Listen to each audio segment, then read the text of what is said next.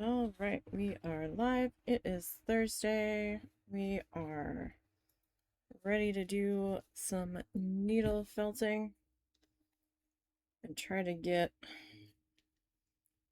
this other shade of pink on here. So everybody's having a good day, a good week so far. Guess it's almost the end of the week technically. But that also depends on how your work week tends to run. Is this the same pink?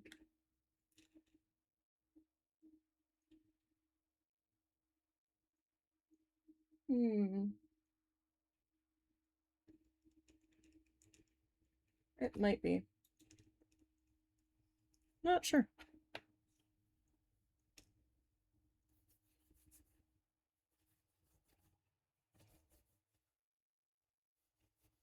Guess we'll figure it out. Oh, for some reason this looked slightly blue. And I'm like, I don't know if that's the same one. I don't see another shade of pink that looks close to this on my wall. So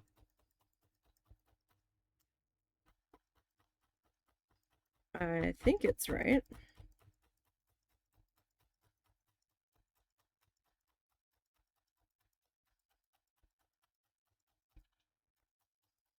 We will see.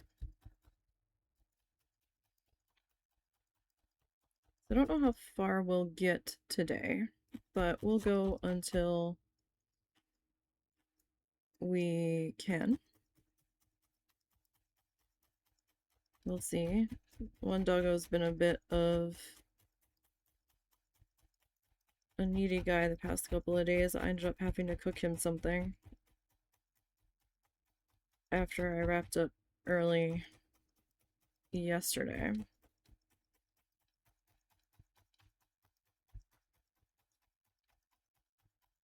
And I think Saturday we'll be able to get an extra stream in this week. I don't think we've got anything going on.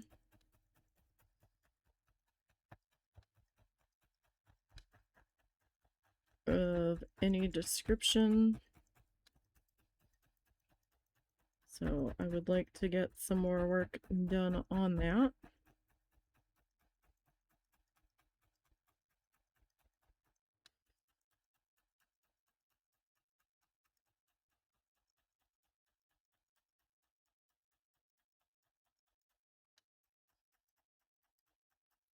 I will say the all the polyfill that I've got plunked on in there is very tightly compacted because that's a bit of a workout today. Just a little bit of water, like a drop, off the end of my finger. Get off of there. I'm shedding, Bean's shedding.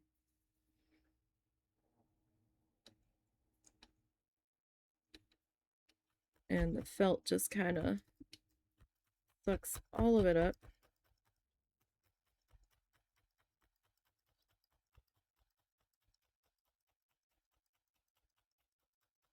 And Bean's also been a bit of a chaos muffin today, so I don't know what's in store for us today.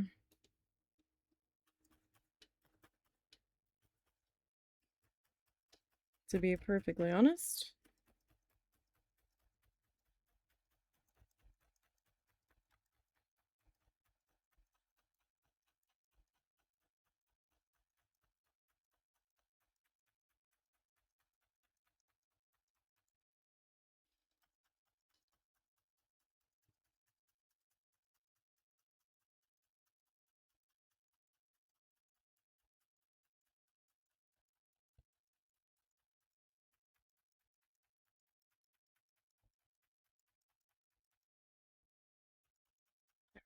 So we're gonna get this color all filled in.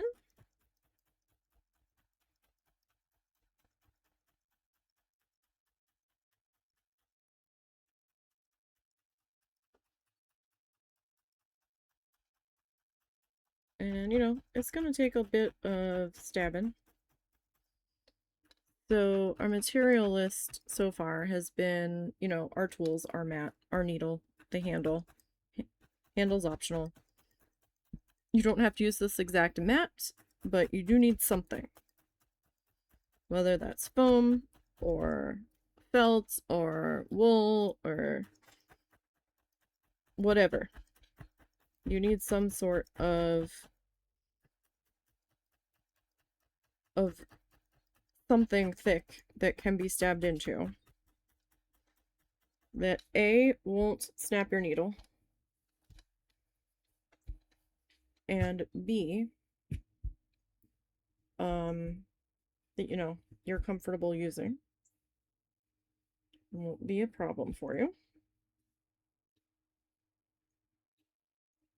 And we have a piece of craft felt. Nothing fancy. Like basic craft felt.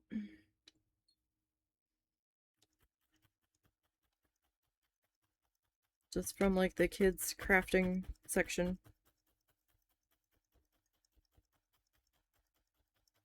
Is what I'm using. And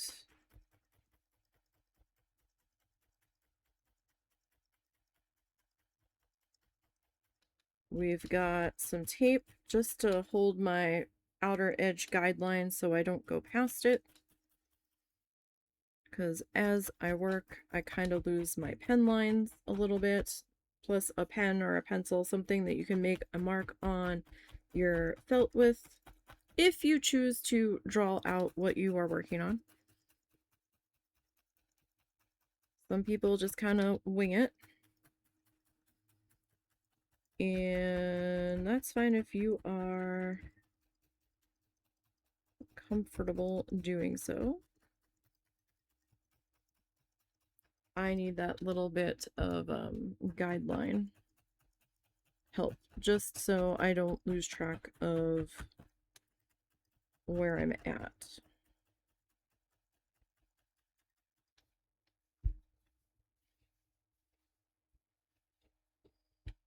Okay.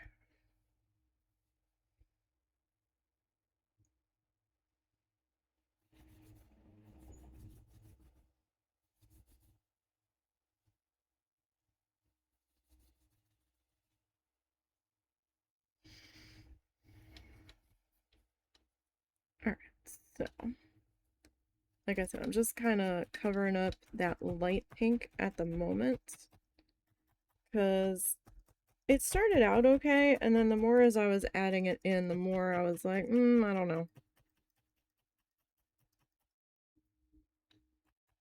Felt a little too light pink for what I wanted after all.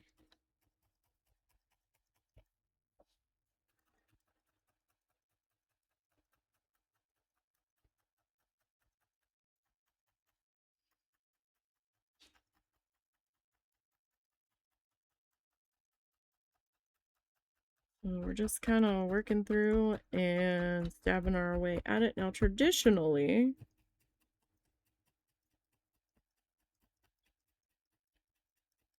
most people will use roving, wool roving for needle felting, but you can kind of use a lot of different fibers if you really want to. I am, of course, you know, always test it first if you're able to, but I am using acrylic yarn. It's been working fairly well for me.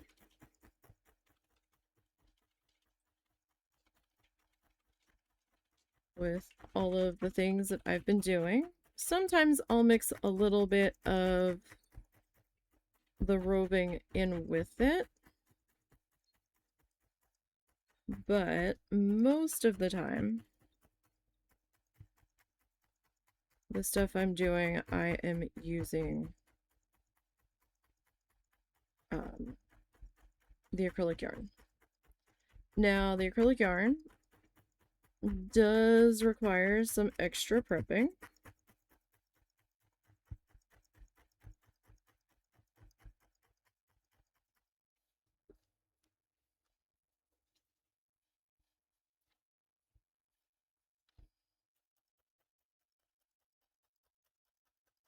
Because it does not come like this, obviously. It comes in its more recognizable strand, single strand that's been plied. It's got like multiple strings twisted together to make its pliedness and all that. Basically, you have to cut it into strands, like an amount that you're comfortable working with, and then you have to brush it out with a sticker brush, and you're gonna find that in a pet grooming aisle of your grocery store or a pet supply store. And it's got little angled metal teeth on it. You can find some that have plastic teeth. I strongly suggest the metal ones. It will hold up better for you. It will last a lot longer. And the metal teeth are sharp and they can be very pokey on your skin. So just, be careful. I have gotten some minor abrasions with them. And then, you'll either want a piece of cardboard or a self-healing cutting mat to brush it out on top of, or you can just hold it. If you're gonna use the just holding the string method, do be careful because you're raising the increase of ripping up your finger. I know this because I have done so. The holding it is my preferred method before I got the cutting mat to do it on top of, and it has saved my fingers quite a bit. And then as you brush it out, you'll get fluff stuck up in the brush. Just rip that out. Put that in the container that you are holding it in. I prefer Ziploc bags or some sort of sealable plastic bag because it keeps everything clean. And then I've got it all ready to go for when I am ready to felt. So that way I don't have to sit there and waste time fluffing the colors I want to use. I'm already good to go. So every time I got a color of yarn before I put it away, I would sit down, fill a bag, and then store the rest of it. Because it made things easier for me. And it saves time when I already have the colors pre-prepped.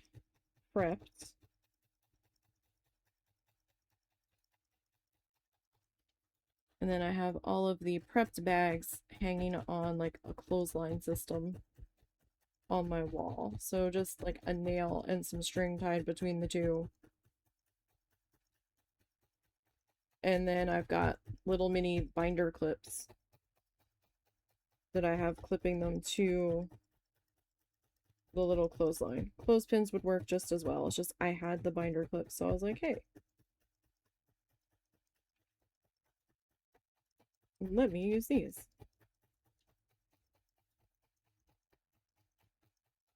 And I figured that they would hold up a bit better than the wooden clothespins, because the wooden clothespins the cats like to go after and chew on, and then sometimes I break them.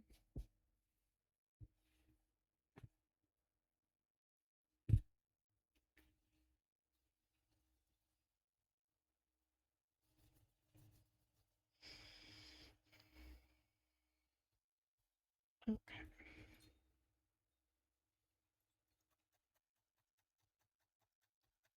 So I'm going to do a lot of flipping this side to side, upside down, all that good stuff, just so I can see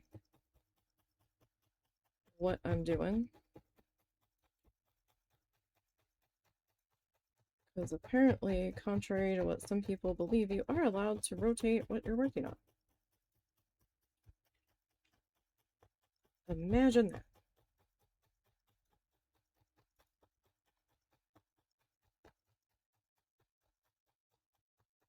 At least it did cool off briefly.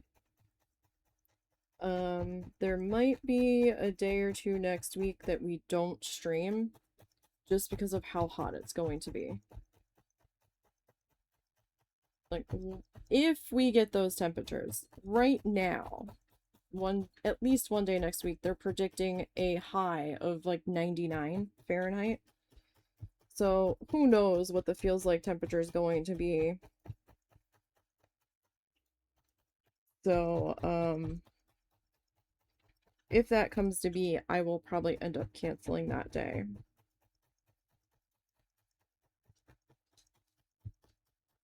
Just because of how hot it'll end up being. Because, yes, we do have air conditioning, but it only works so well in this particular house. It is not super great. And I don't need to be adding more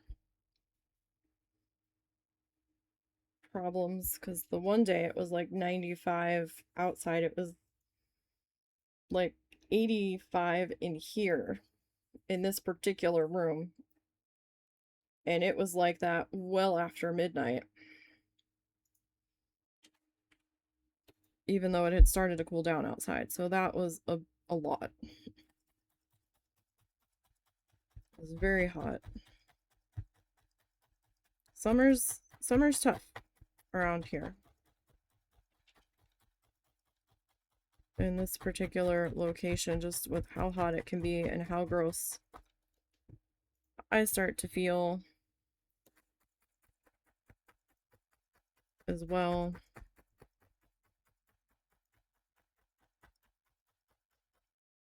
Especially when there's not a whole lot of relief available from it.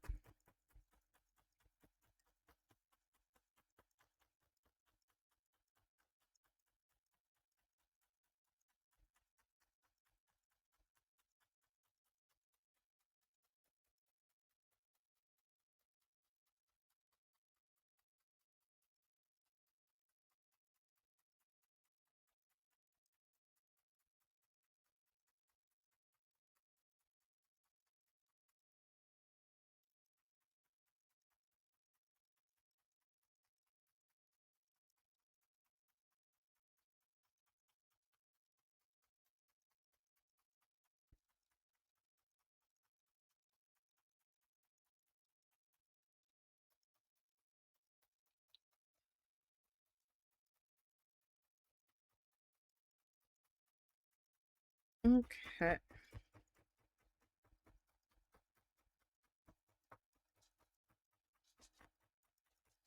Alright, so pop this guy up.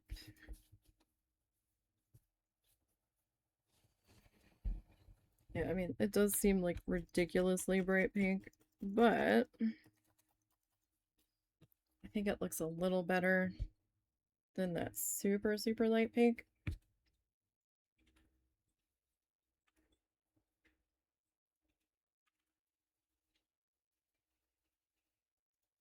And you can see that we've got a little bit of the light pink left to fill over. Yeah, I'm thinking I might try to add some like palm fronds hanging down from the top, maybe.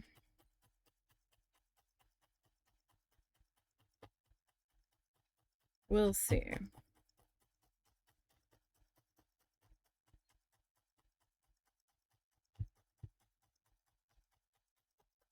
We'll see, because I really don't want any more clouds than that. I have to see how I feel about things as we get there.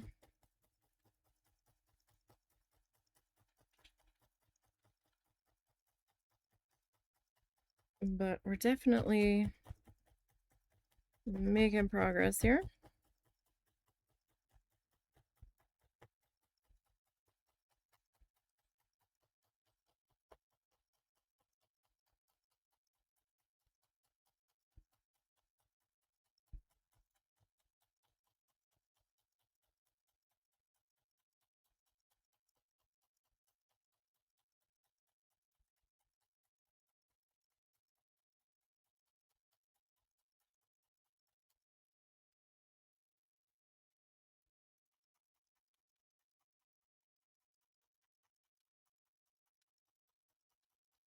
Like, it's okay if there's a couple of light spots kind of poking through.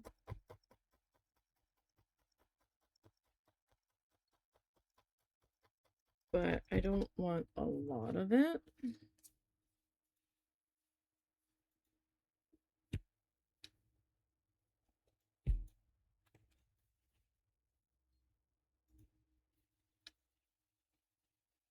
Okay.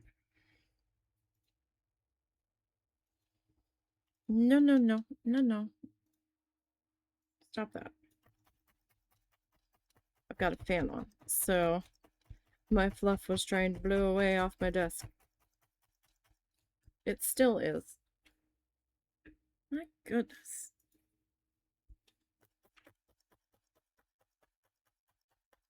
Well, I have more of this color. I really don't want to be sacrificing it to the dust bunny gods. They have more than enough animal floof to work with. Thank you much.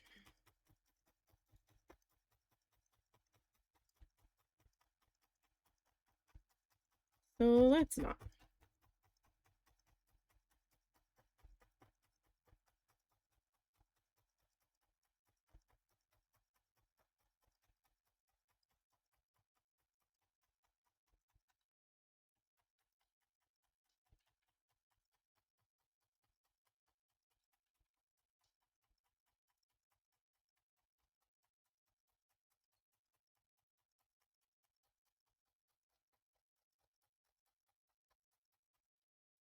Okay.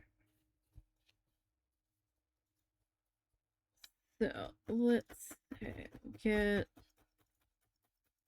this guy.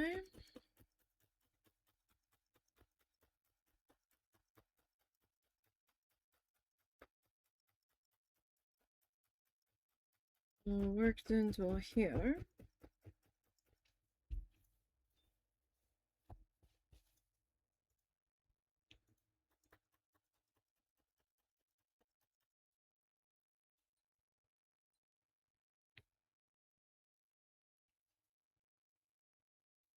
Sometimes I do the water, sometimes I don't. It kind of depends on how the piece of fluff feels in my hands. If it feels like it's sliding around a lot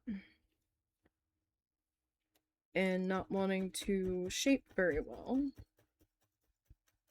I will add just that, like, one drop to my palm.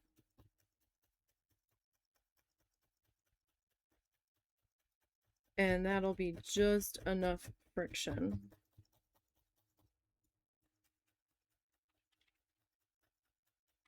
to allow me to kind of work this into a shape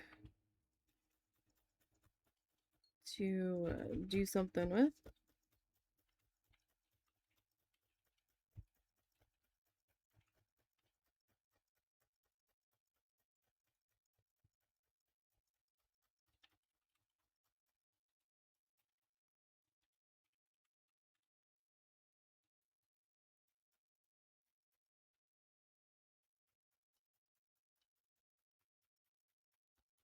Okay.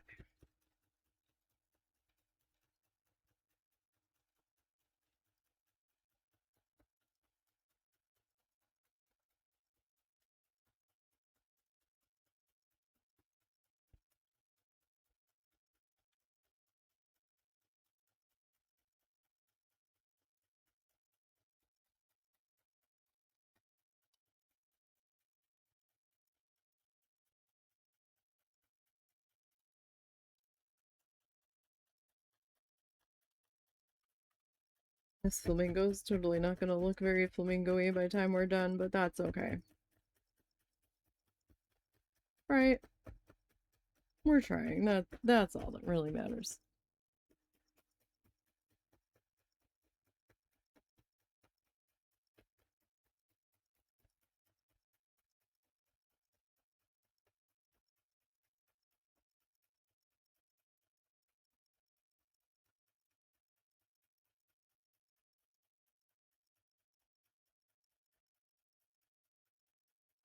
Okay.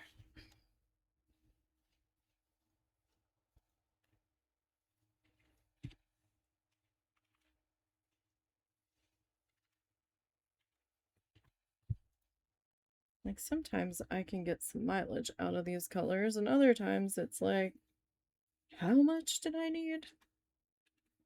Like, you're kidding me. Kind of depends on the size of the project too, though. Can't forget that.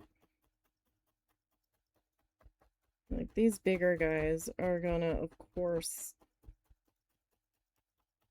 take a lot more fluff.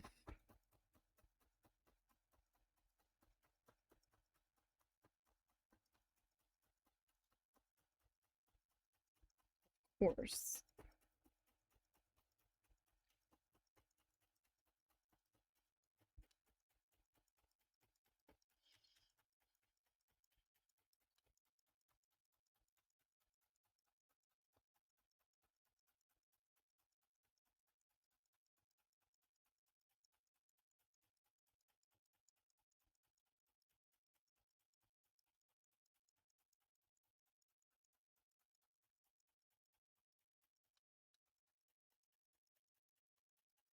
Okay. I'm gonna turn this guy again so I can work on this side.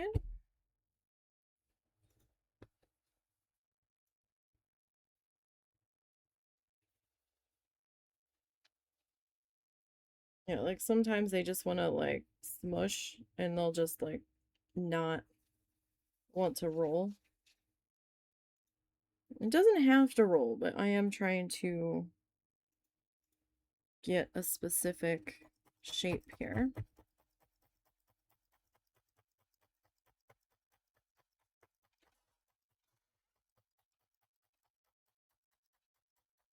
To try to get this to slot in here.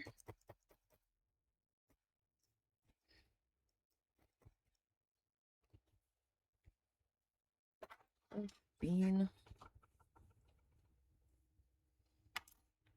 Nope, I missed it. How did I miss it? Magic is how I missed it. Okay.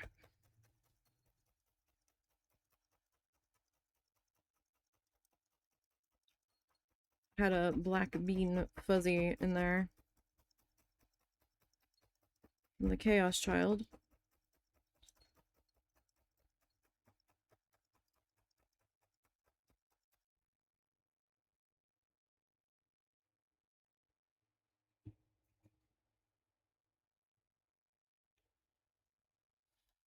Oh, for Christ's sake, what is this? Okay.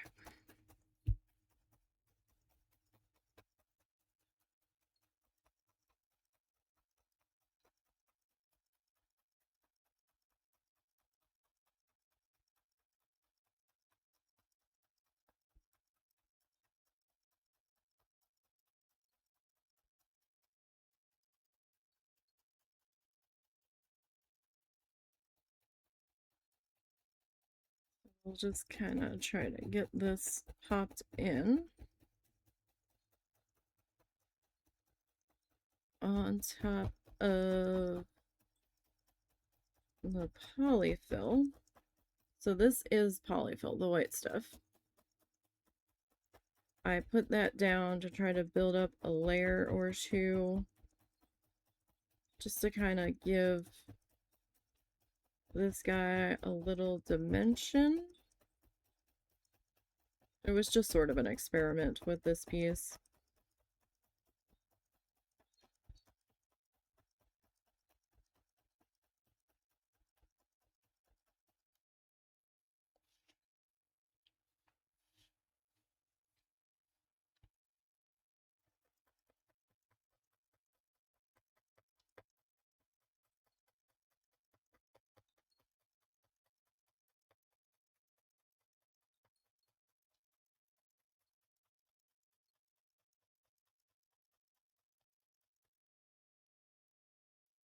Okay, got a little bit more here.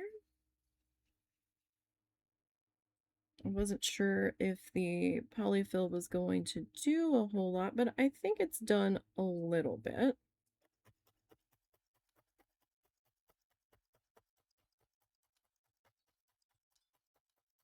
At the very least.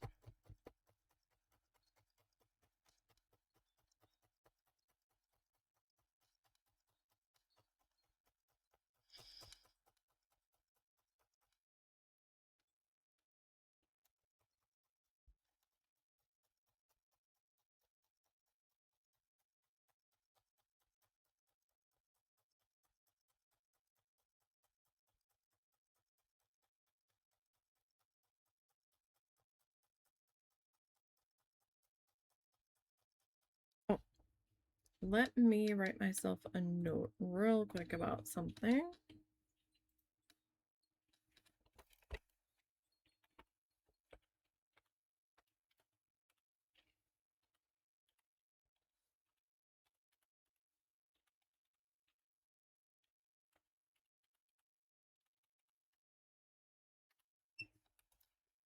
Okay, just had a thought and I don't want to forget it.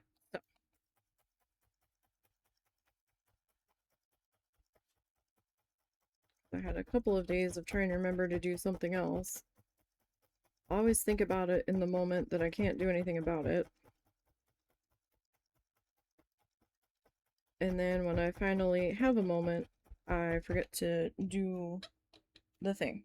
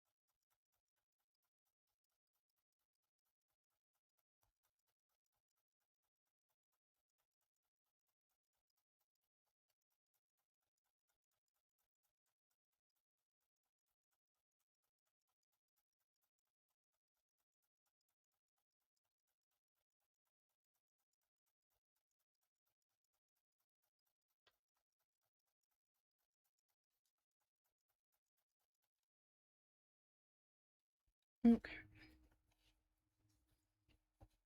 Alright, so we need a little bit more of our... Hi. What's up? What is the matter? Well, I tell you not to get that close to my chair. What's wrong? It's not food. It's fluff. It's not food. It's not food. You actually smelled it like you thought it was food. I feel like I'm low.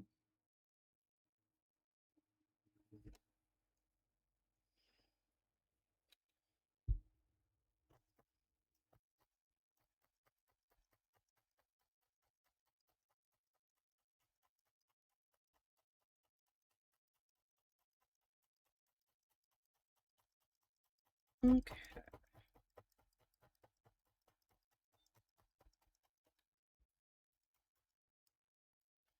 Just needed to add a little bit more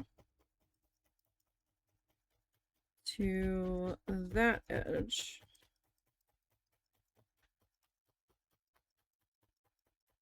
Because that edge, I still had a little bit of white showing.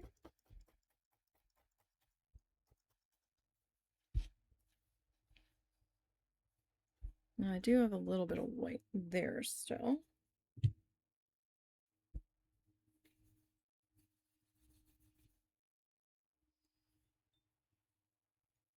I see about filling that in. That piece was trying to escape.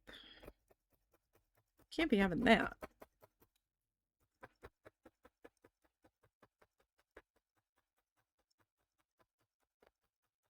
That won't do.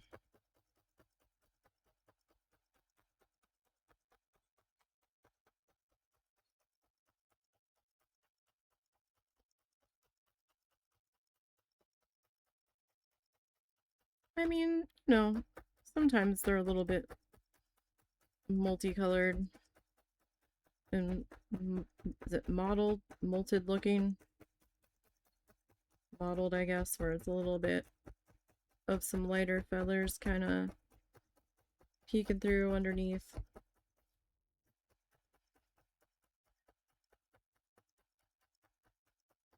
So, I mean, it's fine.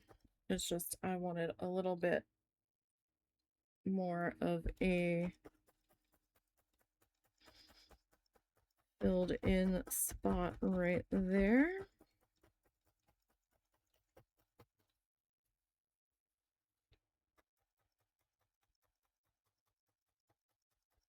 In that particular spot. Okay, let's see. How are we looking? Weird because I don't have your face filled in yet. Of course. Okay.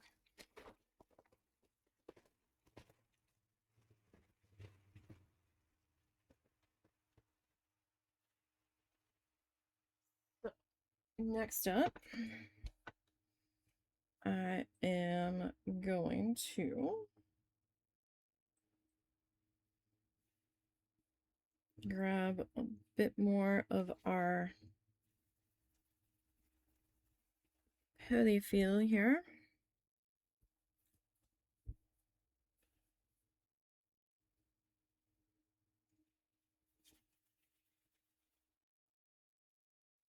And see about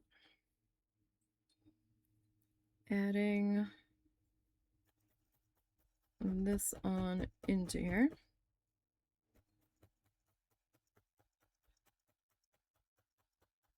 Before we start adding the rest of the pink in.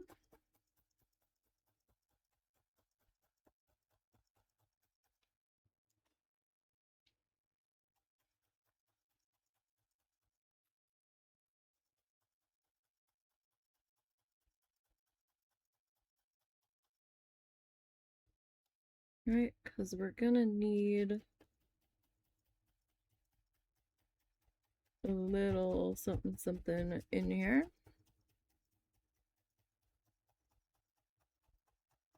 Now I've not added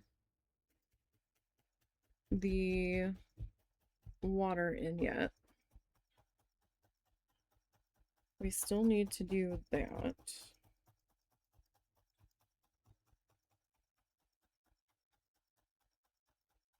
Technically, I probably should have done that before I started working on the rest of the Mingo. But I mean, it'll be alright. My brain desperately needed to work on something that wasn't just the mindless background for a while, so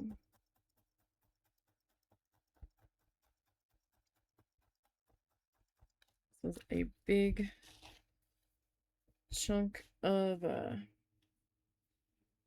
polyfill here.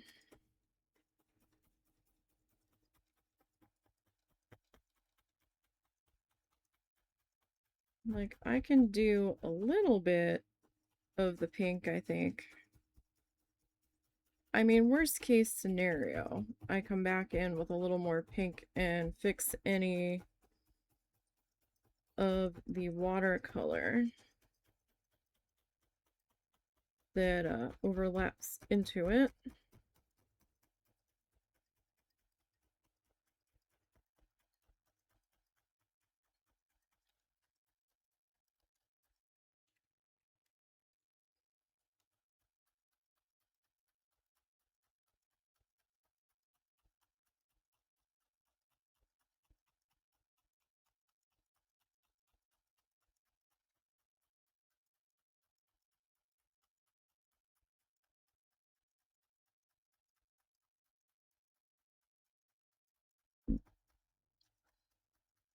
Okay.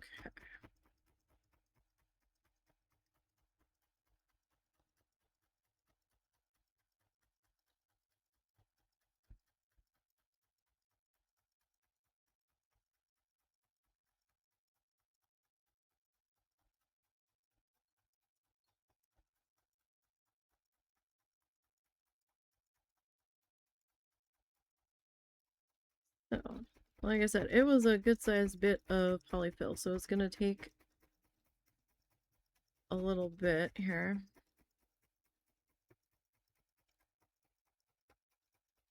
to get that all worked on down into place.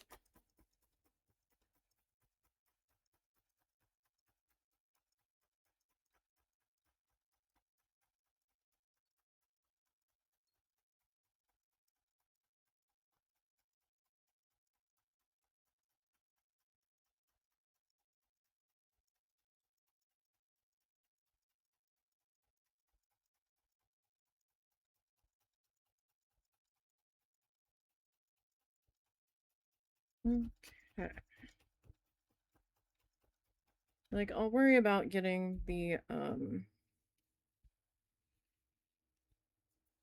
like the wing bits worked in there. Like the little wing ridges. Once we get everything else kind of sorted on the body here.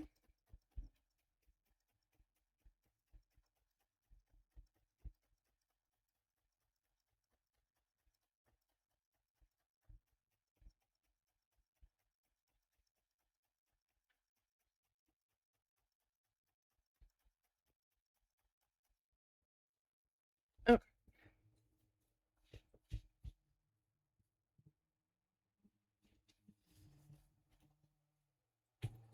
so let's grab some more fluff and stuff.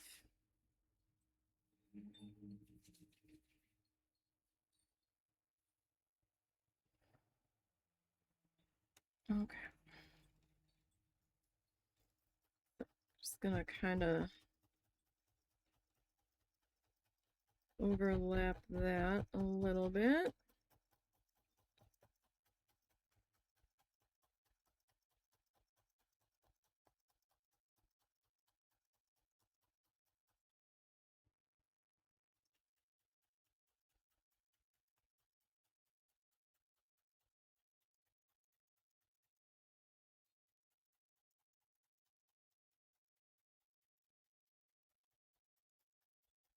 Okay.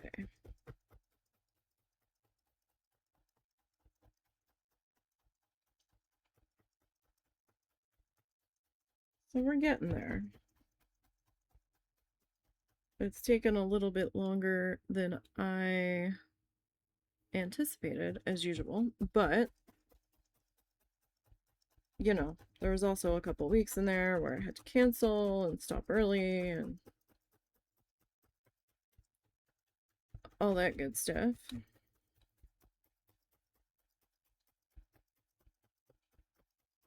Plus, this is a bigger piece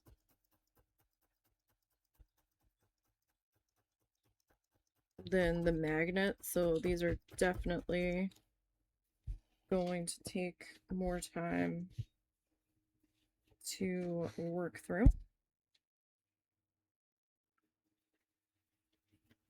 Sorry there, I accidentally punched the microphone. I went to grab another piece of fluff and accidentally hit it. Okay, so try to tack this in now. I'm going to end up overlapping the pink just a teeny tiny bit because I'm trying to make sure that I've got this going in the right spot.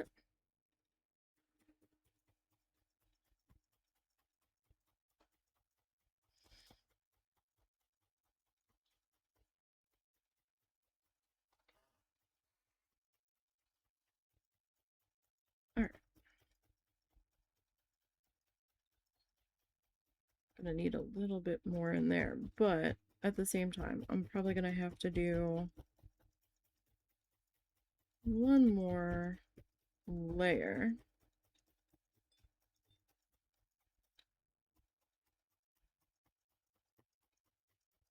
of this before I start coming in with the pink.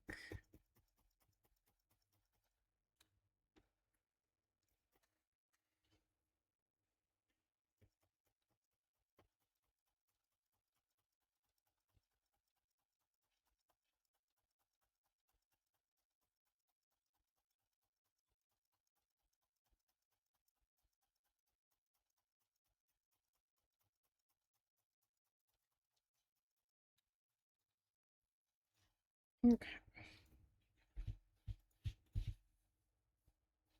So yeah, like in here, you can definitely tell there's none right there.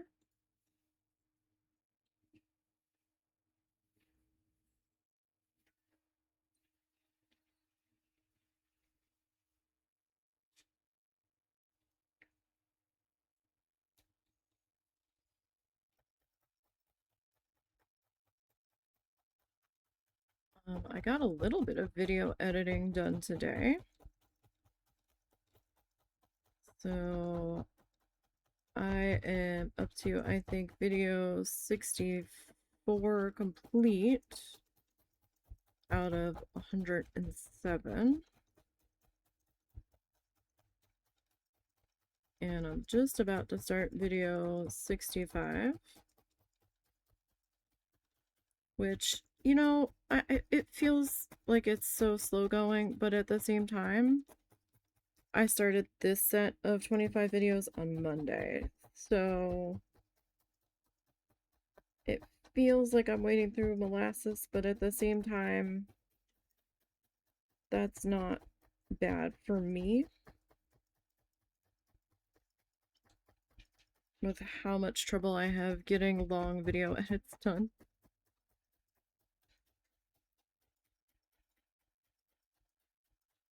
And it takes me a while. I get it done eventually.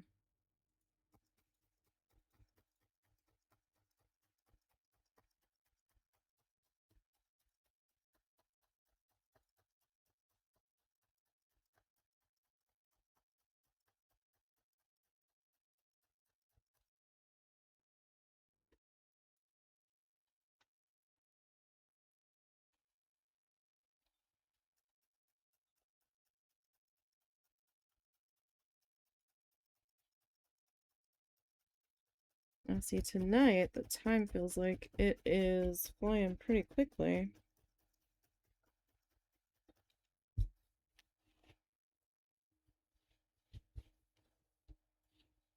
Alright, so yeah, definitely want to get like one layer in on the body here.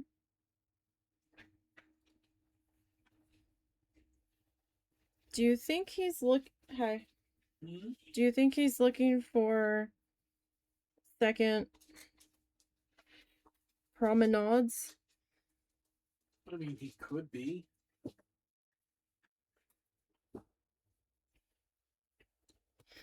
Suppose it's still light enough for me to take him real quick. That's up to you. I mean, he didn't really get that much time this morning because she can't go though. Well, you're in the middle of your thing, and besides, your tongue's being extra.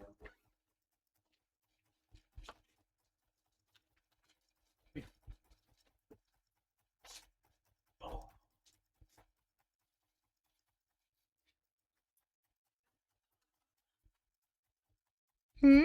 Oh, nothing. Gotta go relatively quick, buddy.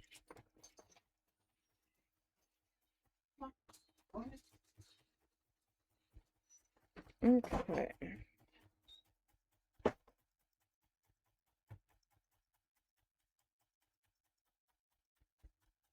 So we'll get this worked into here.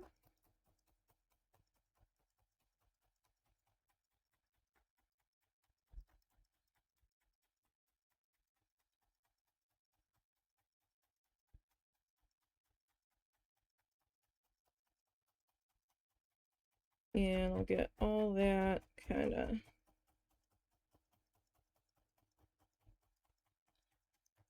dabbed down into there.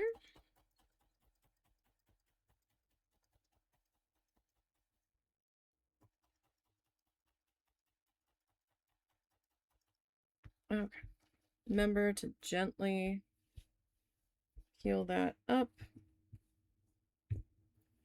If you're working on like a big bit of fluff, I would suggest peeling that up, even if you haven't finished tapping that particular section down. I'd suggest doing that every so often, just to be on the safe side. If it's a large piece and you haven't popped up recently, because I have had some minor issues. That was a very loud car. Happen when working on a big piece that I did not pop up in between attaching it. Like a few minutes ago when I was really inspecting the back there, it looked like it had pulled some of the fluff out of my mat. Like, I don't know if it was the pink color or if it was this pink color that had gotten embedded. It pulled something pinkish up because I didn't lift it up as gently as I could have. Whoop. Don't snap the needle, please. Let's not do that.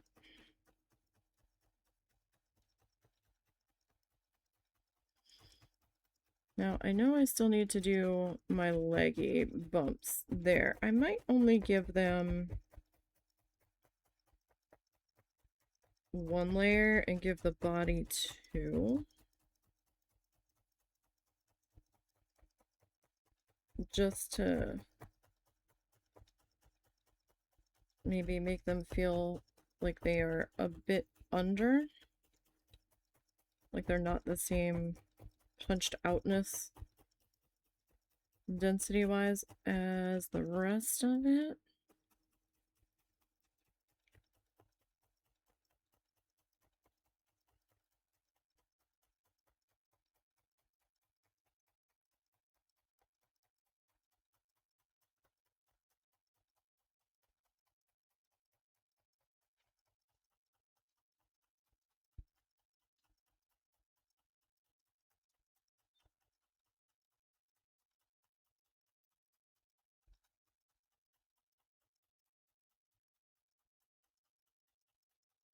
Okay. If it seems like it's struggling to pull from one direction, try to pull it from another. Sometimes the change in direction does actually help. I know it sounds dumb, but sometimes it does.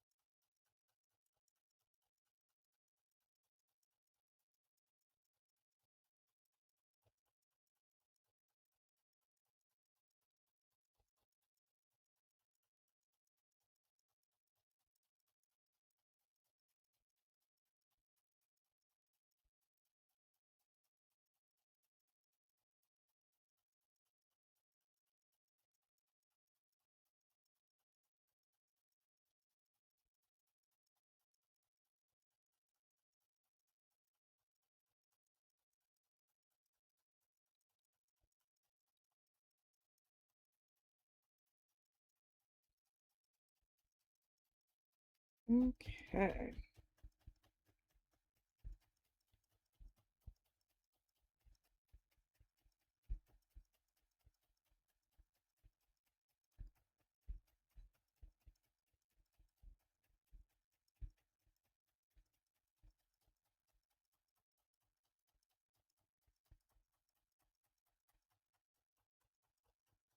ever so slowly working on getting this layered up here.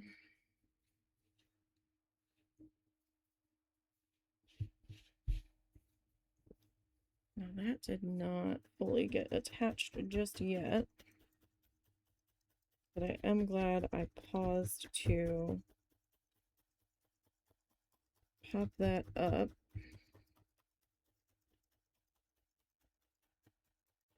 It was starting to get a little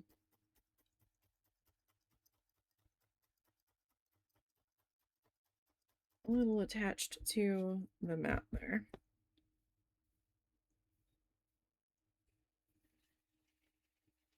Now, I like personally working in smaller bits. I know not everybody is going to feel the same way, but this is definitely a me preference.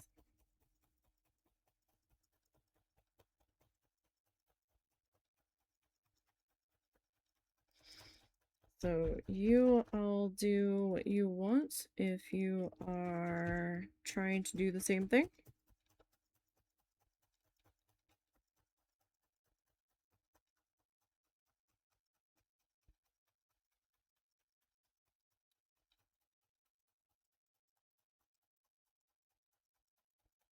And feel free to tag me over on Blue Sky.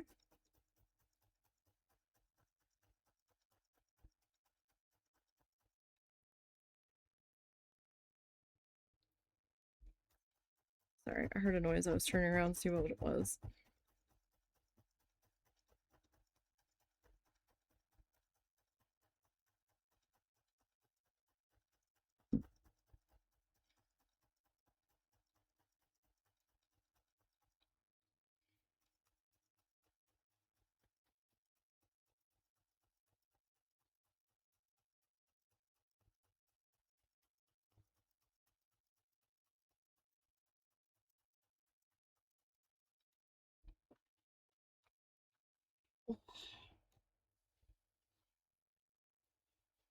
Ever since I had to put that board up to block me from stretching my legs out in front of me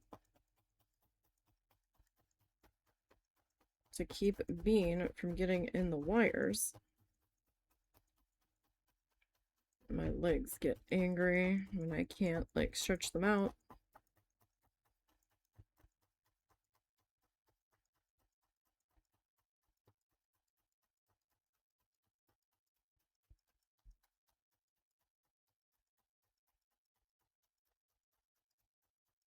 At times.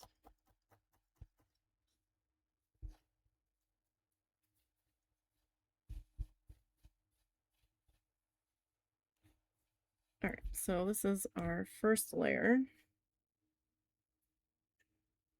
of fluffy bits here.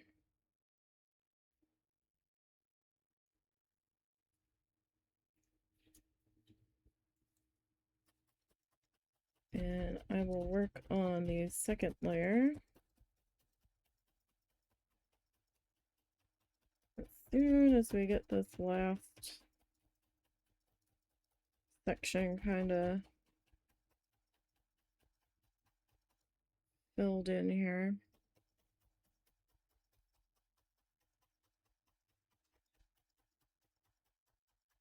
So we're almost there on that stage. What? You were not gonna go because you have grumble tummy, which means you're going to do nothing but try to eat the grass. And eating the grass makes you upchuck everywhere within like 5 minutes of eating it. And we know for a fact that they spray stuff on parts of their grass over there because we saw them doing it. And I don't know what they sprayed it with, but it killed the grass.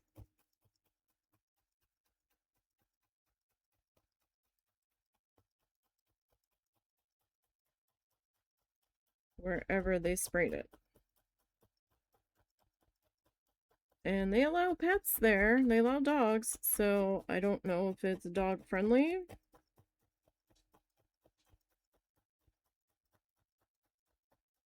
I just don't know.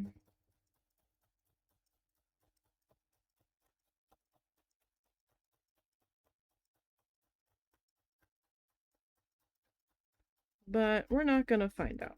Okay? Okay.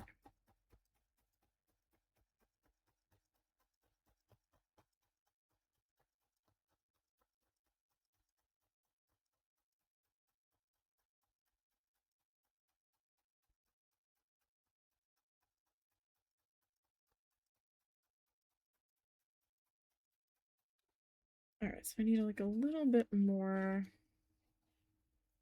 right there. And then we can start the second pass here.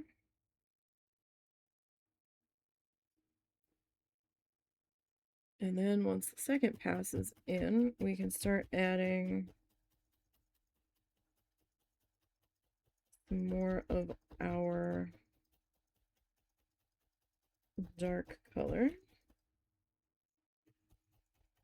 on in there.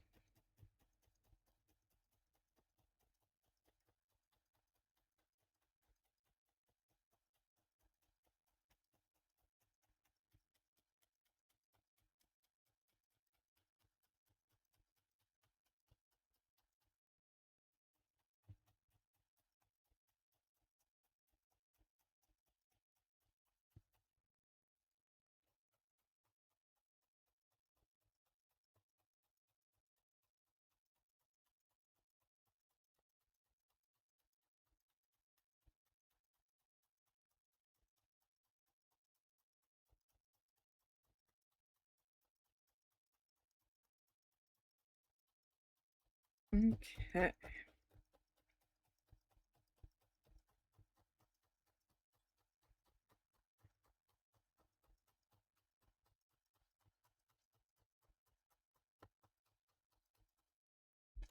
We're almost there.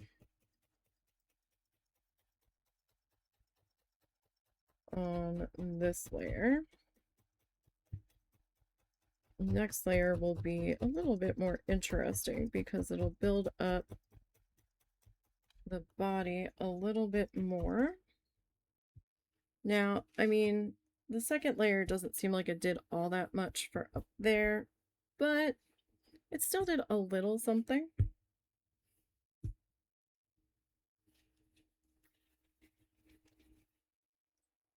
So I'm okay with attempting that second layer here.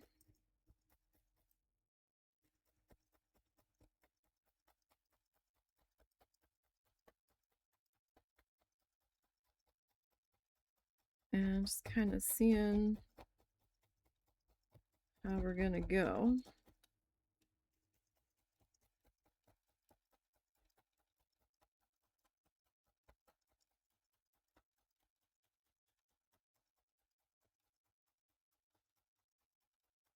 Right, because it'll still be a little bit more than if there was nothing added to it at all.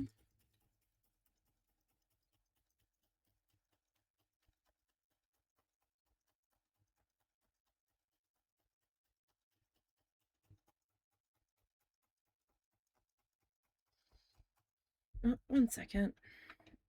I don't know why he's messaging me.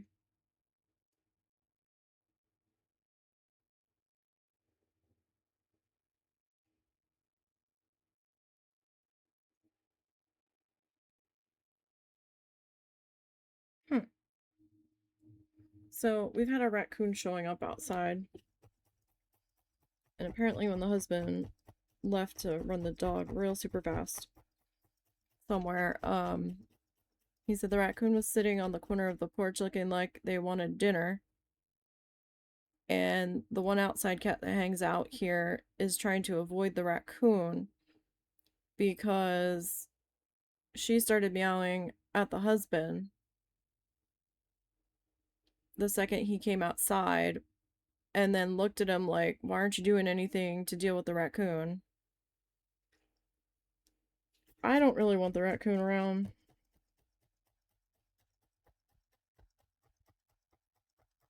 I really don't want him eating me out of house and home and cat food.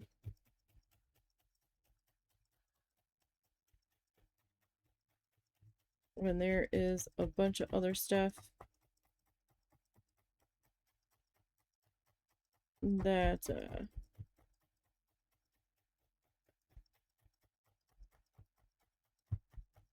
he could be eating somewhere else. I mean, I guess the cat food keeps it from ripping into our trash bags. I suppose. 'Cause to be perfectly honest, I have no idea where the lids to those trash cans are. Like, none whatsoever. I don't know if the husband kept them. I don't know if they're in our shed. I don't know if they're in our carport behind something. I don't have a clue. And to be perfectly honest, I don't know if he does either.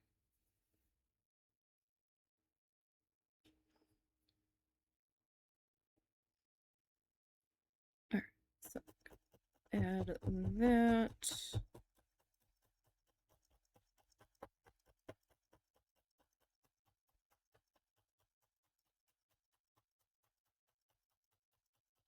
And there.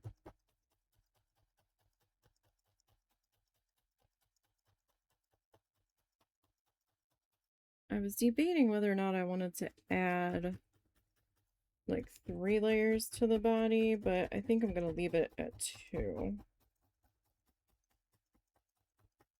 Like 2 will probably be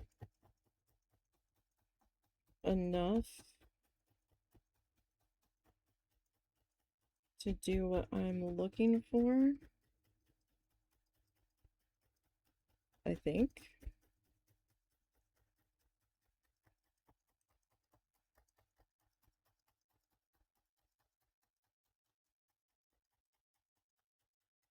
I hope at least.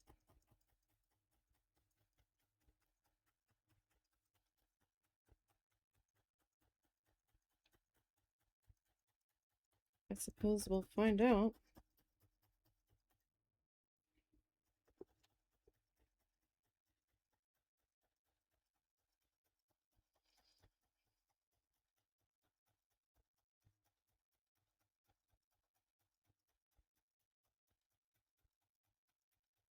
Look out, Snuffles.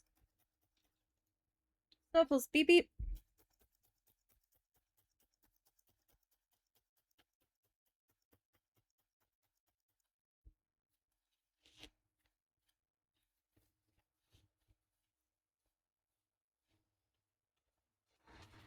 Look out.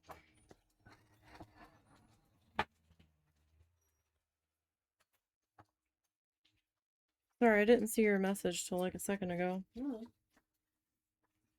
So what, there was no food in there, or? No, there was food. I just interrupted them investigating. Seems kind of early for the raccoon to be out. Well, if it's no longer comforted by your mother. No, no, no. I thought they were nocturnal. They're diurnal. They can show up whenever. So did that seem to make him happy?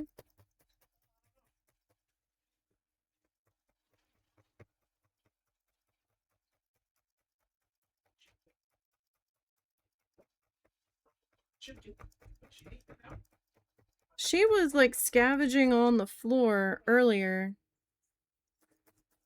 for the dry dog food instead of eating it out of the bowl. No, no. We're gonna eat everything else off the floor around the bowl. I guess it hasn't been flavored enough yet. These guys, I swear. I even put fresh stuff in the crunchy bowl. No. Fresh stuff. Ugh. How dare I? Even make the suggestion.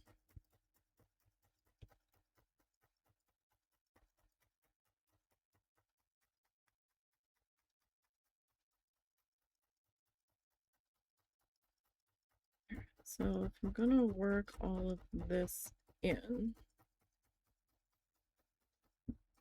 Oh yeah, sorry about the side of my hand. Bean got me. Any hand fuss up, it's probably Bean right now.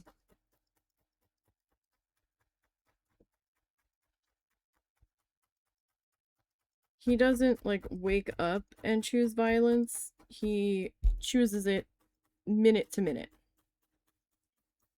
It's always a moment to moment decision. And you never know what he's going to choose. Okay, my desk is vibrating from somebody's car stereo going by outside. That's a bit much. I'm sorry. Yes, I'm going to be one of those people. Why is my desk vibrating?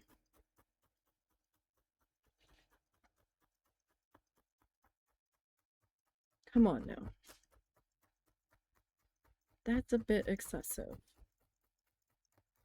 I don't know how you can hear emergency sirens around you. We didn't even have the radio on and didn't hear a sheriff's officer siren until the second it was even with us the other day as it was flying past us.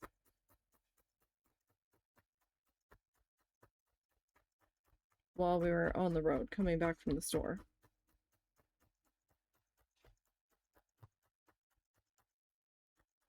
Like, the husband started frantically trying to pull over, and I'm like, what's going on? And he goes, emergency vehicle. And I'm like, what? He goes, I saw it. I didn't hear it. I was like, I didn't hear it at all.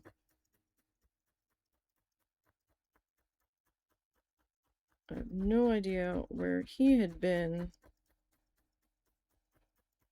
off to in such a hurry.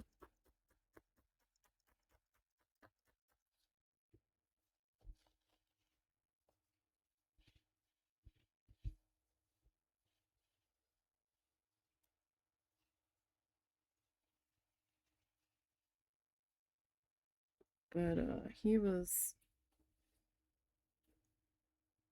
definitely in a hurry because we finally kind of caught up to where he could have possibly turned, and he was just gone.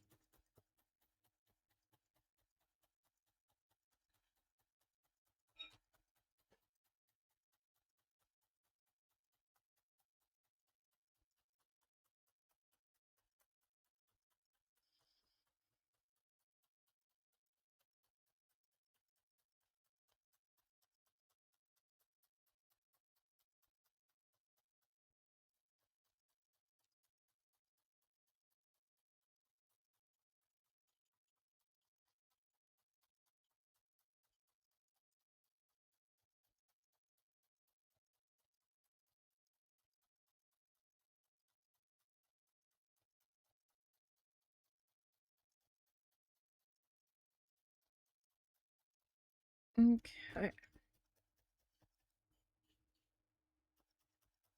So we are definitely going to need to add a bit more here.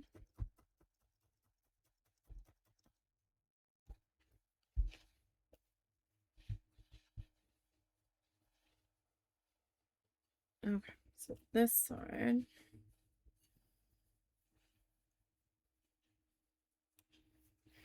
The one downside to, I should have like colored it like a pink marker. One downside to all of this white is, did I cover this spot yet? That's the one thing I am unsure of.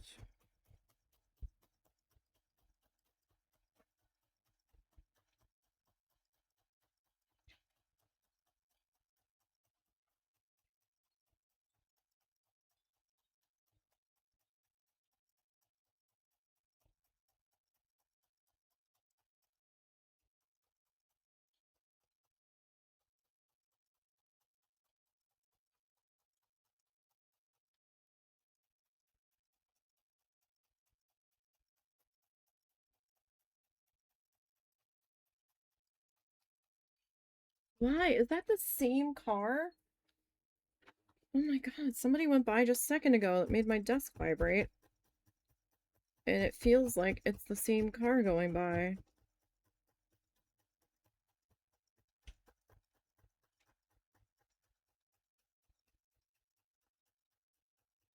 What the heck is happening?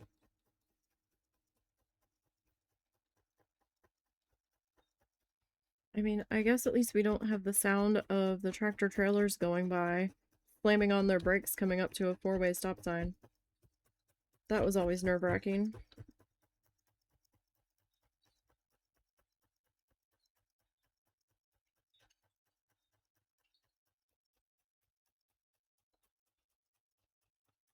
Kind of felt like we were living alongside a truck stop or along the interstate with all the tractor trailers that were going by when this was the only road through town.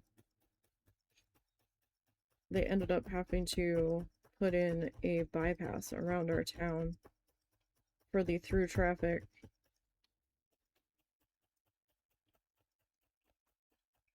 And there's still some semis, but I think those might be making local deliveries because we don't see the trucks going by that would be carrying the chickens from the chicken houses to go to the processing plants going by any longer, or anything like that. See, I pulled from the one direction and I could tell that it was gonna be trouble letting go there.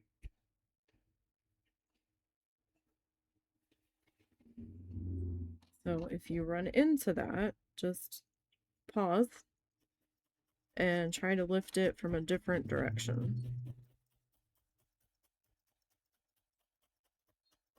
And I know it sounds dumb, but sometimes when you try to release it from a different direction, it might actually release a little bit easier.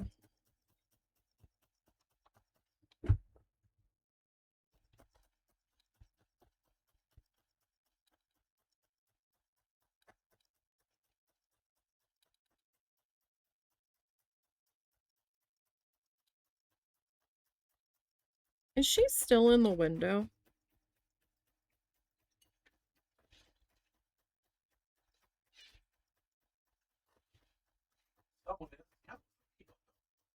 That's little. She has been there all day. No, that's Piba. Really? Because it was little. Yeah, they swapped out something.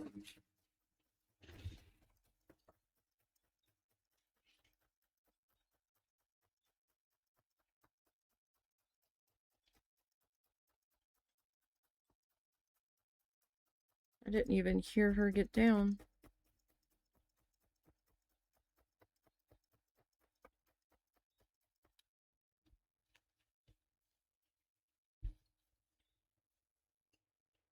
Okay. So I've got a little bit more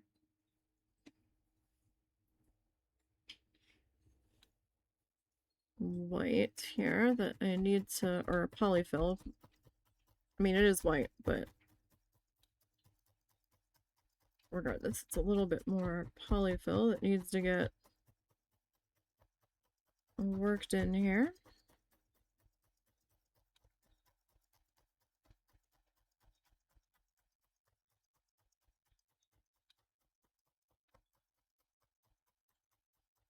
Gonna need to grab some more out of the bag there. I've got plenty more. So I need a little bit more in here, and then just a little bit more in the middle.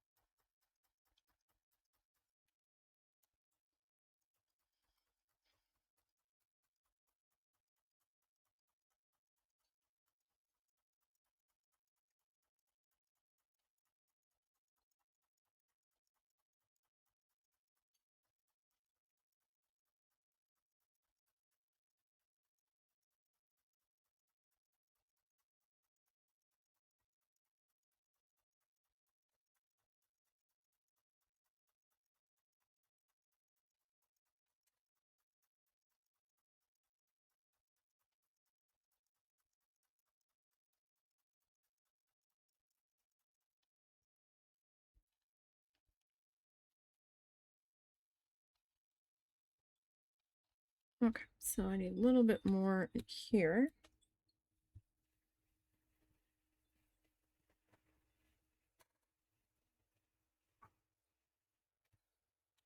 For certain.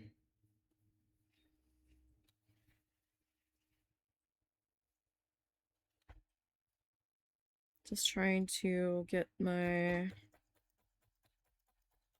body situated before I come back and work on the face.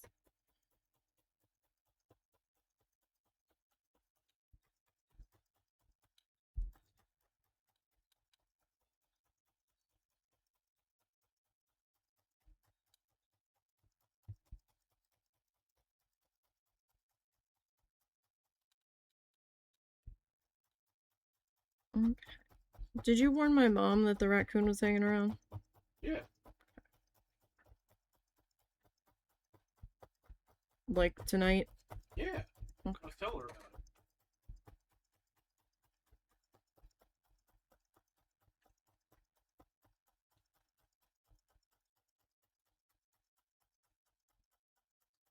So did he behave?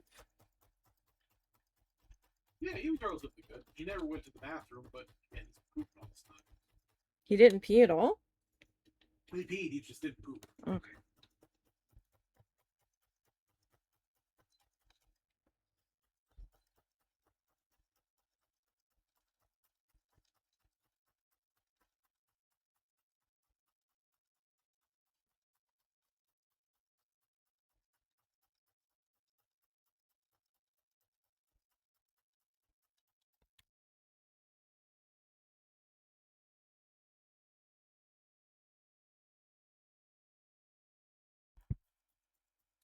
Okay.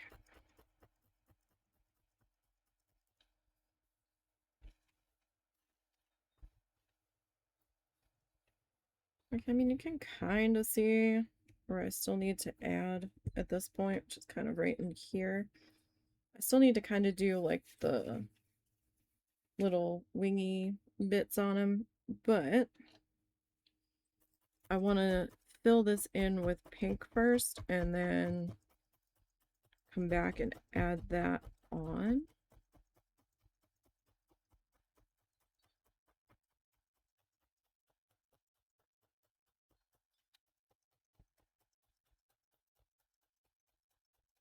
I think that's how I want to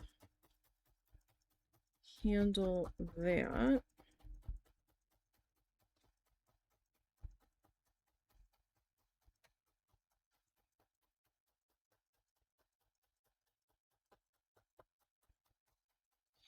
Don't you start. Who's starting? No, don't you start. You gotta wait.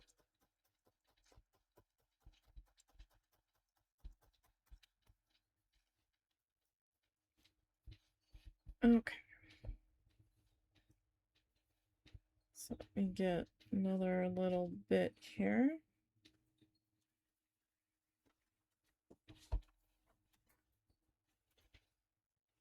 Alright, so probably this spot here next.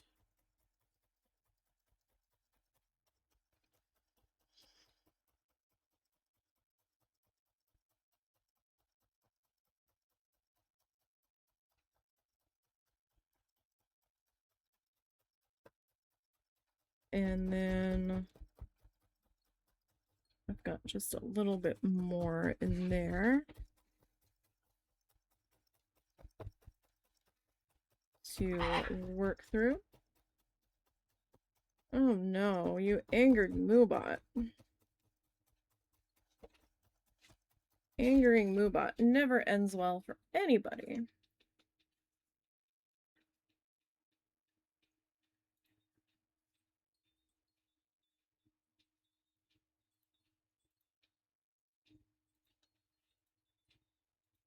Angering Moobot only leads to people ending up on my ban list.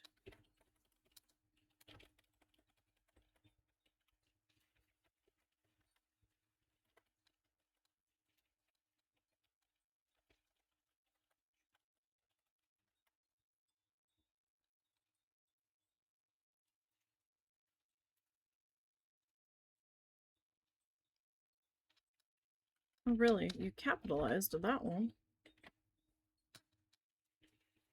Oh, you also had an extra space in there.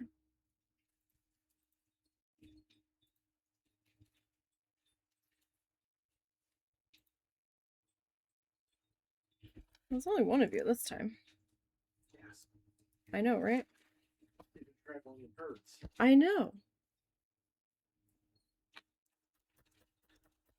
It kind of freaks me out when I only see one now. And I'm like, did I miss the other one?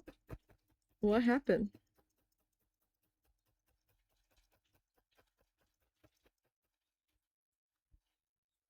Okay, just a little bit more.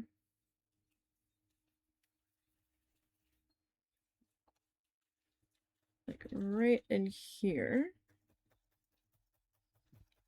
And then I think we can start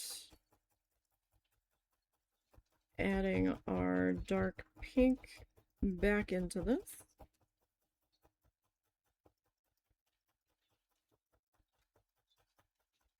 Now, I do have a little bit of light pink that I might try to add in as a little bit of highlight on the edge of this guy. But I want to get all of the dark pink in first before I start to add the lighter pink in.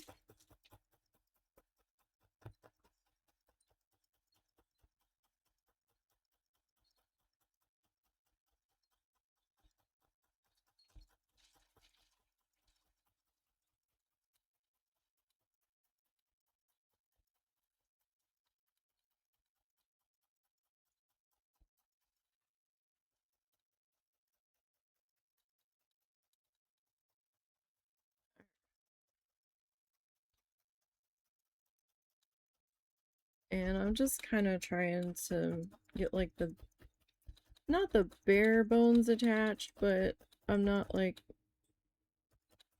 going too renegade there. Everything must be attached because I'm coming back over it, right? Alright, so for right now, stick that back into the fluff bag.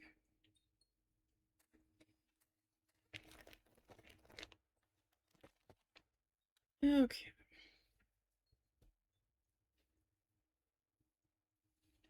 Now, a little bit of water. And we'll try to start getting our pink worked into here.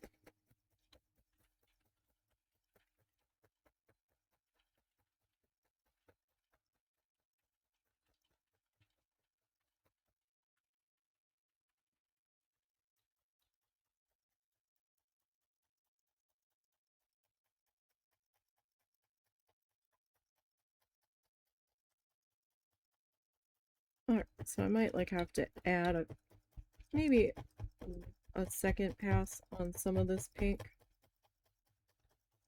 Just to make sure that we are all good and filled in here.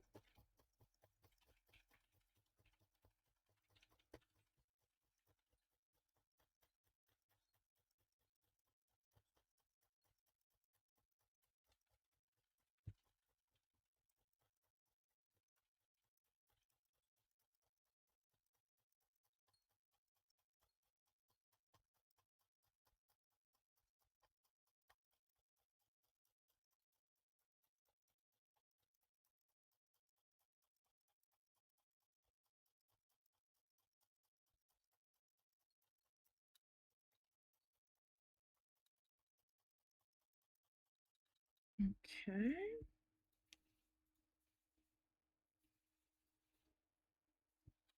Alright, let me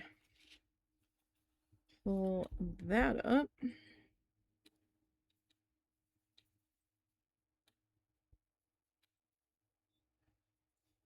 And I'm gonna kind of overlap back up into where I've already done just a little bit.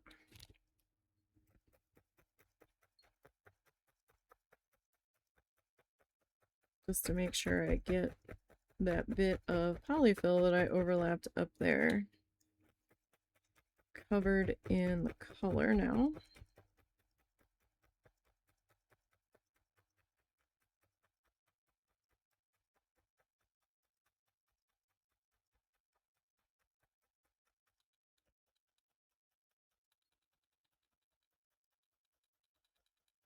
Oh, sorry, it's accidentally touching my keyboard tray.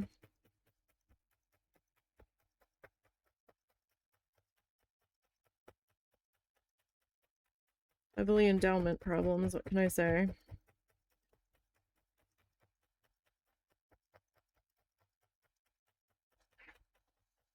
Cat, Mr. Beans. come on now.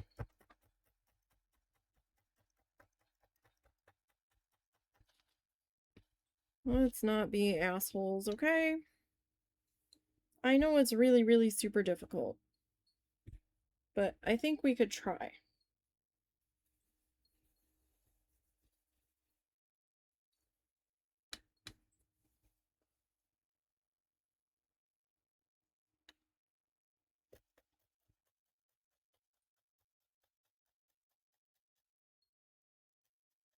Okay.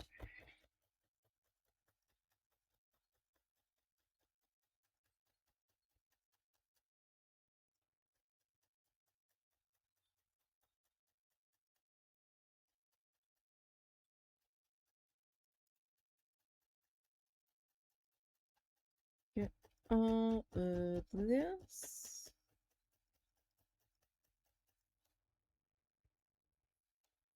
Worked into here.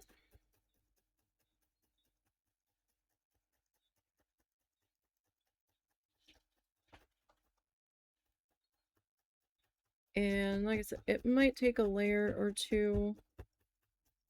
Probably two. Like some spots, if I get it super concentrated, it'll cover all of the polyfill.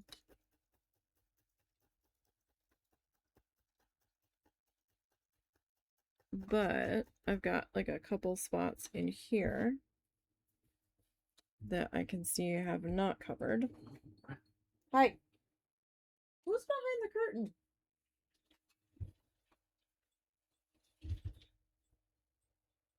Peanut. He's like growling at Bean. Nothing Beans being a fucker and attacking his tail. Well, then he shouldn't have it out there swishing it.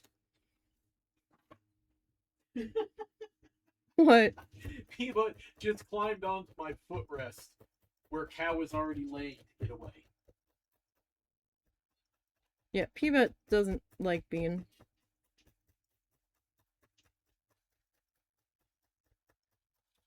Grumpy old Peanut's like, no.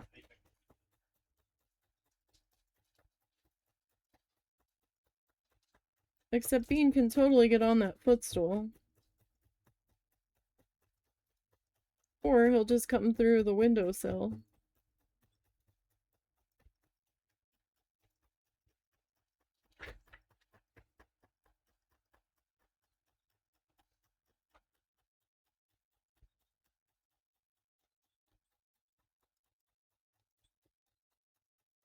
Ugh, I don't have pets, I have toddlers and fur.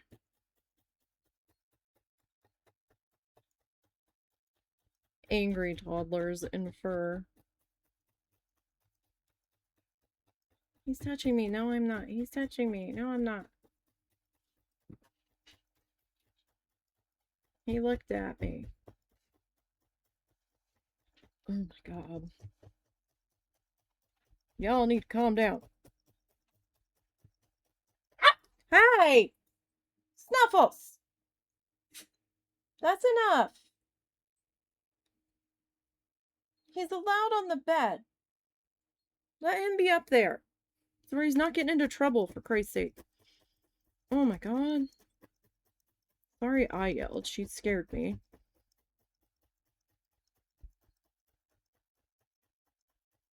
She doesn't care if he's already up there and she gets up there, but if he tries to jump onto the bed, she's like, no.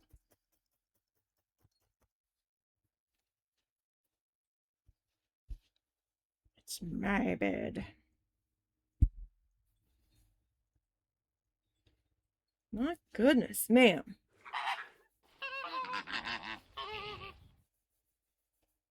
Well, thank you for the sub. I appreciate that. Hope you're doing well.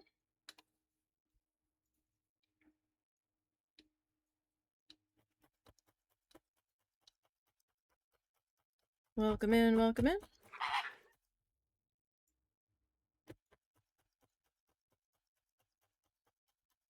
Hope you're having a good day.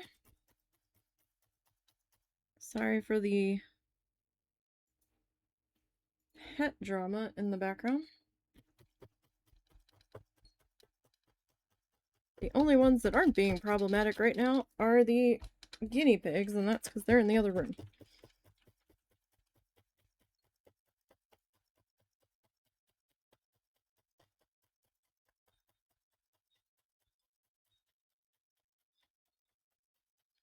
So, once again, I am using acrylic yarn for this instead of wool roving.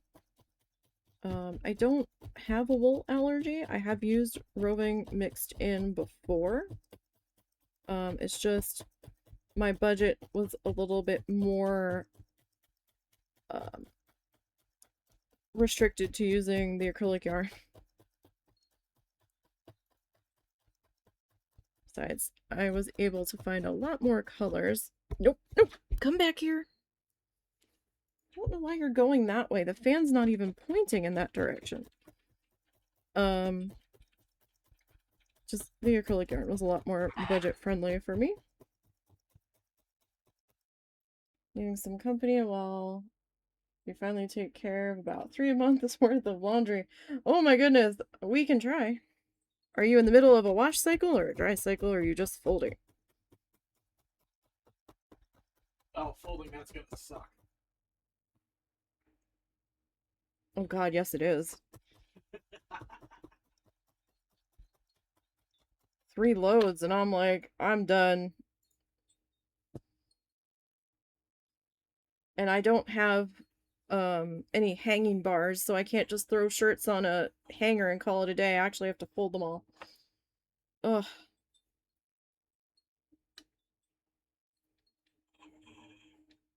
Our washer makes a noise. Like, it's not like the Samsung 3-minute jingle, but it does like make a beep noise when it's done.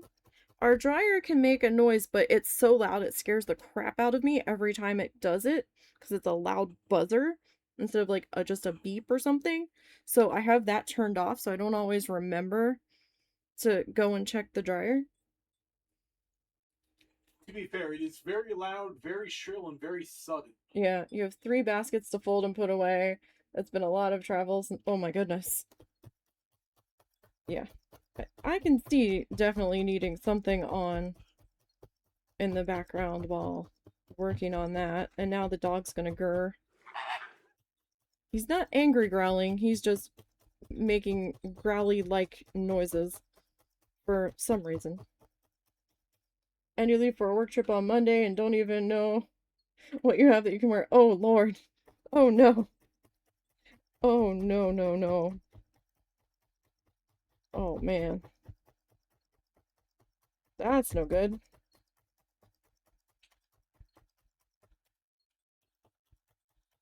Especially with the way the temperatures have been lately. Like, ugh. Anything work-related clothing is probably going to be hot. Hopefully, a lot of your reasons for traveling will be keeping you indoors.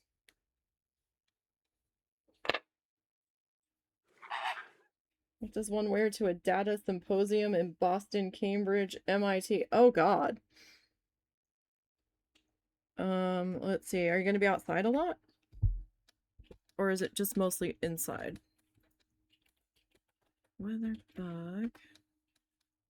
Let's see. Boston. Inside hotels. Okay. Boston, Massachusetts. Let's see. Is that actually that? No. Hello. Can you like search this, please? Okay, that was the right temperature. I was like, that seems really low for here, but it was showing me my local map. Do we have a 10-day? Alright, you do 10-day. Okay. Let's see. 79, 78.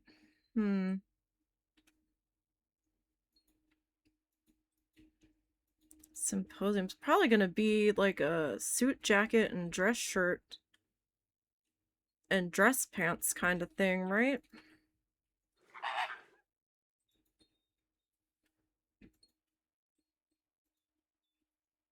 Are those the highs? So let's see. Monday, July 20th, a high of 79 and looks like partly sunny. Low in the 60s. Well, this says like high in the lower 80s, but they're saying around 79. Tuesday, though, if you're still gonna be there, there's a chance of showers and thunderstorms with highs potentially reaching mid-80s with a 40% chance of rain. Till Thursday. All right. Tuesday night, showers likely with a chance of thunderstorms with a low around 70. Wednesday, it just has rain. Showers likely. Chance of rain 60%. With a high in the low 80s. And then Thursday, partly sunny with a 30% chance of showers. Highs in the lower 80s. So I definitely pack some t-shirts. Or short sleeves of some description for when you're not in the meetings themselves. Yeah, that might work. I'd bring an umbrella for Wednesday, maybe, if you have one, or a poncho or something with a hood or a hat or something. Unless you're staying in the building where the symposium's happening and you won't have to be outside at all. But I'd say either poncho or umbrella. I mean, I wouldn't use the umbrella in the thunderstorms if you have to go outside during those, because, you know, little mini lightning rod in your hand. But, you know, something. Okay. So something with a hat or, you know, a little poncho or something, at least. We have travel ponchos that we keep on us now in our car that roll up into their own little carry bag. We were in Key West when Hurricane Helene kind of brushed by it. And we were like, well, it might rain because, you know, it's Florida anyway. And we're like, well, an umbrella is going to be useless because it's probably going to be windy. Now, I've never been to Boston, so I don't know how windy it gets there. But, so we got these little travel ponchos to keep with us. You'll be flying. And then leaving for Nebraska on Friday. Oh my God. Do you ever get the chance to be home for more than a couple of days? May I ask what you do? If you're not comfortable telling me, that's fine. But now I'm really intrigued. That's a lot of traveling all over the place, back and forth. But now I'm curious. Again, you don't have to tell me if you don't want to. Usually, yes, this is very abnormal. Oh my goodness. That's a lot of traveling back to back. I'd be like, but I just got home. I don't even get to go home. I'll be home for like an hour. I might as well not even go home. By the time I get home, I have to not leave the airport and turn around and check into a different airline. You're a data analysis for a nonprofit. Oh my goodness. I hope they pay you well, because this is a lot. Oh my.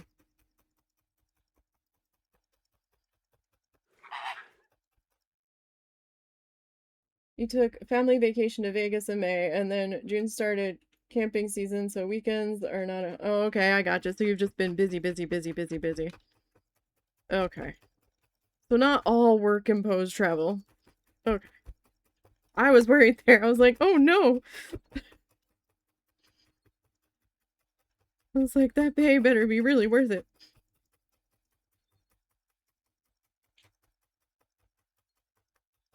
But I can't fly anymore. I haven't flown since we got married in 2007. That was the last time I flew. Didn't really have the money to fly anywhere for a long time. Still really don't have the money to fly anywhere. But at this point, I just can't. I can't handle it. Nebraska trip is the Sea Valley. Oh, okay. And then you went to Chicago in June for Pokemon Go Fest and to Wisconsin for a funeral. Oh, okay. All right. So just a lot of fortunate and unfortunate circumstances just lining up the way they were. All right. Well, that's not so bad then. At least some of that was things you wanted to do. So, I mean, that makes it a little less painful when it's stuff that you want to participate in very much.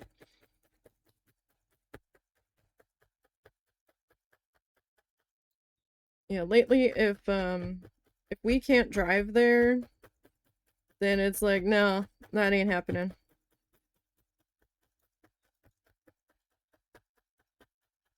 I get too anxious. I feel like we have a bit more control in the car where if either one of us needs a break, it's like, okay, we need to stop for a little bit. Whether it's just like the next rest area just to get out and stretch our legs, to walk around, take a breath, to not move for a little bit. I know flying gets you there a heck of a lot faster and to the point, but for us, it was easier to just drive and cheaper in the long run. Oh, it's a fellow Flamingo person, dear. Love the Flamingo, by the way. Oh, nice. Thank you. Husband did the digital Flamingo art, and I've done the real Flamingo art, the tangible stuff. I'm no good at digital art. I've tried multiple times. It's hard to control to do the digital stuff for me, because like the pen that we have just glides across our art pad, and it doesn't feel like there's any real control on it for me. Like on paper, I can feel the pen or the pencil sliding across it, and there's some more friction there, and I feel like I'm in more control of what's happening. Like with this stuff. The digital art he's better at. So he designed the little subscribey thingy that pops up. And we have another one for where if somebody raids, I've got little shrimpies, little krill shrimpies that come up and spin in a circle. I think that's for the raid. No. That's for if somebody I think that's if somebody does bits. The raid is like a bunch of flamingos pop up on the screen. That's what it is.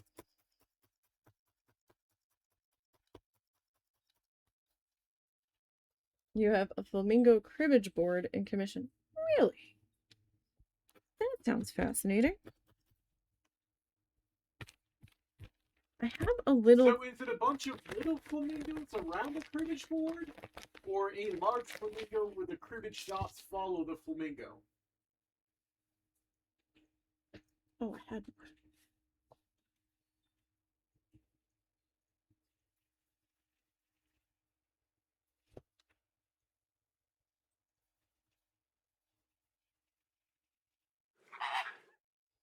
Large flamingo, dots on the outside. Okay, that's pretty neat.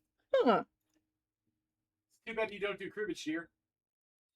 How complicated is cribbage? I don't think I've ever played it. I've heard of it, but I've never played it. It's not super complicated, but it does involve math. Oh, yeah. I'm screwed then. Yeah, that's why I've never tried to get you to play aside from the one time. That was back before I understand your math problem. Oh, yes. Math makes my brain scream to a halt. It just kind of overwhelms me, and then I just kind of freeze, and I'm like, I don't know.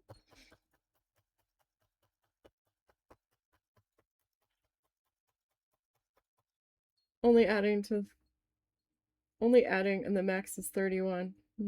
I'd still be very slow to play with. I had such a hard time learning math in school. They like I was pulled out into special ed classes a lot of the times during key foundational learning classes like English grammar and punctuation and all that stuff. They're like, "Oh, this is a good time to pull her out. We'll go do this." And I'm like, "Okay." And they had to teach me touch math. And I've never been able to move away from that. I'm getting a little faster on some things, but it's it's still painfully slow for me a lot of the time with some things. Like fives I can do faster. By tens I can do a little bit faster, but I mean tens are easy, but you know, you start getting in there with the different numbers and it starts getting a bit much. So for like, how do I give an example of this? Do I have a piece of paper?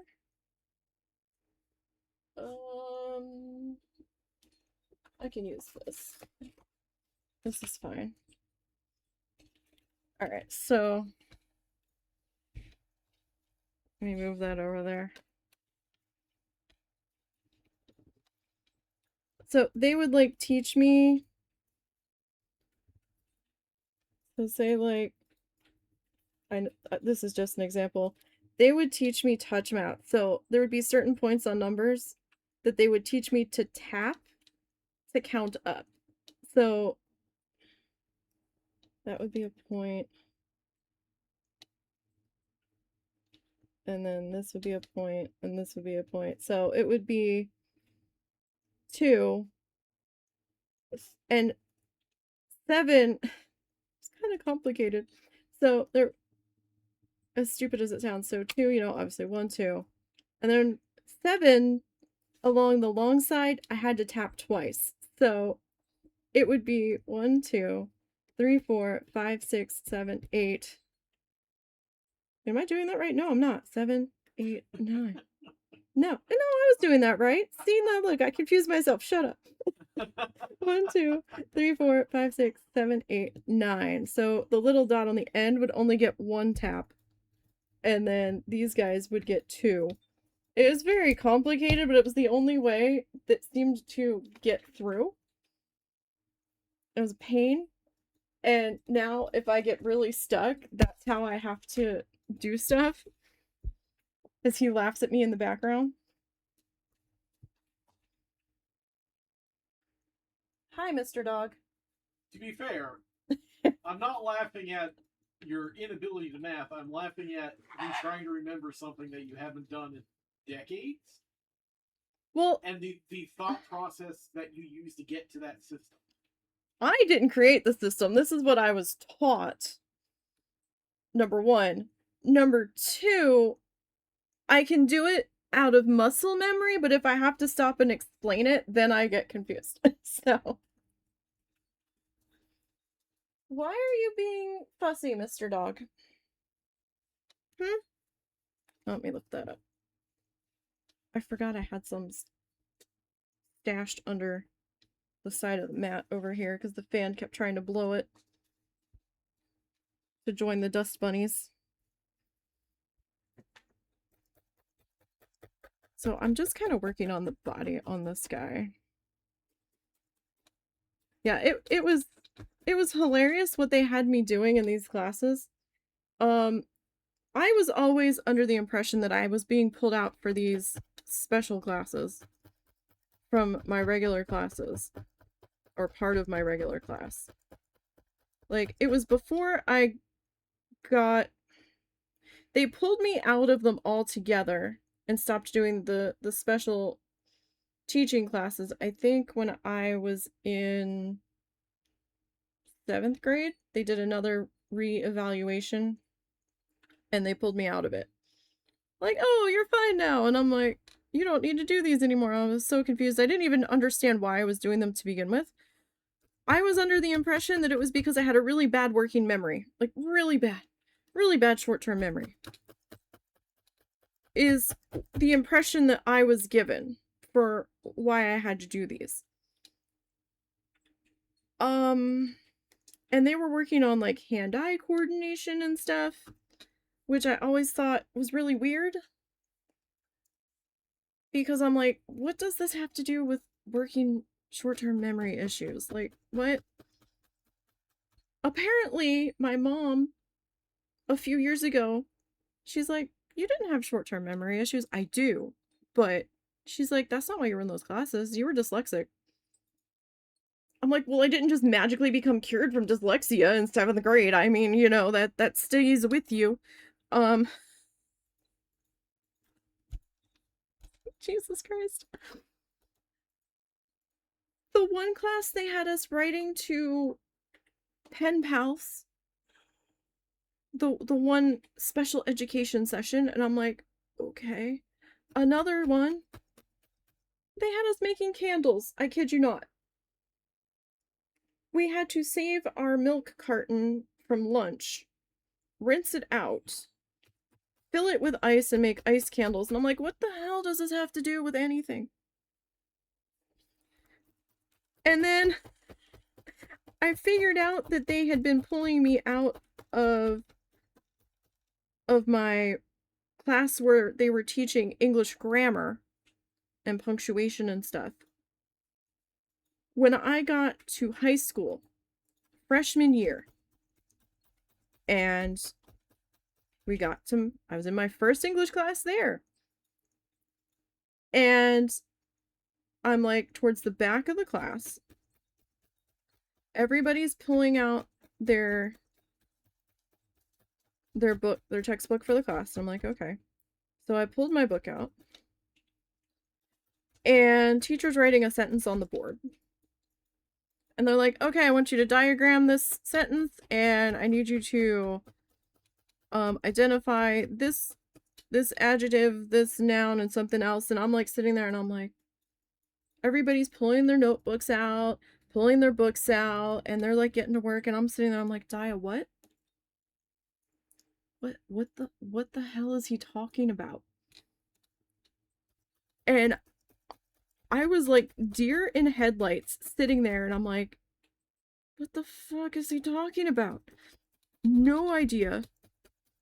Like, he might as well have been speaking in a different language at that point, because I'm just sitting there and I'm like, I don't understand. Like, and I felt like this small because everybody else knew what the hell they were doing, and I felt like I had just been thrown into the deep end of the pool and couldn't swim, and I'm just like, what? And like, I copied the sentence down off the board to make it look like I was doing something, and I'm just like, I have no idea what's going on. And I was so confused, and I'm just like, what is happening? And yeah, the public school I went to wasn't the greatest. I just think they didn't know what to do with me. And then, like, every year, they had me, go down to, I guess, the counselor's office? I don't know. It was weird because I was never in trouble in school. So I wasn't a frequent flyer to the school's office. But yet, I'd have to come down there once a year, and I'd be down there all day. And they would pull me out of class at like 9 a.m. and I'd have to come down to the office. And I had to go to the offices behind the main desk. And I'd be back there with like counselor like all day. Like, we broke for lunch to go eat and then had to come back. And then I'd go back to class at the end of this evaluation day at like 1:30, and we got out at like 2:20. And I'm like, why am I here? And like the one lady in the front office, she knew me on site. I have no idea who she was. And she's like, oh, hi. And she knew who I was. And she's like, every time she passed me, even when I wasn't in the office, she knew me. And I'm like, okay. And it was always weird having to go down there. And I was doing worksheets and little matchy games and stuff. And it annoyed the crap out of me because I'm a bad test taker to begin with, right? Like, I can know the stuff verbally, but if you write the questions down and then I go to read the questions, I'm not like a letters fly off the page dyslexic. I'm more of a transposer. So I will read a sentence, and sometimes I have to read it a couple of times. I've gotten a little better with it, but not all the time. Where I will read the sentence, and the way my brain is processing it, I will take the back half of the sentence. I will just decide where to cut the sentence in half. And I will take that back half of the sentence and process it in my brain as the front half of the sentence. So then I'm reading the question and I'm getting an entirely, like, my brain is processing it as an entirely different question than what was written down, essentially. So I will answer the way my brain processed it the first time. And then somebody can come behind me and verbally ask me the question, and I will give them a completely different answer. Because I'll give them the answer they wanted then, because I understood the question. And I figured out that I was doing that. Nobody told me I was doing that. I figured out that I was doing that one year, like the year they pulled me out of those classes, and they're like, oh, you're fine. And I'm like, okay. Like, they made this big deal, gave me a certificate about not needing to do these classes anymore. And I was in a history class, and we got our tests back, and I'm like, how did I do so bad? Like, I studied for this. I was so confused sitting there staring at my test. And the teacher verbally asked one of the questions. And I answered it correctly when he verbally asked me. And then he's like, well, why did you put this as the answer? And I kind of looked at him dumbfounded. And I'm like, what? And then I looked back at the question. I'm like, I don't know. Why did I? It was so bizarre. And I'm like, why did I do that? And like, they would sit there, they would give me a worksheet, 1 page, 1 side, all addition problems. They would have me do it. Okay. Then they gave me another paper, all subtraction problems. I forget how many were on the page. Maybe it was 20, 15, something like that. Might have been 25. Okay. Now multiplication. Finish that one. Okay. Now division. 1 second, dearest. Requested accountability reminder. You're supposed to be folding clothes. I think they are. They haven't typed in a while. Well, that's what accountability is for, dear. Okay. Accountability timer. Fold that laundry. And you know, division and all that. Then they pulled out this little picture. Just doing as requested. It was like these green and white tiles. Like, they were in the shape of like little triangle trapezoid things. And they had a little card, and they would have this little box of tiles. They'd sit the picture in front of me, and they're like, okay, I need you to create what you see on that card. I'm like, okay. So I created the best I thought I could. And they're like, okay. And I never really knew if I was doing anything correctly just by their answers. Like, they were very like, they're like, okay. Okay. Like, it was very like neutral answers. I never knew if I fucked up or if I did what they wanted. So it was a very nerve-wracking day. After we did all that, and they had me do a couple other things, which I can't remember. Yeah. Then I had to do it all over again, except this time they timed me. And I only had a certain amount of time to do each task on the math pages. Then they showed me the little picture on the card. And it was like some kind of geometric pattern or something. And then they took the picture away and then they're like, okay, make that picture. And I'm like, what?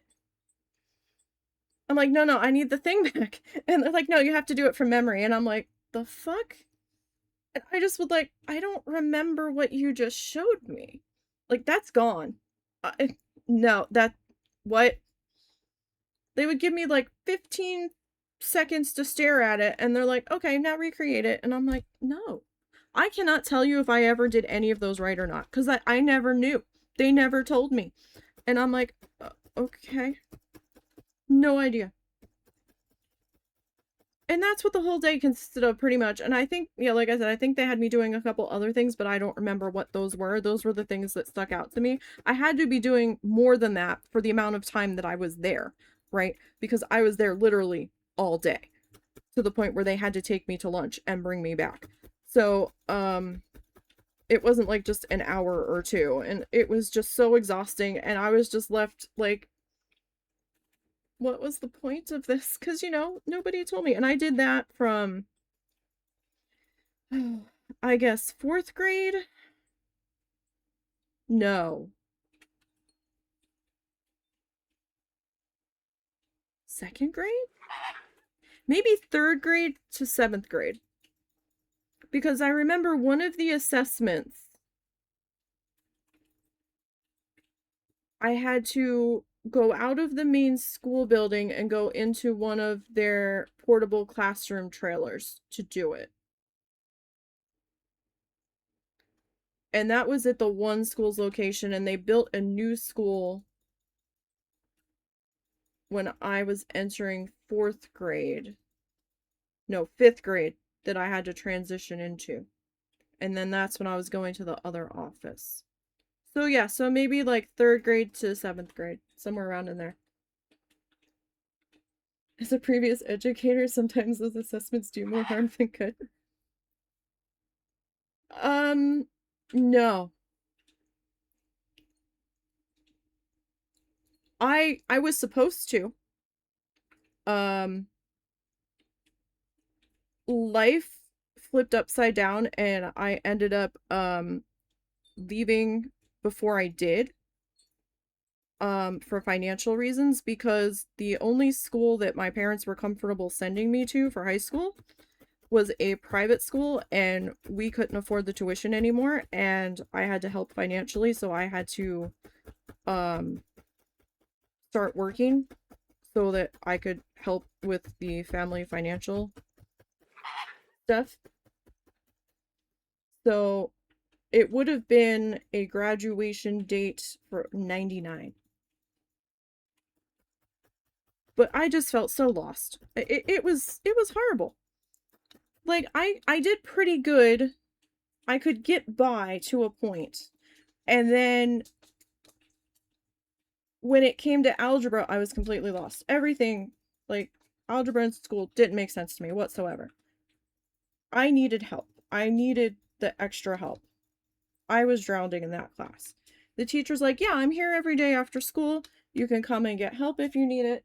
I'm like, okay. So the one day I arranged to stay late with my ride. I'm like, I need to see this teacher. I went to her classroom. She never showed up. I'm like, how can you tell me you're available every day after class, and the one day I show up, you're not there?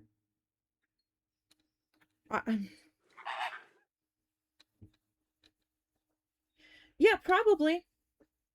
Probably, because every time I had a test in front of me, I would do okay, and then once I hit a certain grade, test taking, forget it.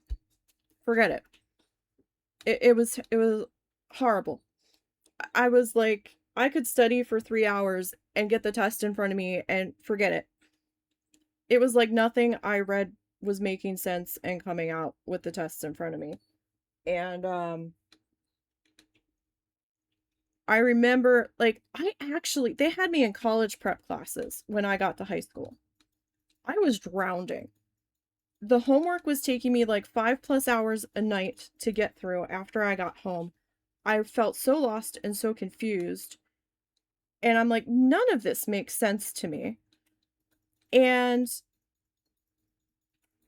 I actually wanted to drop down because it was general classes, college prep, or advanced placement. That was the class levels in this high school. And I said to my mom, I said, this is too much. I want to drop down to general classes. And I think she called and talked to the school, and they're like, no, she can't drop down. Her GPA is too high.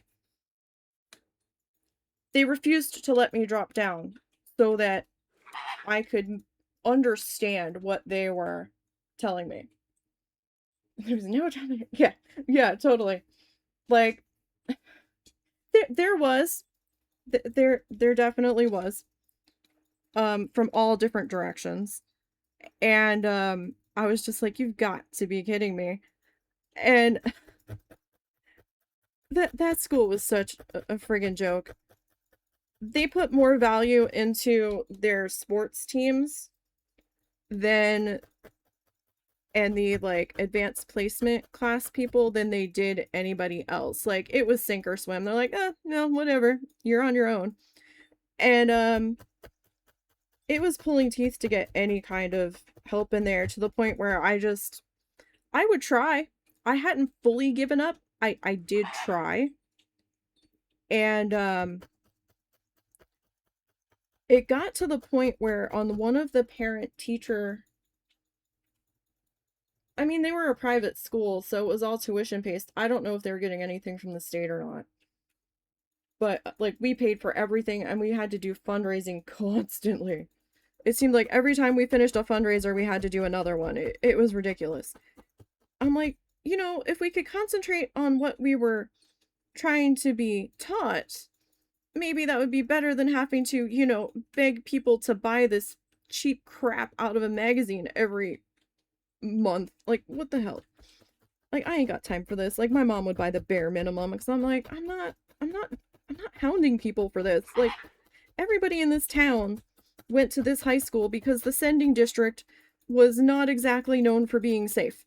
So, kids were constantly getting jumped in the halls of the sending district, and my brother was a cop in the sending district, and he's like, oh no, she's not going to school there.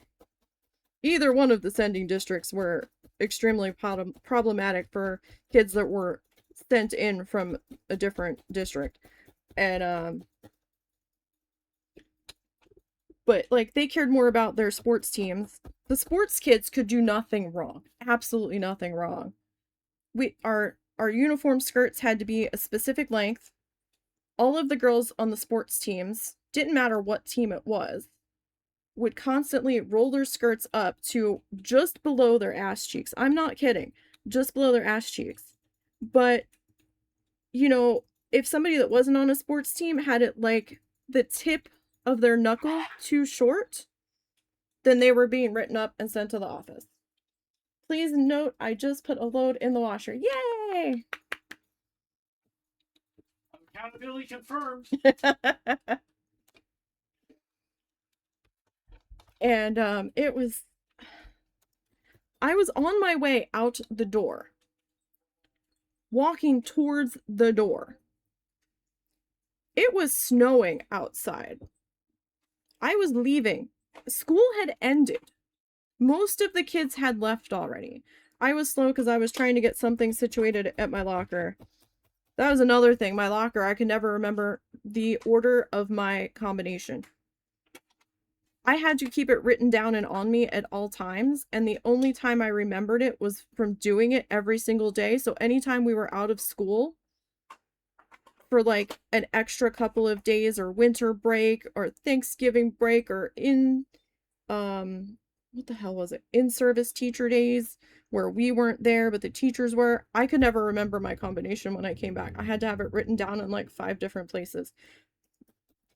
And even then, it was a struggle to remember the right directions and how many times I had to turn it. That was awful. But anyway, getting back to the story.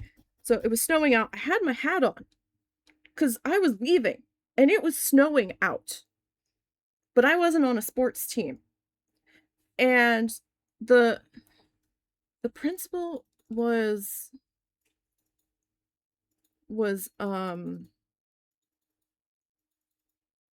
it was a Catholic private school. Um I don't practice. There was a lot of other kids from other religions that were there because that was the better option for a lot of families. And apparently there was some sort of prestige for going there, and I'm like, freaking joke.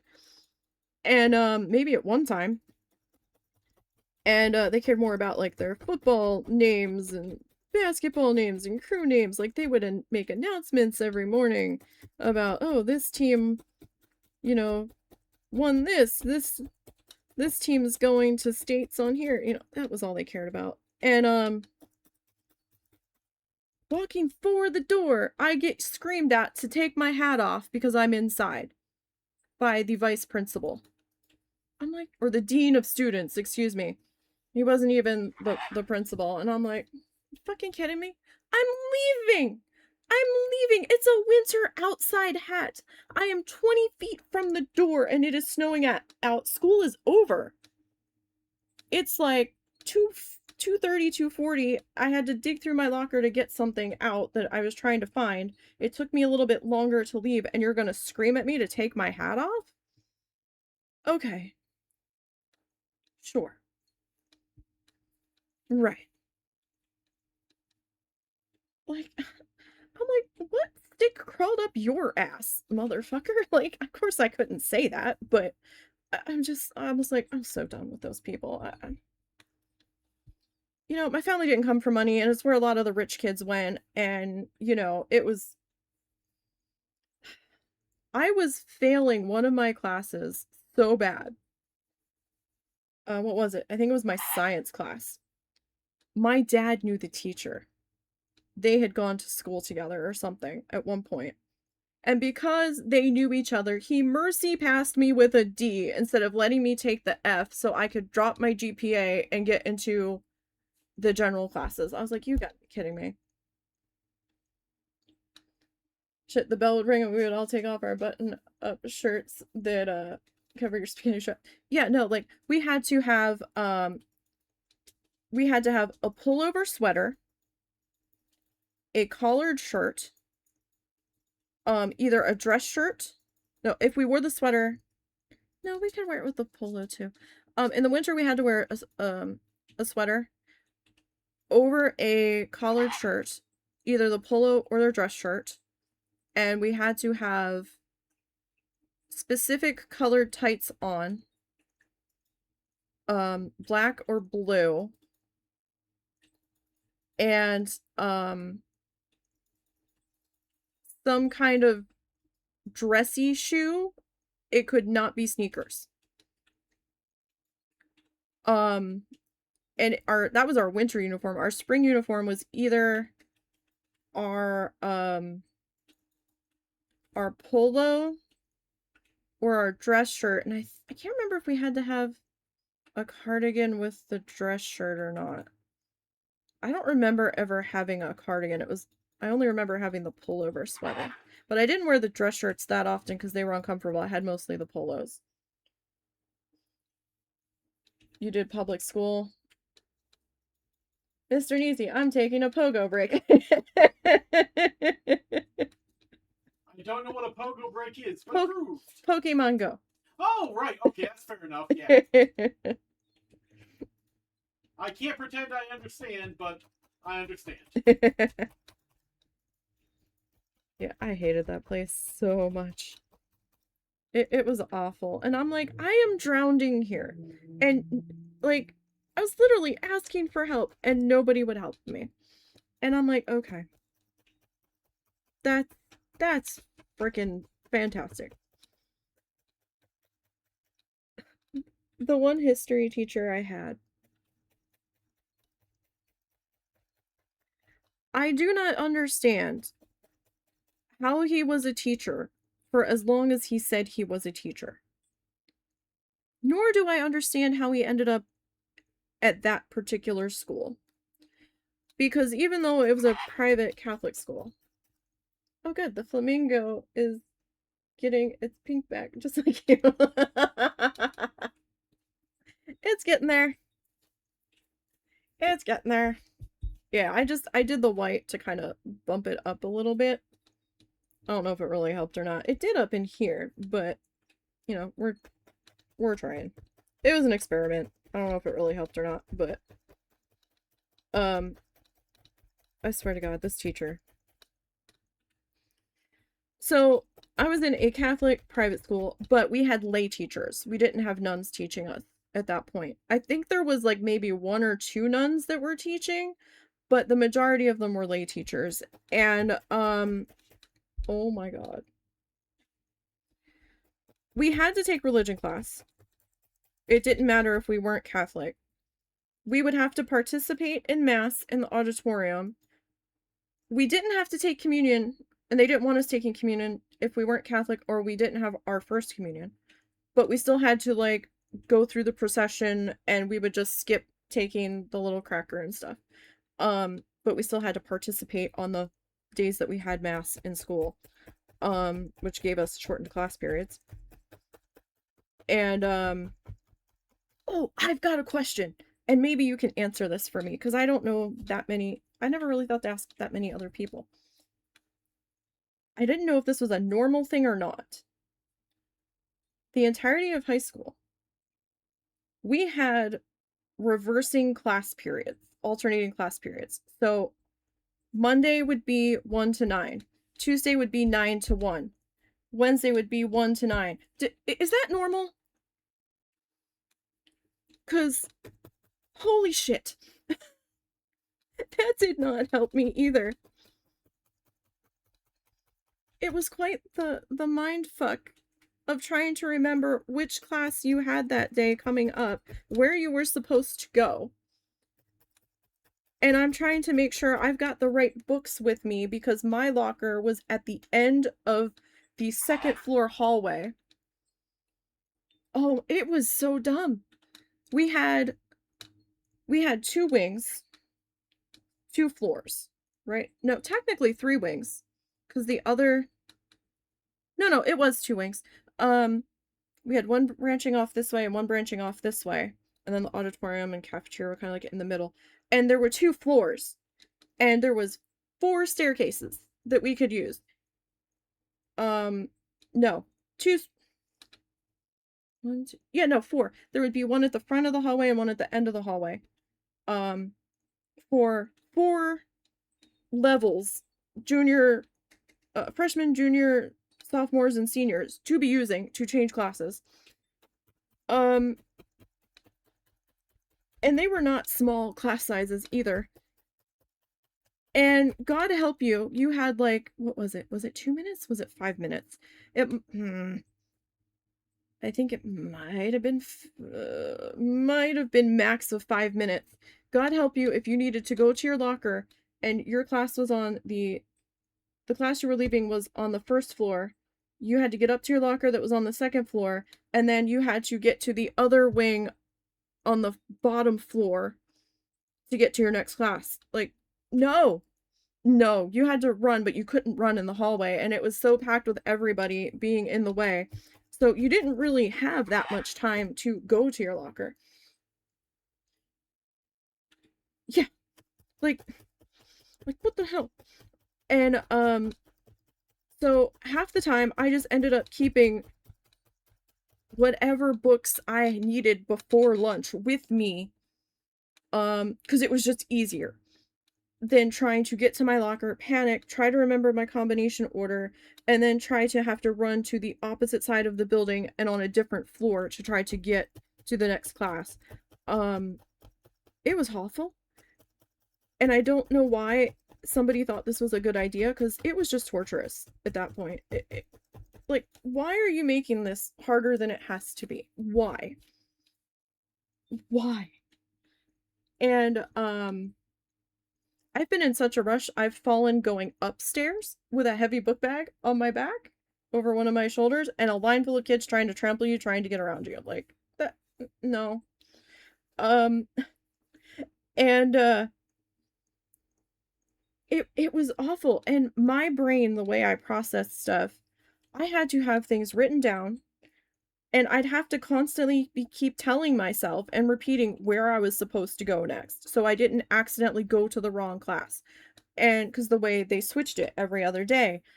And then, so of course, I'm like chanting this to myself. Okay, this class, this room, this floor, this room, this floor. And, I feel like we would have been friends. Possibly.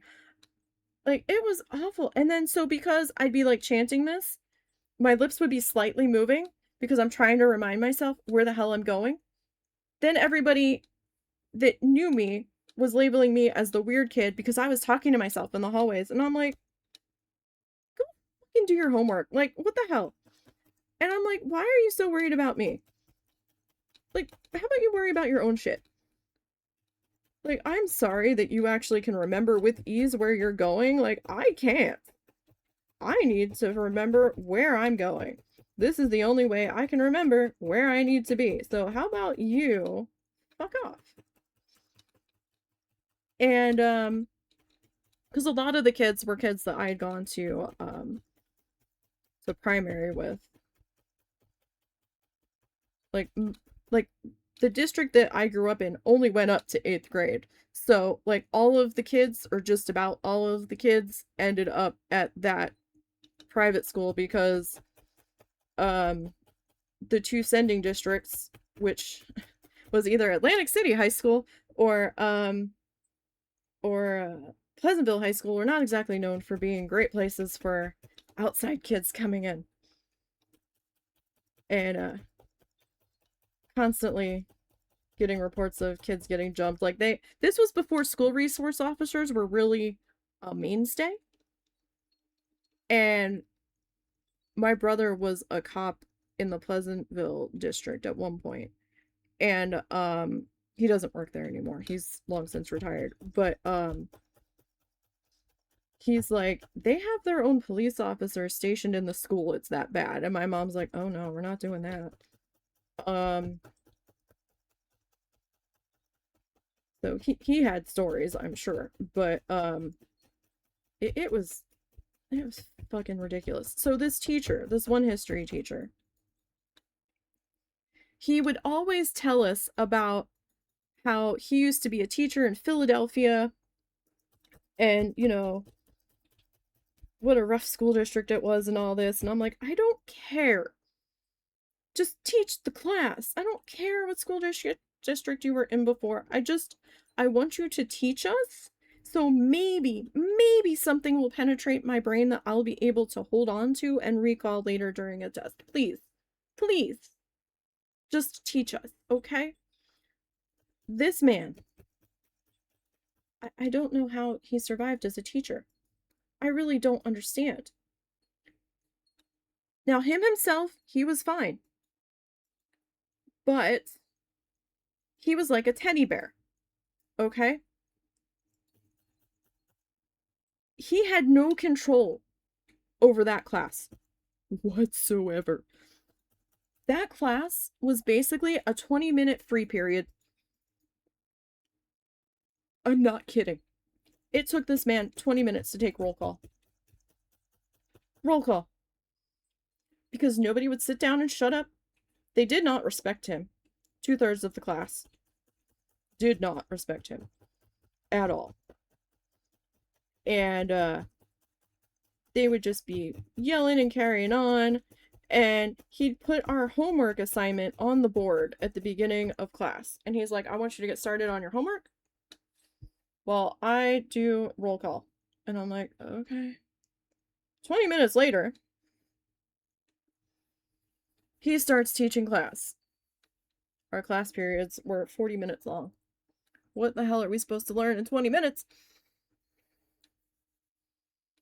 Especially when he had to keep stopping and telling people to be quiet and to settle down. And I'm like, oh my god. We were basically learning from the book. I'm like, why are you here? Why? You're not explaining anything. I'm not getting anything out of this. I'm sorry. I know you're doing your best, but it's not happening, my guy. Like, someone please make this make sense. Like, this is awful. I'm sure he might have been a fine teacher in a setting where the kids actually sat down and shut the fuck up, but these kids were unruly. They didn't care. They did not care. These kids did not give two fucks. The only class that I was getting straight A's in was my French classes.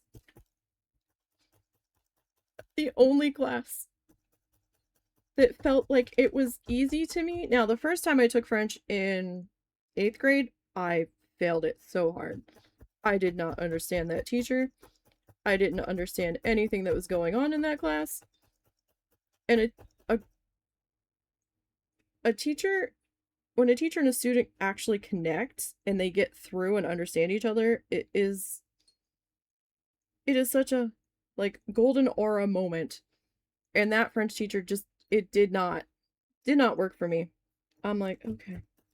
But she also taught Spanish, and I think that might have been the problem because half of her French when she was teaching it to us had like a Spanish inflection on it, and I'm like, I don't understand. And then she'd get mad when we weren't saying it right, but I'm like, I'm saying it how you're saying it. What is the problem?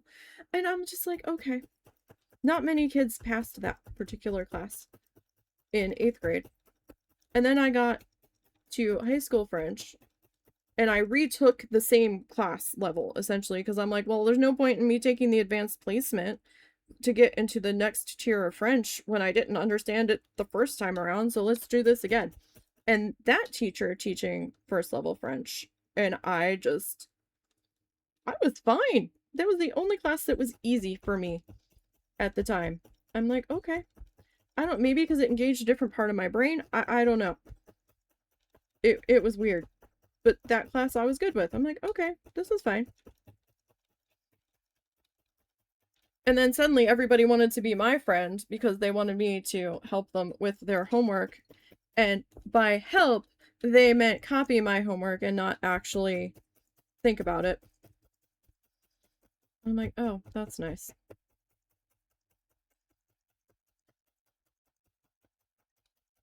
Which was always a fun adventure. Like, I knew what the hell they were doing. I'm like, you don't really want to be friends with me. You never talked me outside of this class. And it was funny how many kids didn't do the French homework because the one year we had study hall right before French class. And several of those kids in that study hall were in my French class. And they're like, hey, did you do the homework? Let me see your homework. I'm like, screw you. I'm like, who are you? I'm like, you don't give me the time of day outside of this class. Why should I help you? Some kids I wouldn't. I'm like, no. You're only talking to me for homework help. That's it. Like, I'm not that dumb. But now, as time has gone on, and I still have a bit of a transposing problem to this day. Even stuff that I want to read, sometimes I have a hard time reading it and I have to like read it a couple of times. So it takes me a while to get through reading stuff. Because I'm still like flipping sentences around. And but I know that I'm doing it now, so I try to like triple read stuff.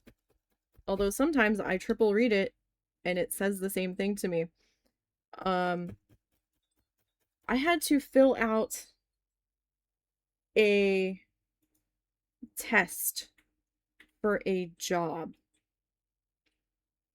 where it was a front and back worksheet that I had to fill out my answers to questions like what would you do for this? What would you do for that? Would you do this or would you do that for this? And I didn't quite understand why I had to fill this out because they only wanted me in the position that I think this particular paper was for temporarily for like maybe 2 months, 3 at the most, because they had been training somebody else for this position. And the position was going to be open, but she could not have that position until she turned 18, which wouldn't be for 3 months. And I'm like, okay. So they wanted to hire me temporarily for that position. It was going to be an assistant manager position for a small. Hold on one second.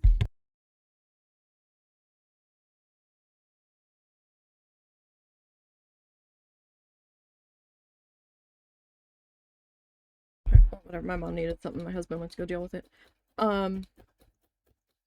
They wanted me in an assistant manager position for like a small town chain grocery store location. And they're like, but we really only need you for like 3 months. I'm like, I really only wanted to stock shelves. And because I had worked at Walmart previously doing overnight stock, I was never trained for register at Walmart. Never had to touch a register at Walmart. We were strictly stock the shelves on overnights, and I was fine with that. That made me happy. Okay, I didn't like one of the managers and a couple of the coworkers that drove me up the wall. But you know what? I could handle putting the shit on the shelf. Fine. Put the shit on the shelf. I can do that. Can confirm baby possum is around again. Oh, is that what she wanted? Yes. Apparently it stepped on her feet walking by. She didn't scream? Well, apparently not. And, so I had never learned how to run register in a grocery store setting. And, they're like, well, we kind of need you to do the assistant manager spot for like 2 to 3 months until she hits the right age to take over the assistant manager position. And I'm like, okay. And then what happens after that 3 months? And then they're like, after that 3 months, you'll go back to just working on the floor in the normal position. You want to hear about baby possums? So apparently we've had an adult possum from time to time hanging around our yard. We have from time to time some cats that show up outside that are not ours, but decide that they hang out here. So we leave some cat food out there for them, dry, crunchy food. And every so often, every few months, we seem to have like a possum come through, and then they start eating the cat food out of the bowl. And we can hear them out there at night when they're eating out of whatever the cat didn't eat before the day ended. And because the bowl is ceramic, and we keep hearing it being tipped and then banging back down on the deck, and we're like, okay. And apparently now there's a very small baby one, not like still clinging to mom baby, but old enough to be on their own, but still kind of baby possum. I guess like kind of kitten sized. Yeah, And kitten sized. And that's been hanging around now every so often. And my mom was terrified of it, and we're like, it's not gonna hurt you. Do not chase off the possum. It is going to eat the ticks that are out in the yard because, you know, we live in like a farming community turned suburbs, and there's some woods around and stuff, and we get ticks in the yard. So please let the possum eat the ticks, please. And please. I don't really care for the raccoon being out there, but the possum can stay. And she was terrified of it. But every time the possum usually sees people, it's like, oh, you, and they leave. This baby possum doesn't seem to give two shits about people though. And has come up when she's outside smoking, and has walked past her to eat the cat food out of the bowl. And now she thinks it's cute. And all this. I'm like, don't try to touch the possum. We're not doing that. But we can leave the possum be, and it's gonna do its thing. And we've got a large porch that has multiple exits on it. So, you know, it's alright. It can do its thing, and then it can leave. Yeah, I mean, that's fine. I can eat the ticks. Like, I don't want the ticks getting on the dogs or me or the husband for that matter. We've had enough tick fun this year, finding a couple on us, and we're like, oh no. Um, but I'm like, no, let it eat the ticks, please. I don't want any more ticks needing to be ripped off of me, please. And all that. But so I'm like, so what exactly am I gonna have to do in this assistant manager position? I did not want to be an assistant manager. At all. I transpose shit. I've had to do cash deposits and cash office stuff and had to process checks through through some kind of like check encoder machine and stuff at one of my previous jobs. I've been there, I've done that. I didn't enjoy it. Because the one day I had a 50-cent mistake and couldn't find it, and it turned out I transposed a check. It should have been 5 cents instead of 50, and then I had to freaking correct it. And I was almost in tears because it took somebody else to come in to see the mistake. And I was like, I can't do this. And they're like, it happens, it's fine. We found it, it's all good. Don't worry about it. And I was like, I can't do this. And but I'm like, okay, so what exactly am I doing in this position? And they're like, well, you're gonna be coming. They're like, you're gonna be closing for starters. And I'm like, okay. They're like, you're gonna have to get X, Y, and Z truck and unload them. And I'm like, okay. And then you're gonna have to go and check for carts periodically, deal with any issues at the front end, and basically do all of the things, right? And I'm like, and you're gonna have to close, so you're gonna have keys and you're gonna have to know the alarm codes. And I'm like, oh no, no, no, no, no, no. I don't want keys. I don't want store keys. I don't want to have alarm codes. And like my whole brain is just screaming like, no. No, this is no. No, no, no, no, no, no, no, no, no. This is not going to go well for you. No, no, no, no, no. And like I was just every scenario of me setting off this freaking store alarm while trying to close the store was running through my head. And I'm like, oh god. No. No, no, no. I don't know. I don't want this. This is not what I thought this was going to be. And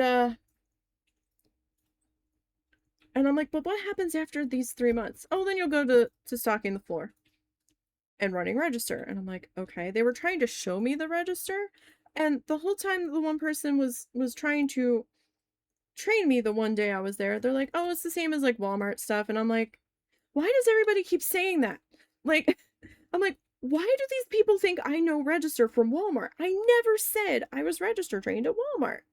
Nobody asked if I was register trained at Walmart. I never said I was. I said I stocked the shelves at Walmart overnight. And they're all acting like I knew their register system, and I was so confused. And I'm, no, not yet. No, you'll get your third snack of the evening in a little. No, sir. 20 pounds of trouble. This one that just barked. And he wants his third snack of the evening. He's already had a couple. He's going on 14. He's 20 pounds of trouble. But I was so confused. And I didn't understand. And then I'm like,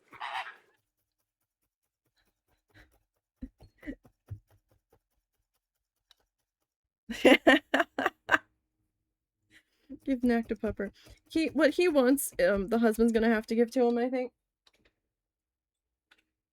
He wants like more, he wants essentially third dinner. And I don't know when the last time the husband gave him something was. When did you last feed him? It's been like an hour. An hour? Yes. He'll get some soon enough. Yeah, he'll get it soon. Like, if we give him too much too soon, then he won't eat it. Or he'll eat too fast and make himself sick. So, it's like, he has to let that digest. And sometimes he decides he doesn't want it anymore. Once we make him slow down. Like, slow down there, buddy. He had some chicken nuggets earlier. So that's all he would eat tonight. And I'm like, how much is this paying? I forget how much I was making at Walmart. I think when I left Walmart, I think I was making like $13 an hour. Something like that.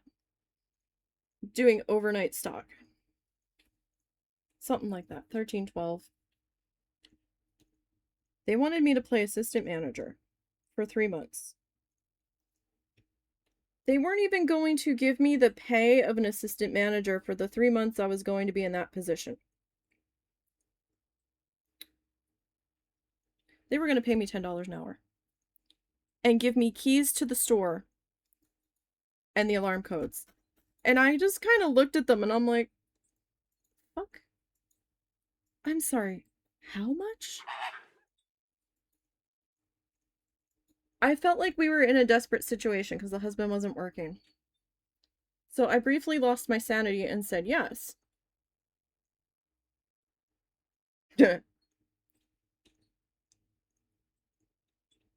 When I went back to fill out my paperwork, they handed me this test, getting back to this test. And they're like, okay, so fill this out. They're like, take your time and answer these how you would. One of the questions involves someone using marijuana and if you'd make them go home or fire them or something over it. And it kind of was like, well, I need more context than that. I can't remember the exact wording of the conversation. I think it was like, if you knew that they had used it or something. Basically, the question was, it was one way, would you do this or would you do that? And I answered, well, I would do this, but I read the question wrong. So when they verbally said the question, I'm like, oh, no, I would do this. And they're like, okay, we were concerned because you put this down. I'm like, I misunderstood the question. Because I'm like, it was something where it was like a safety concern. And I was like, well, no, you wouldn't do that. You'd do this. And they're like, well, you put the opposite. And I'm like, so obviously my brain is still stupid sometimes. But in the way it processes stuff. I know this is a really long-winded story. But the husband, like I did that job for 1 day. 1 day. They only had me there a couple hours because I had to come in and fill out paperwork. And the more they were telling me everything that they were going to have me do after I filled out the paperwork, mind you. And they're like, this and this and this and this. Oh, and then you have to deal with this and then you have to deal with that. And you have to go get the carts. And you might have to hop on register from time to time. And I'm like, oh my God. And then I was like, and how much is this an hour again? And they're like, $10 an hour. I'm like, the fuck? And I'm like, that's so disrespectful to tell me that you're okay hiring me for this position, number one. And you're not going to pay me the position's rate. Something felt really shady about that. The more I thought about it, the more angrier I got about it. And I'm like, you gotta be fucking kidding me. They wanted me to be an assistant manager when I worked at the craft store back in the day. Back, like 2000, 2001, around in there. They had kind of jokingly around, they're like, hey, we think you'd make a really good assistant manager. The only thing is you'd have to go train in North Carolina because you can't train to be an assistant manager in the store that you're currently working in. You have to go to a different store. And apparently a different state altogether. And I was in New Jersey and I'm like, you want me to go to North Carolina? I guess that was another training store. I'm like, the fuck? I guess because it's far away and you wouldn't know anybody, so there can't be any like favoritism maybe. Or some shit. I don't really understand the reasoning behind that. And I'm like, but there's stores in Pennsylvania and in Delaware. And why are we sending me to North Carolina? And Zuzu. Not yet. Not yet. He's gonna sass me now. Not yet. Not yet. Would you be satisfied with another treat? Can I give you...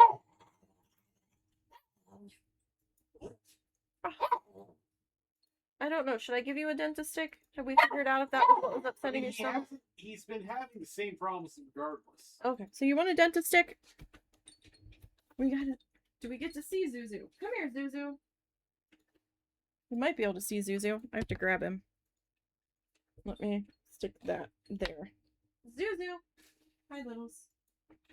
Where'd you go? Come here. Come. Come. Come here. Come here. Come here. Oh. No, Littles, that's my chair. Oh my goodness, it's a circus in here tonight. Mr. Nisey, I was distracted for too long. Oh no. Time to check the washing machine. So there is part of Zuzu. He's supposed to be a corgi mix.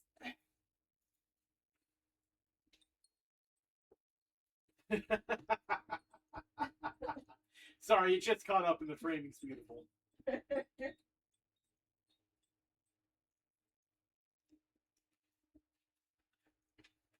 We'll give you a dentist stick. Apples, you don't like them. I will give you something else. She eats a little bit. Yeah, but we don't know if that's what caused one of her bad stomach upsets, so. I still think they got a bug from somewhere. Maybe they ate bag lettuce. I don't know. Maybe. There, you can have that. You can have that. Hi, Mr. Bean. Chaos Void himself. Okay. Critters have been treated. Time to check the washer. Or fold more, I don't know. And he is an adorable old man. He's hi Littles. I need my chair though. You're gonna claw my ass if I try to sit down with you, aren't you? Here. Here. You can go there. How about that? You can go here. Go there. Go to your spot. Please don't claw my ass. Spicy cat. Okay, you're gonna leave. There's all kinds of cat. There's 2 dogs. We have 2 dogs, so that was Zuzu. He's about 20 pounds. He'll be 14-ish in September. We inherited the mother-in-law's dog because Zuzu latched onto her and doesn't want her to leave now. And that's a Shih Tzu that we think is maybe 7. And we have 3 guinea pigs in another room.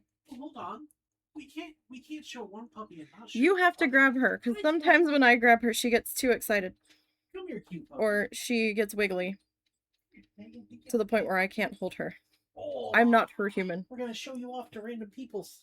And so we've got the 2 dogs. This is Oh my goodness. Snuffles. Oh, the Snuffles. Oh, the Snuff.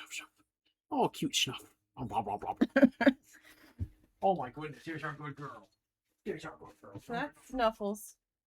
Her name was Sweetie Pie, but she kept making snuffly noises like she was a pig looking for truffles, so I call her Snuffles now. Where did Chaos Bird go? He's right there at the water. Oh, grab him. Hey, Mr. Beans. Come here, buddy.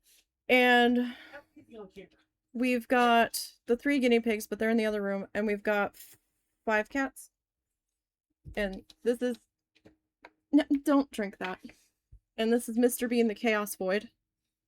To think he used to fit on your camera. I know, right? He used to fit in my palms. He was so tiny. Okay, bye. And now look at him, the big ass. He is an asshole. And so that's the youngest. That's Mr. Beans. We've got Little. She's spicy. I can't really hold her very well. She's kind of like a tabby looking cat. Yes, I will say Mr. Bean has quite the murder mittens. My arms are all scratched up from him.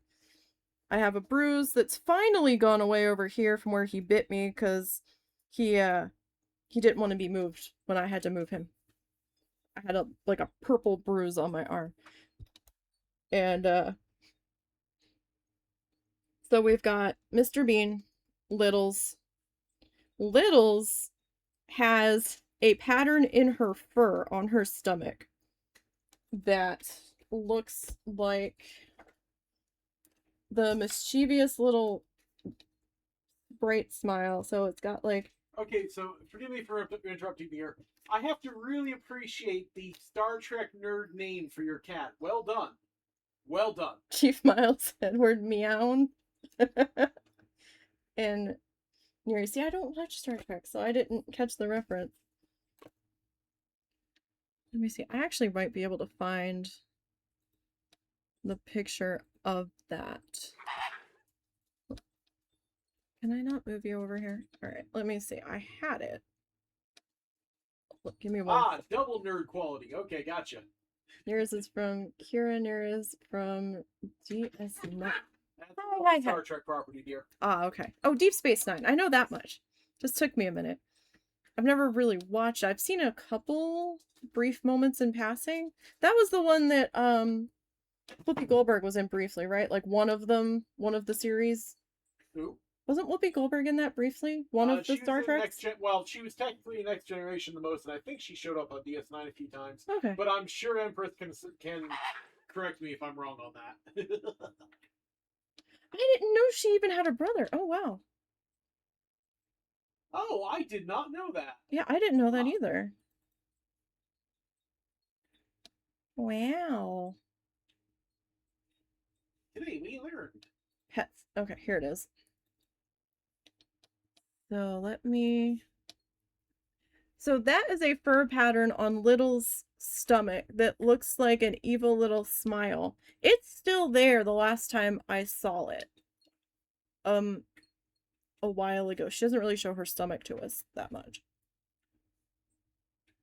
Oh, the cat! Oh, okay, okay. Okay. I'm so dumb. I wasn't going to say anything, but that didn't match up in my head very well from what I remember of the show. Oh my god. I'm dumb sometimes too, and I'm like, really? I'm like, that could have been her brother's name. Oh, Lord. And, so we've got, Mr. Beans. Her name just ended up being Little Bits, because we didn't know what the hell to call her, and she was the tiniest thing. She still is kind of tiny. And, she's chubby, but she's tiny. She's very chonky. And we've got an orange by the name of Ed. And we have another tabby kind of looking one named Mr. Peabutt. Well, technically it's Mr. Peabody, but we call him Peabutt. And in certain lighting, him and Little Bits look identical if you do a quick glance at them, except for Mr. Peabutt has some white on his feet. She's never in Deep Space Nine. Okay. Like, I remembered, like, channel surfing and would see her in one of them. But I didn't know which one it was, because I never stopped that long to watch it. I would just kind of, like, see it in passing. I was like, oh. Huh. And then, you know, I'd keep moving along. But,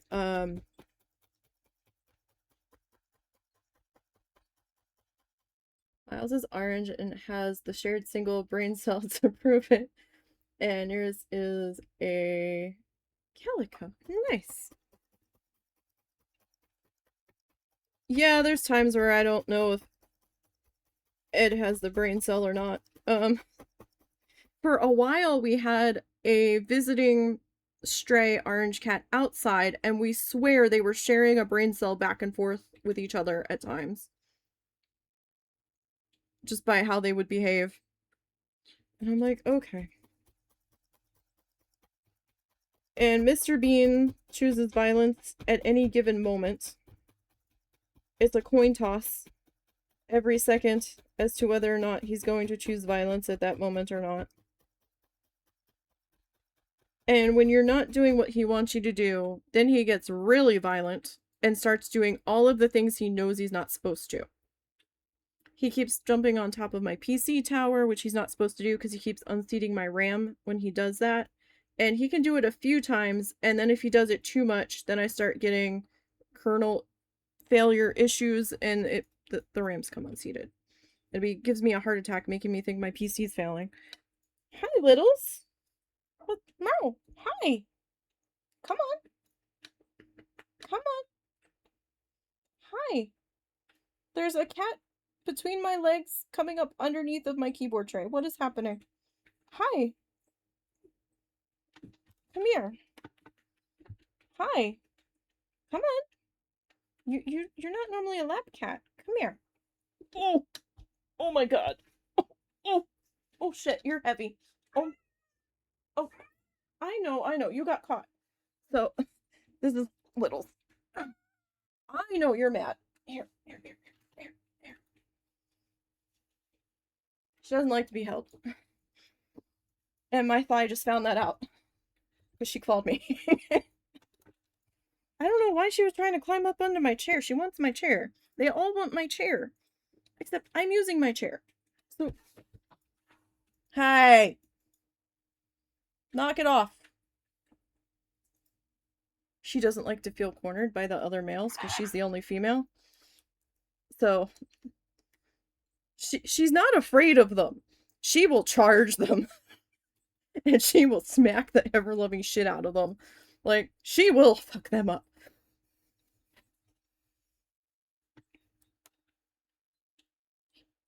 After went on a escape binge alternating keyboard acrobatics on your work laptop. Oh my goodness. Wow.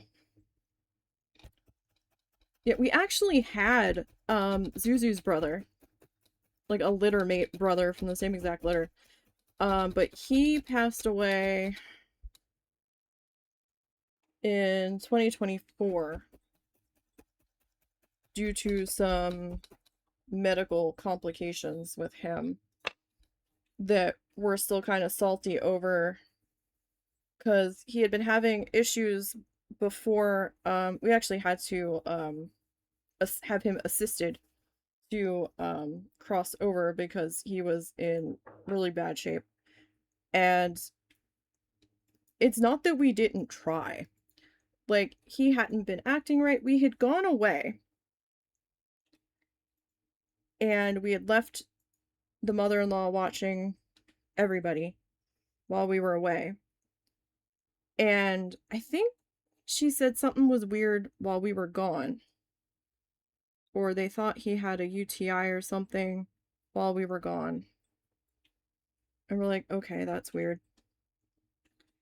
And I can't remember if she took him to the vet or we had to take him as soon as we got back. And they did urine cultures and all that, and they're like, oh, okay, so they gave us some antibiotics. Or, no, I think she might have taken him while we were gone. Because he was on antibiotics, and I think we had to finish it. And we weren't seeing any improvement. And we're like, what the hell?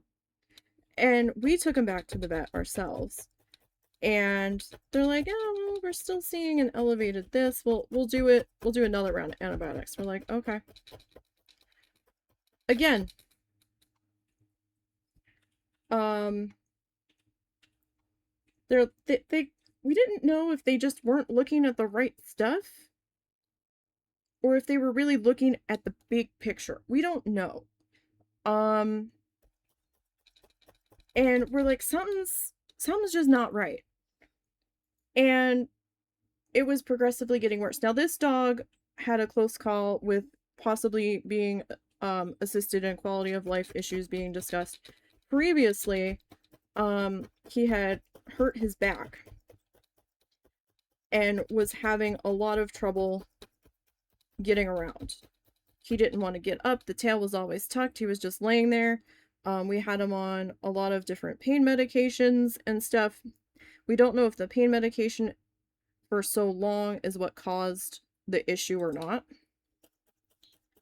But suddenly one day, I don't know if he had a disc out of place or something and it finally popped back into place. I have no idea. But excuse me, suddenly one day he just started acting normal again. He was bouncing up out of his bed. He was wanting to do this. He was wanting to do that. After we've been trying to like keep him from, you know, doing too much and hurting himself worse. Suddenly he was like back to his old self. And we're like, what the hell happened? And we didn't know. And we're like, okay. And then he started having all of these bladder issues, maybe a year after he started acting normal again, if that.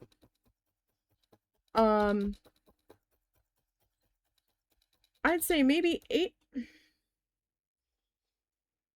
like the summer, so maybe 6 to 7-ish months before he started having like UTI troubles. He had had a bump on his neck removed that they thought might have been cancerous. He had some other bumps on them, but they said they drained the fluid out of those, and those just seemed to be fatty tissue deposits. And we're like, are you sure they're kind of big?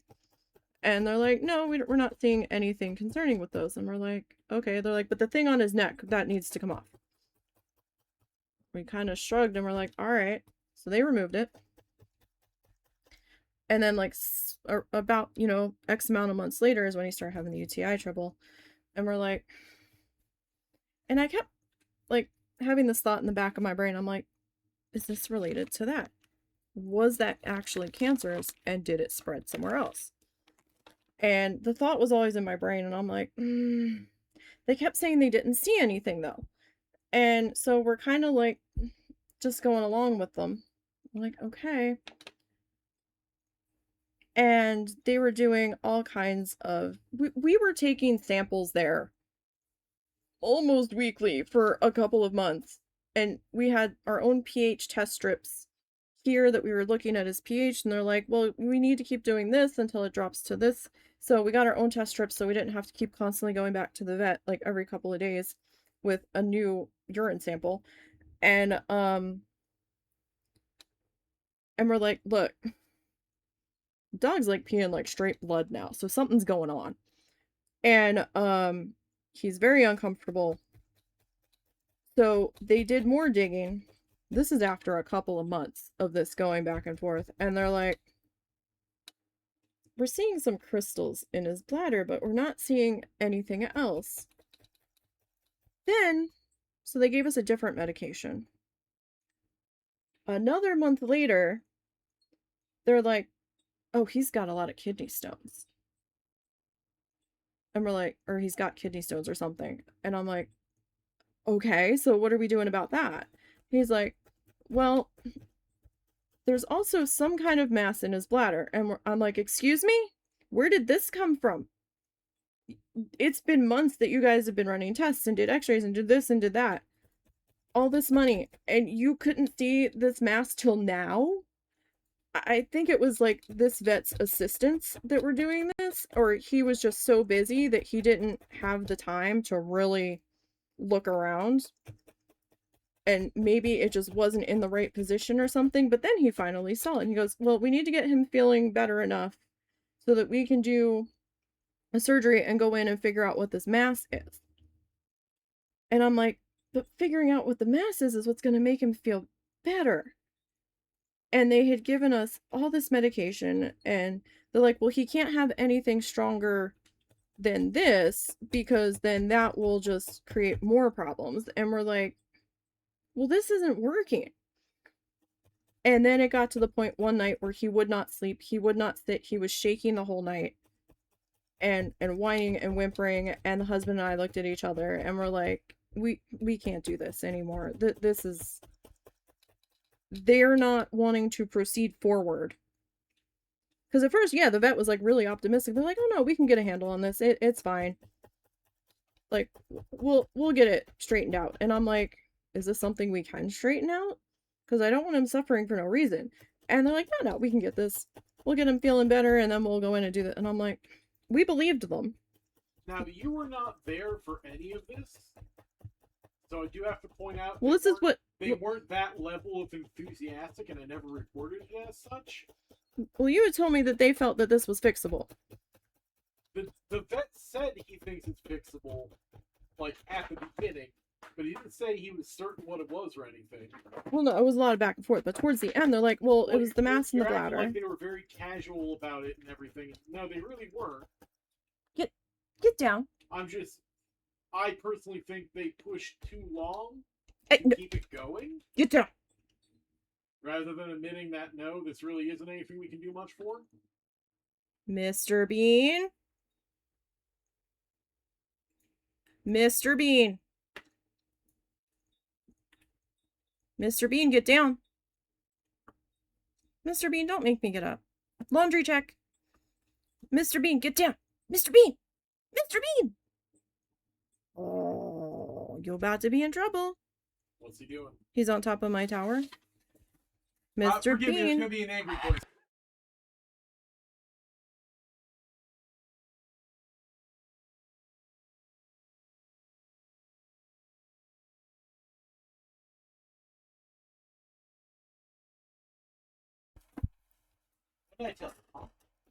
Sorry, I muted it because he was not caring. He won't get up now. He doesn't like my angry voice, so. He won't get up. He won't. If I yell at him while I'm sitting, if he wants my chair, he will not get down. He's figured this out. He won't get down from where he is until I get up to try to make him get down, and then he beelines for my chair. So he's doing it on purpose to get what he wants. This cat's also trying to open doorknobs, so. 2 more baskets done. Yay! The evil laundry demons. But yeah, it just got to the point where it's like, we can't. Well, I thought you said the vet was disappointed that we were giving up. No. Oh, that's what it made it sound like. No. You come up with these things, and I don't know where you get them from. What are you doing? No, he was not upset about giving up. He was disappointed that we weren't able to save him. Oh, okay. So then I misunderstood that. No, I was just annoyed that they kept it going well beyond reason. Well, yeah, we're trying to find a different vet now. Because we haven't been too thrilled with them since then.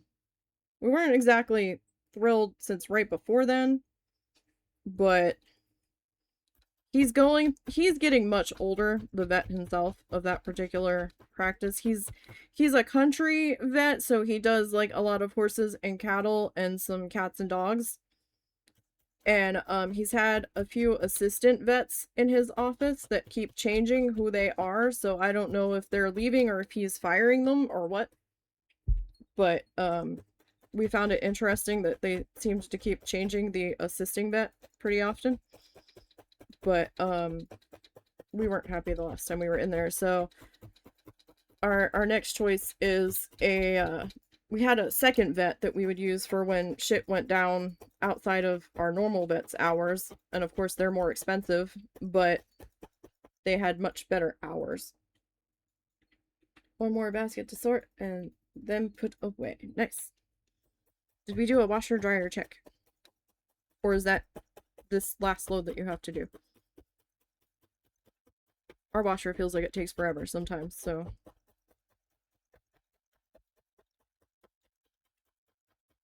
But, oh yeah, but back to the grocery, I get distracted. Back to the grocery store, story. I was there one day. I had a total meltdown by the time I got home because I had a migraine by the time I got home, and I was so overwhelmed that I was crying when I was walking home because it wasn't that far from where we lived. And I was just like, I can't do this. I cannot do this. This is too much. This is too much for $10 an hour. I don't think I even want to bother at this point. So I ended up having to call them like the next day that I was supposed to be. And I'm like, yeah, I can't do this. I'm sorry. This isn't happening. And I didn't want to show my face in there for quite a long time. And when I did start showing my face in there again, I did not see that girl anywhere in there. that they had been training for this assistant manager position. It was all, it's mostly guys I see in there at night now. In the assistant manager closing position when we've been in there, like before they close. And I'm like, well, what happened to the girl that they were grooming for this position? And I'm like, you know what? And I keep thinking of the what ifs. What if I had taken that? What if I decided to do that? Would I have been stuck as that assistant manager at $10 an hour and not have been on salary? And not been getting the proper pay and fucked over? And humidifier clicked on, your mother's like, oh no, I was asking if you had checked your washer because you said you had put another load in the washer. I didn't know if it had made it to the dryer yet. Or if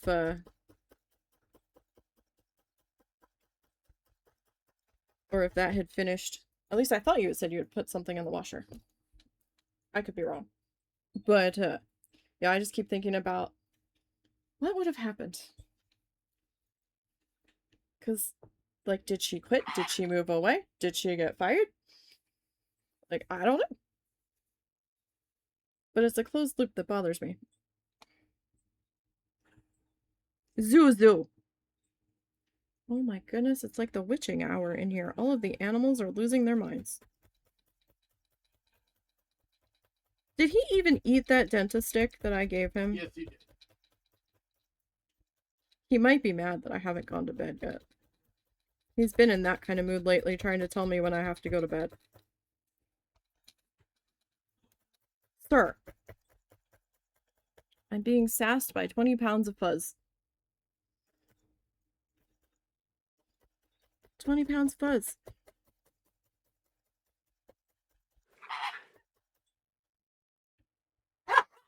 Cats are confused. There's so much space on the floor. See, here on laundry day, I just throw it all on the bed until everything's done, and then I start folding. And the dogs they just climb all on top of it. And then they get mad when I start pulling stuff out from underneath of them to try to start folding it. They're like, excuse me, this is my clothing mountain. And I'm like, I think Mr. Bean is messing with the dog. It kind of sounds like that's what's going on, but it might also just be him being sassy. Oh my goodness. Must you sound so sad?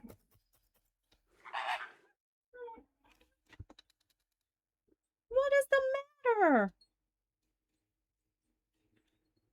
Doggo. Hey. What's the matter? You're okay. Oh my goodness. Load is done. Good call. Uh-oh. Uh-oh. That's never good to have during laundry. That's never good. What happened? Did we find more? Did we use the wrong wash cycle? Oh no!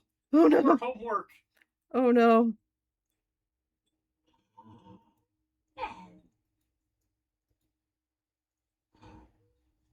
Oh no! No! No, no, no. Oh no. No, no, no, no, no. Is it stuff that really needs to be done? How bad do you need this washed? Pretty bad. Don't be playing that game with someone else's laundry. No. If we have some other stuff hidden in the closet, maybe we could just, wear that we haven't worn that often. Maybe.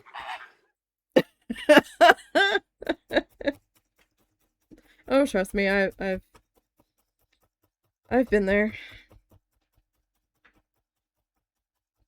I've got extra laundry. I have guinea pig laundry I have to do, actually.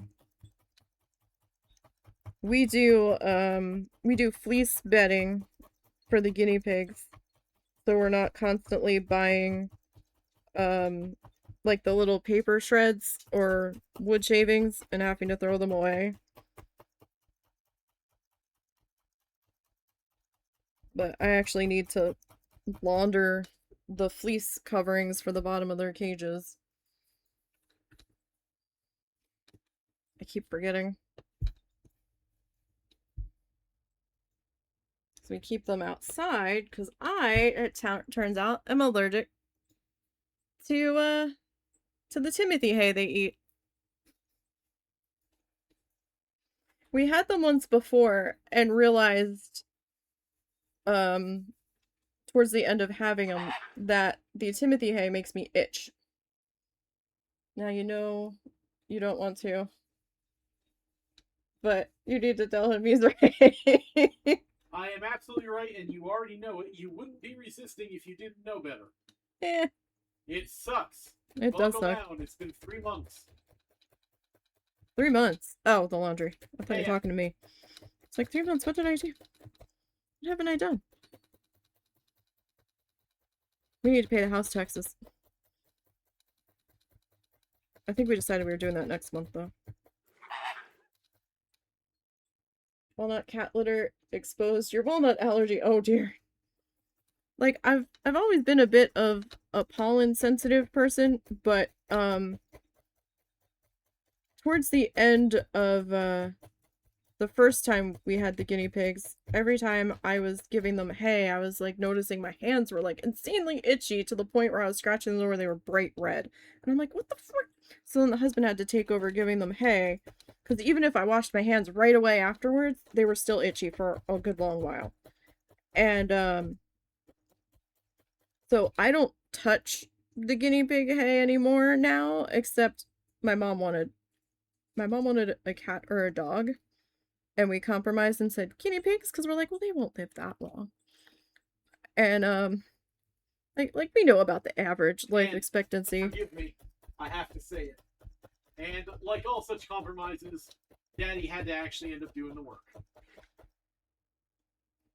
Yes, but we also knew that that was going to happen because we knew I couldn't really touch them without putting gloves on. So like now, if I have to touch them, I have to put on, we get Playtex gloves because the latex makes my hands itch too. So it's like, okay. No, she doesn't do it. She will hay them in the morning and at night, but she's also like, how old is my mom? When was she born? She was born in 43? Yeah. Oh, I mean me, mom. Oh no. Yeah.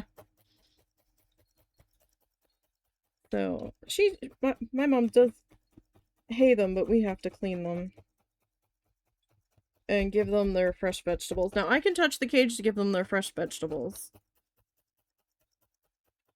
but I just can't be like elbow deep into the hay. But so the husband, this is a really roundabout way, and it's been a really long time for me to get back to this point, but I keep getting distracted. My brain does not like to stay focused for very long on any particular thing. But after a series of troubles and whatnot, and bouts of bad depression and anxiety, the husband ended up through a counselor. Was she a therapist or was she a counselor? She was a therapist. Therapist.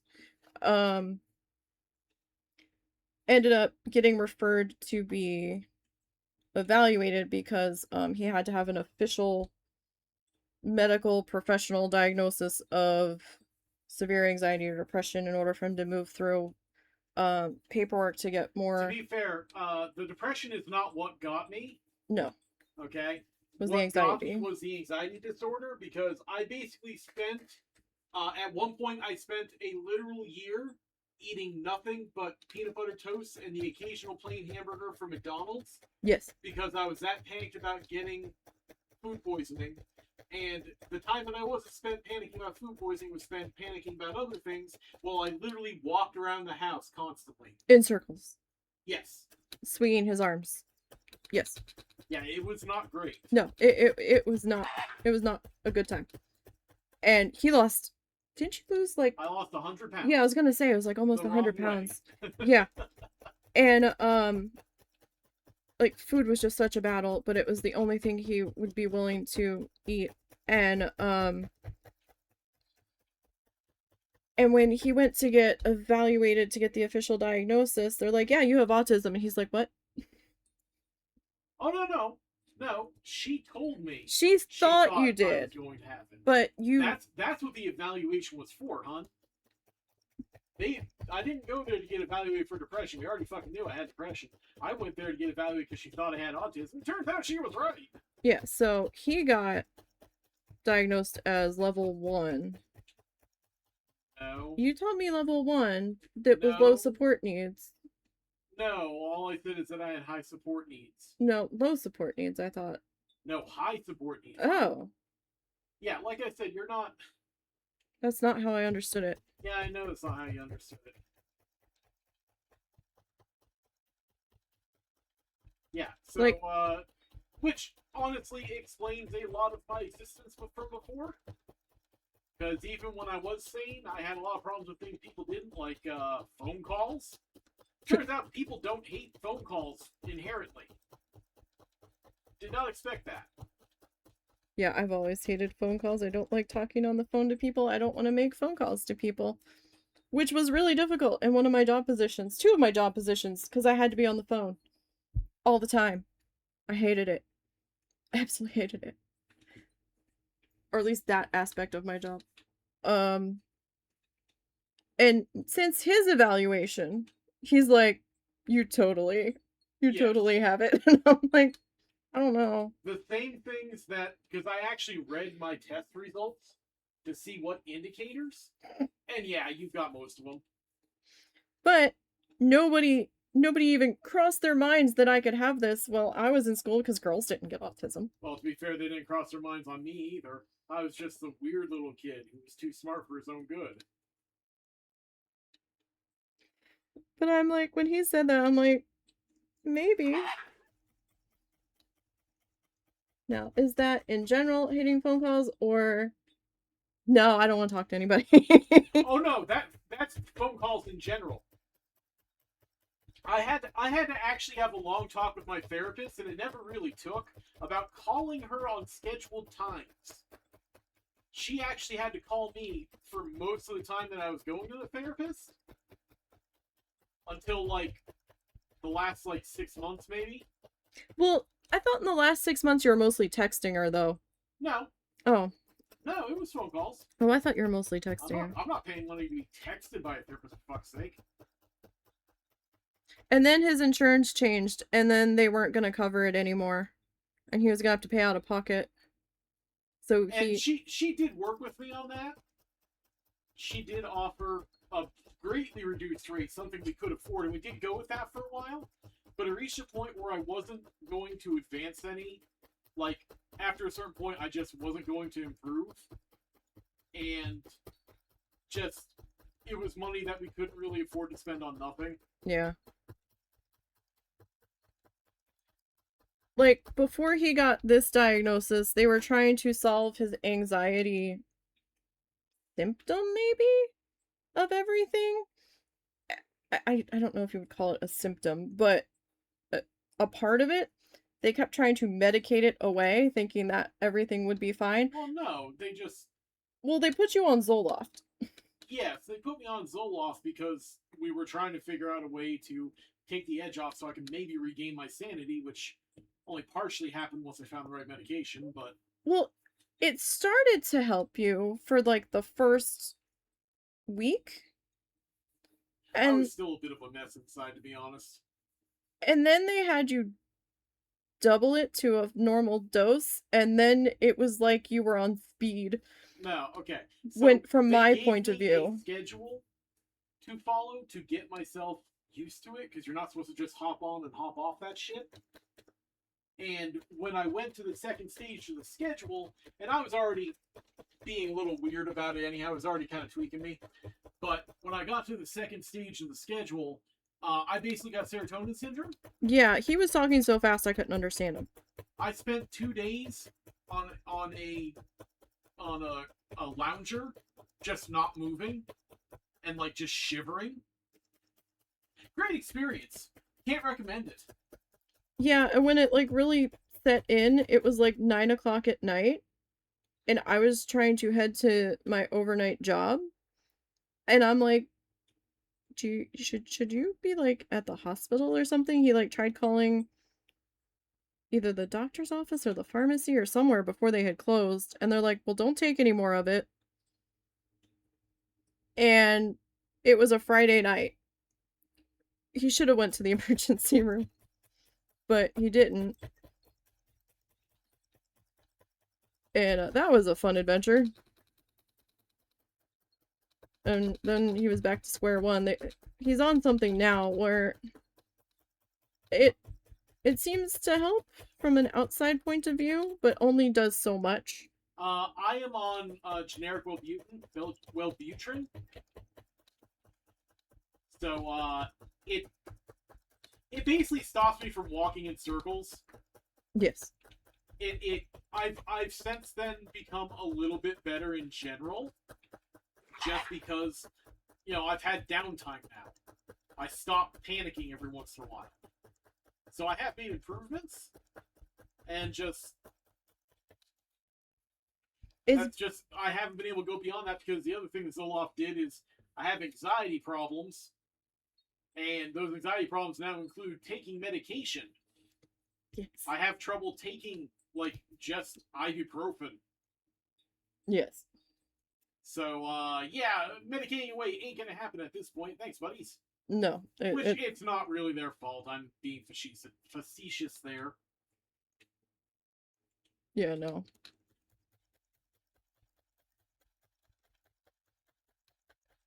I'm like, I can answer the phone if I have to, but I'd really rather not, and I really don't want to make phone calls to people. But my one job required me to make phone calls in a high stress setting. I was a clerk in a casino house line of credit office.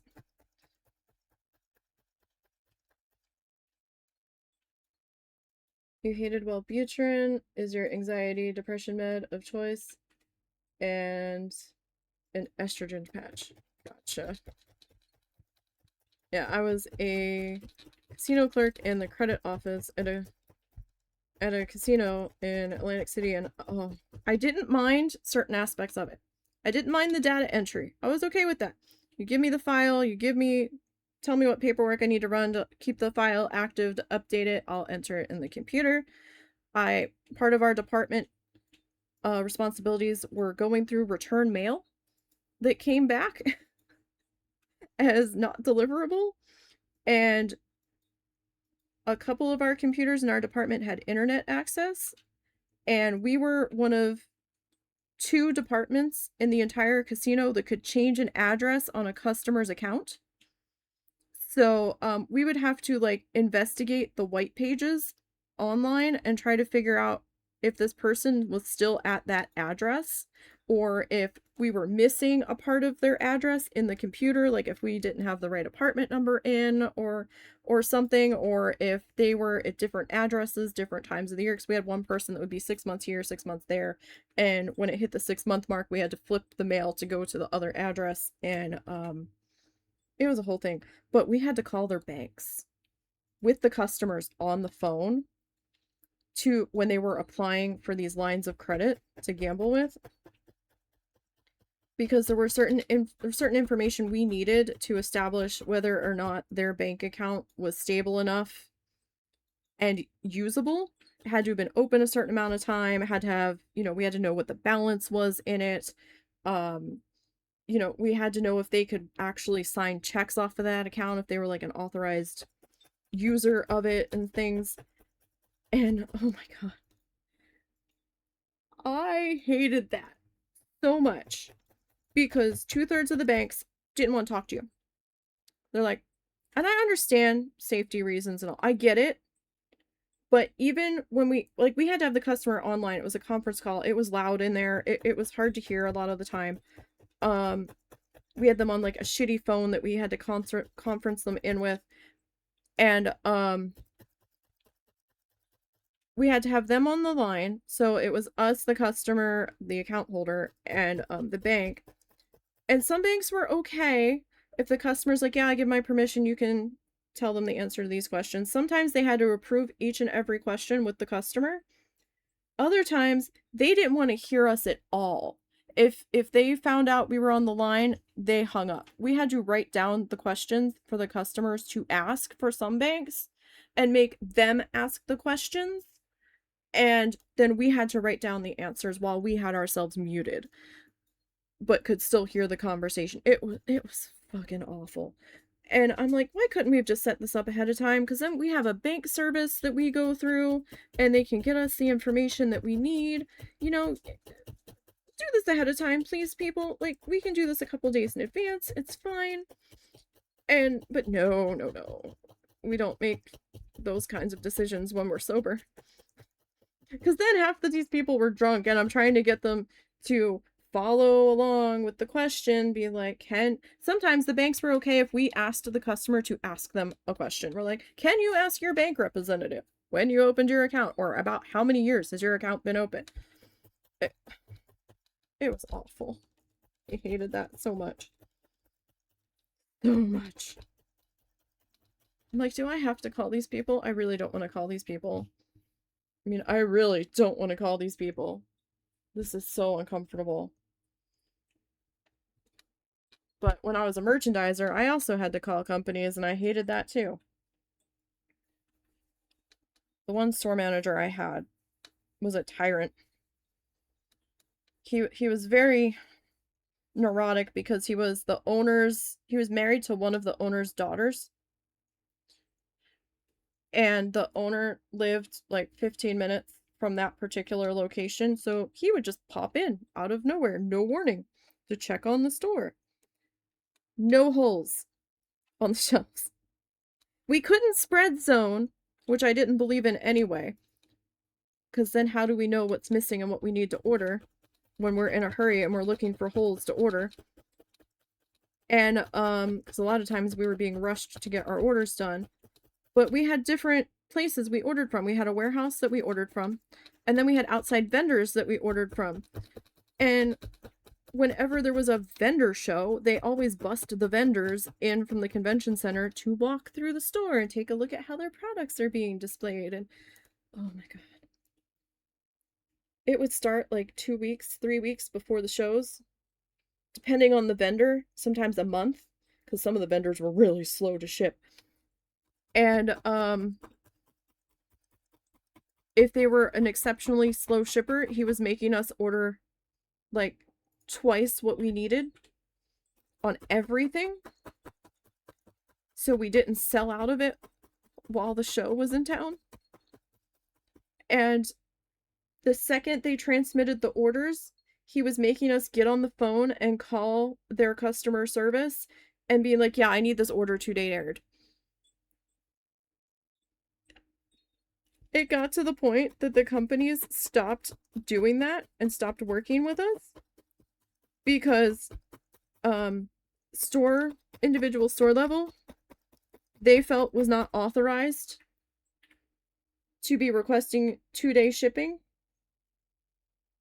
because of the cost. I don't know if the company was not paying properly or what, or if they thought it was shady. I don't know, but after a while they stopped agreeing to do it. And I was like, oh, this is an interesting turn of events. But that was awful too, having to get on the phone, and then you're sitting there on hold, and then you're on hold, and then you're on hold, and then you're being paid to register while you're on hold, and it's like, I can't come to register right now. I've been on hold for 20 minutes with this company. I am not hanging up after being on hold for 20 minutes. You found another basket that still needs to be washed, or that needs to be folded? Or is this an empty basket that you found because you emptied it? Okay, so you just need to put it away. Okay. Fold it. Okay. Okay, that's good. Could be worse. Progress! At least it wasn't full of dirty clothes. But yeah, so my husband's convinced that I'm probably most assuredly on the spectrum as well because of how things have gone for me. Like, it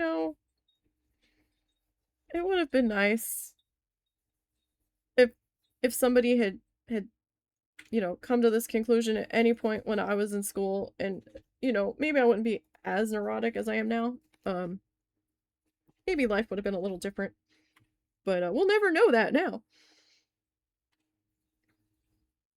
But oh my god,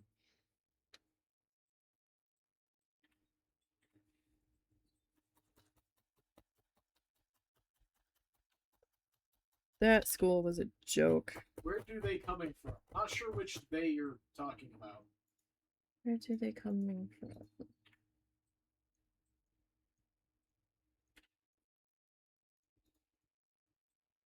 Hmm. Oh, the baskets. The void? Oh, Maybe the void. The basket monster keeps leaving them. Leaving them everywhere. laundry gnomes. Laundry Probably gnomes? Do they live in the dryer sheet box? No, they keep from the dryer sheet box.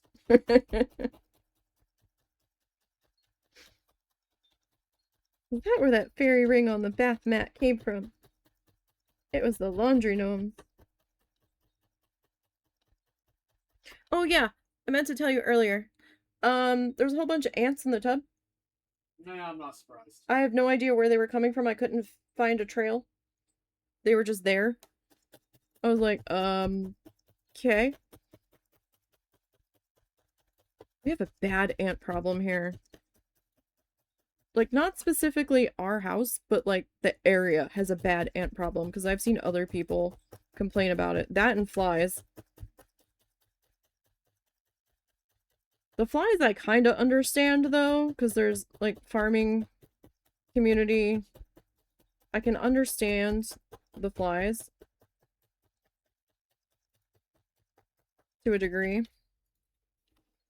Especially when they take, there's a lot of chicken houses around here. There's a few cattle ranches around here. Like, I kind of understand the flies because they also will periodically take the chicken manure and spread it out over some of the fields. That's a smell in the heat of summer. Ew. Gross. Why? Why must we do this in the heat of summer?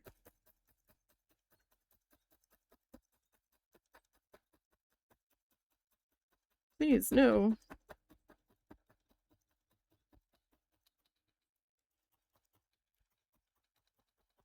They're supposed to be working on our downtown street. Our main street. Of our downtown business district. That has 1, 2, 3, 4, 5, at least 6 antique/junk stores where people can rent a booth space and sell whatever.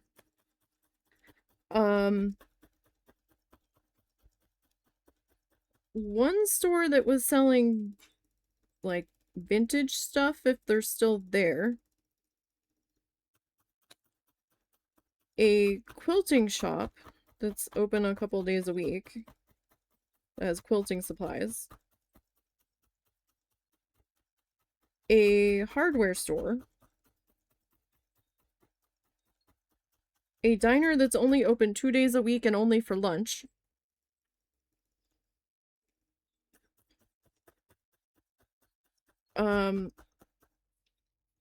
There's now 2 coffee shops.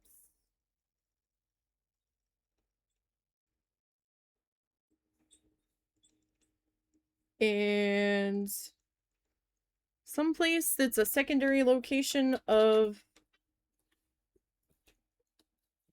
a business that sells slash odd things and supposedly does art classes, but I've never seen an art class happen in that location. Ever.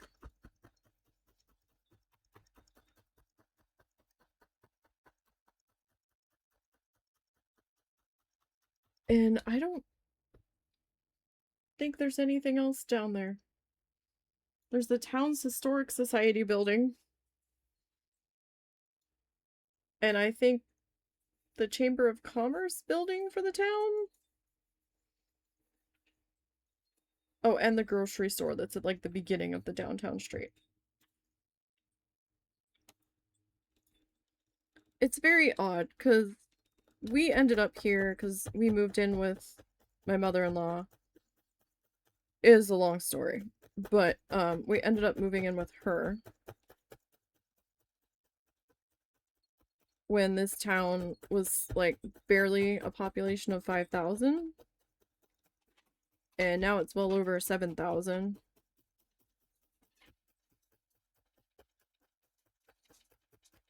And it was funny because you'd see on a couple of different Facebook pages, everybody, they're like, oh, I want to move to this town. I love this small town feel. And I'm just like, y'all keep moving here. It's not going to be a small town feel anymore, but okay. And I'm like, it's not that. You're looking at it from an outsider's point of view. You're not gonna feel that way once you're living here. The water is of questionable quality.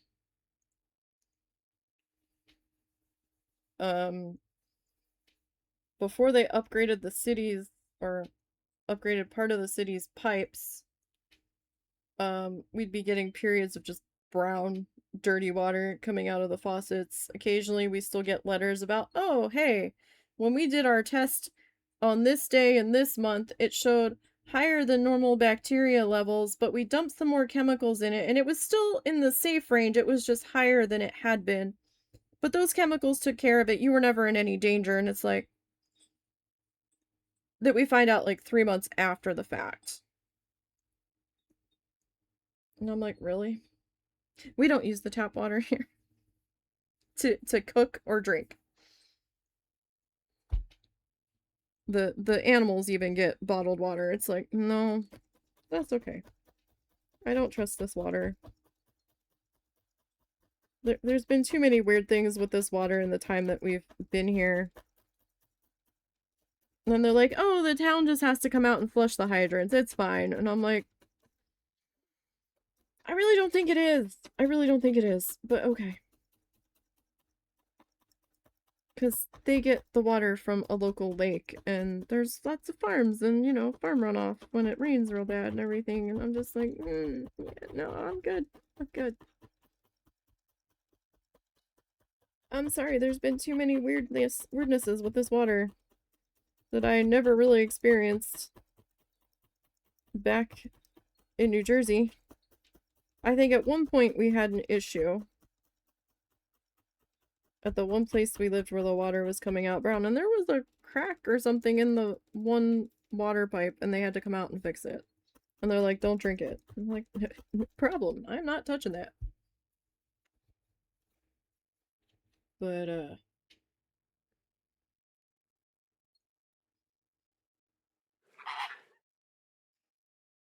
the bed is full of clothes. You don't know if you have the energy to put them all away now. Oh no. But if you sleep on it, then it'll be all unfolded, and your work will be all undone. And that could be a problem. Unless you have a mystical chair or small sofa that you can pile it all on. Oh, it hasn't been folded yet. Oh. Well. I mean,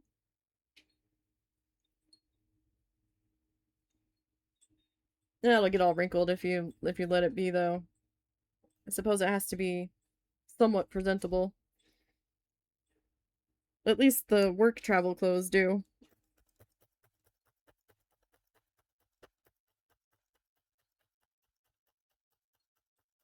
I want to go back to the zoo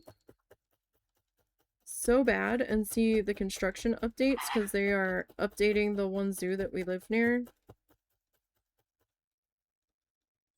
Well, I mean, you could sleep on the couch or in the kids' rooms. They're at the camper with their dad. It's so very tempting. I guess it depends, A, what time it is.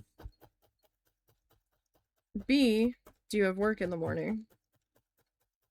And C, how late can you possibly stay up? And how freaking exhausted are you?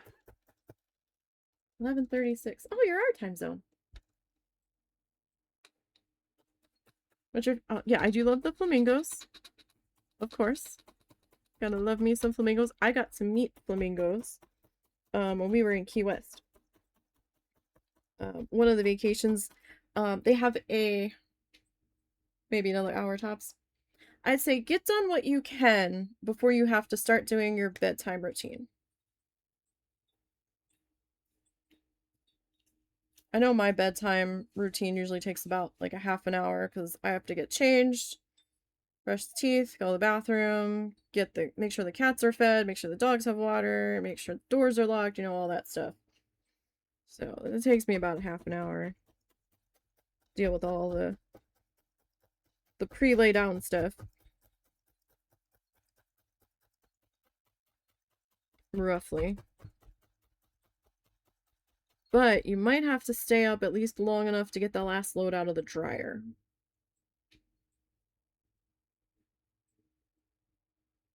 Maybe. And it depends on how much cat hair you want on the clothes, because I'm sure the cats are going to be all over it. I mean, we've given up with lint brushes and whatnot, because it doesn't matter. Yeah, I wouldn't leave that in the dryer. Because then you're going to be right back where you started. I would at least get that out of the dryer. The lint brush at the hotel. Yeah, like, if I absolutely can't have it on me, then I will wait till I am out of the house, because doing it in the house does no good. As soon as I get it off and I step outside, I'm covered again. I'm like, what the fuck? Like, no. Like, I give up no amount of Scotch spray or delinting in the house does anything. But you can't leave a cotton dress in the dryer that looks like a 90s crimper. Oh, I remember the crimpers. I think I had one briefly, but I think it was a hand-me-down from a different family member, and my mom, like, never used it on me. I think maybe once or twice. My hair was much longer then, and I could just braid my hair while it was wet. And if I did small enough braids, it looked like they were crimped. I now cannot stand my hair to be past the top of my shoulders. I had injured my neck previously at one of the places I worked at when I worked for the craft store that is now out of business. I think 2020, maybe 2021, they filed for bankruptcy and went out of business. But somebody had called my name. I was working in the front entryway setting up a display, and it had been such a bad day. No. Not Joanne's. I worked for AC Moore. It was mostly an East Coast chain. They mostly started out in the New Jersey area and then spread out from there. Yeah, our Joanne's was always kind of weird. It always looked like a tornado had gone through the store. Like, half the shelves were empty and missing stuff. And there were quite a few times where they had an item pictured in the flyer or on the website. I'm like, oh, that's a great deal. And then I got to the store and the actual product was much smaller than what the picture looked like in the ad. And I'm like, oh, no, that's not a good deal. That's like way smaller than what I need. So, but we did get our fleece there for the guinea pigs, so we can't do that anymore. Our choices are now Hobby Lobby or Walmart. We have a Michael's, we're supposed to be getting one that is about 30 minutes from our house. It was supposed to open in May, but it got pushed back to next month. I'm hoping it's open in time for me to go as part of my birthday present. And the next closest Michael's to us is about an hour one way, which isn't ideal. So I can't really, I'm terrified to drive, so I don't drive, so I can't really ask the husband to drive me 2 hours round trip to go browse at Michael's. Like I need to have a mission. So in the past when I've gotten stuff from there, I've just ordered enough to meet the free shipping minimum.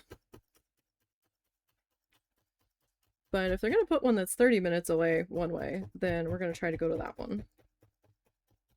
But no, I used to work for AC Moore, which, you know, pretty much the equivalent of Joann's or Michael's.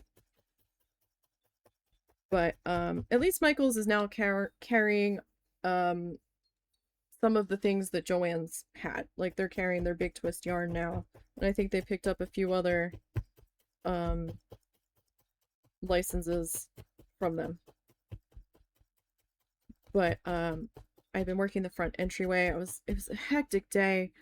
We were setting up this tween stuff, like for kids. I worked in the kids department, so I had to merchandise like kids crafts. They had this stupid tween merchandise that was like fuzzy covered notebooks and these clunky foam sandals and like weird teen bedroom kind of stuff, like the blow up furniture. But you could try to order it, but you never knew if you were going to get the same stuff when you ordered. It was kind of like a dollar store situation where they kind of sent you what they had. You could try to reorder it, but there was no guarantee you were going to get more of it, kind of situation. And I had to set up this display of sandals, like flip-flops, in the front entryway. And the fucking store manager is like, no, I want them on the hooks, because we were doing them on hooks. He goes, I want them by size. And I'm like, what? He goes, I want them by size. I was like, this is going to be trashed in exactly a half an hour, because people are going to be digging through here, trying to find their sizes. They're going to be falling off the little plastic hangers that are hanging on the hooks. And the hooks are going to, the little hooks on the sandals, the little plastic thingy, that's going to snap. We're gonna have loose shoes all over the bottom. I'm like, can't we just do a bin? And like, no, it has to look perfect and it needs to be hung up. And I'm like, oh my fucking god. These boxes of sandals, I'm like 5'3"-ish, give or take. These boxes came up to my chest, my boobs, basically. I could stand inside of these boxes. They were large. They weren't super heavy because the sandals were foam. They were pretty light, but they were really, really awkward. So I had been lifting these huge boxes trying to find all of the crap in the stockroom because we didn't have all of it at first, and we had sat it to the side until we got the rest of it, and then all of it came in, and then I had to dig through the stockroom to try to find it all in my area. And I'm picking up these huge ass boxes. I'm kind of like tossing them over my head. I get them all pulled out. I'm in this front entryway, and I'm like, first call to register. I'm being pulled in 15 different directions. I was pissed.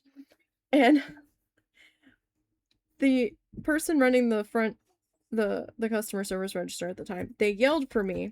And the person that was doing our display boards above all of the product merchandise was standing next to me. And I was so mad. I whipped my head around because I couldn't even get a second to breathe. And I was like, what? Because we had these air curtains to try to keep the air conditioning and in the store in the summer, and then the heat inside in the winter, and they were loud and they were running in my ear, so I had to like scream, and I was pissed.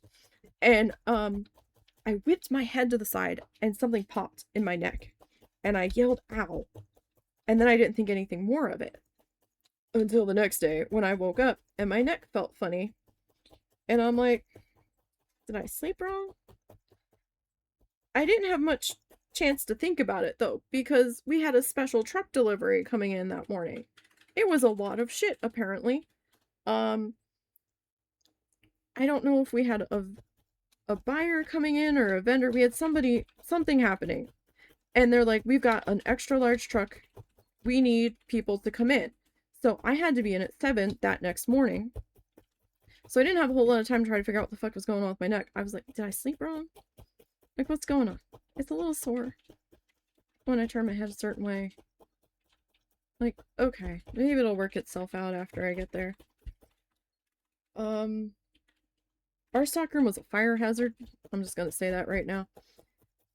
You could not pull a pallet of merchandise from our loading dock out the stockroom doors. It wasn't happening. You could barely get a cart. You could barely get a cart that was like the width of a shopping cart and maybe the length of a shopping cart and a half, maybe 2 shopping carts through there. And that was always a fight. So there's no way you were getting a pallet of merchandise through there. So our warehouse deliveries had to be dropped off on the front sidewalk and pulled through our entrance doors. They had to like pop the emergency door part of it so it would open wider to drag the pallets of merchandise through the doors. And then they dropped them in like a U shape around the store. And then we had to break the shrink wrap off all of the pallets and break down everything off of the pallets and take it to the parts of the store where it needed to go. I didn't mind doing that necessarily. I didn't mind the freight at all. Didn't care about that. My neck cared about it that day though. If it had been a normal day, I would have been happy as a clam. Except this particular morning, I was slowly becoming more and more useless. It got to the point where my head was on my shoulder, and I could not pick it up. Every time I tried to move and breathe, I was like getting like really bad spasms through my neck. I was practically in tears, and people were like, what the fuck's wrong with you? I'm like, I can't pick my head up. And they're like, what? I'm like, I can't pick my head up. It is stuck where it is. It's not coming up off of my neck, off of my shoulder. Like, I don't know what the fuck's going on. And I didn't think about it anymore after I had yelled ow, because after that split second, it didn't hurt anymore the day before, so I didn't think about it. And then the classroom chick came in, she's like, well, you turned your head yesterday and you yelled ow, and like everybody looked at me, they're like, what?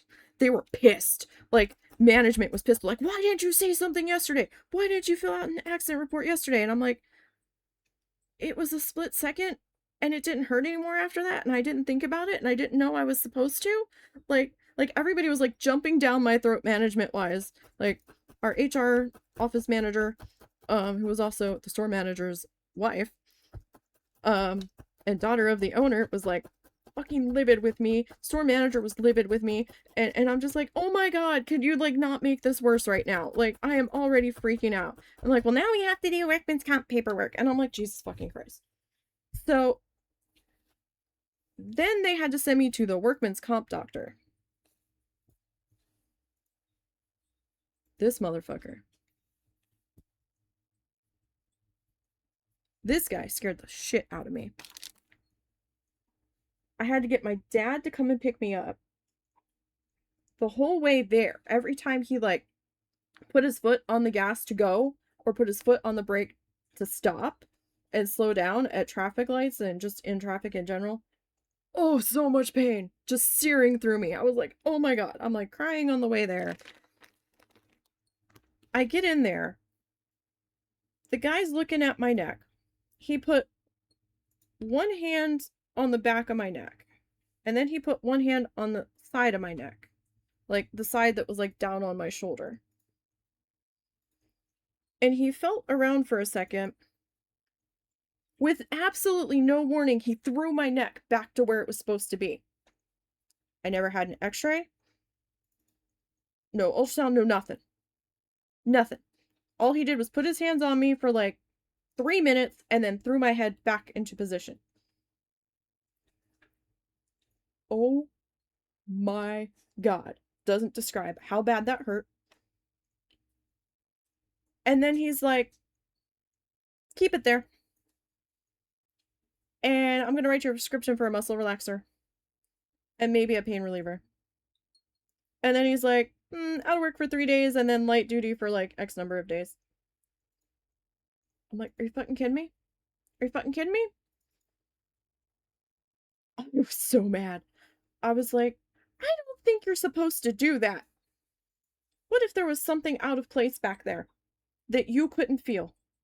Oh, I don't know if that was normal. I still have problems with my neck to this day. Oh, that was horrible. That was absolutely horrible. If I move a certain way, my neck pinches now. I have to be very mindful of how I turn my head. Just, holy shit. I was like, really, guy? I was like, oh my god. It was terrifying. They didn't even put, like, a collar around my neck to help me hold it there. He's just like, just hold it there. He's like, when you go to lay down, lay on the opposites, lay on the side that it keeps trying to go to push it back into place. That's what they told me. And I'm like, okay, sure. You gotta be kidding me.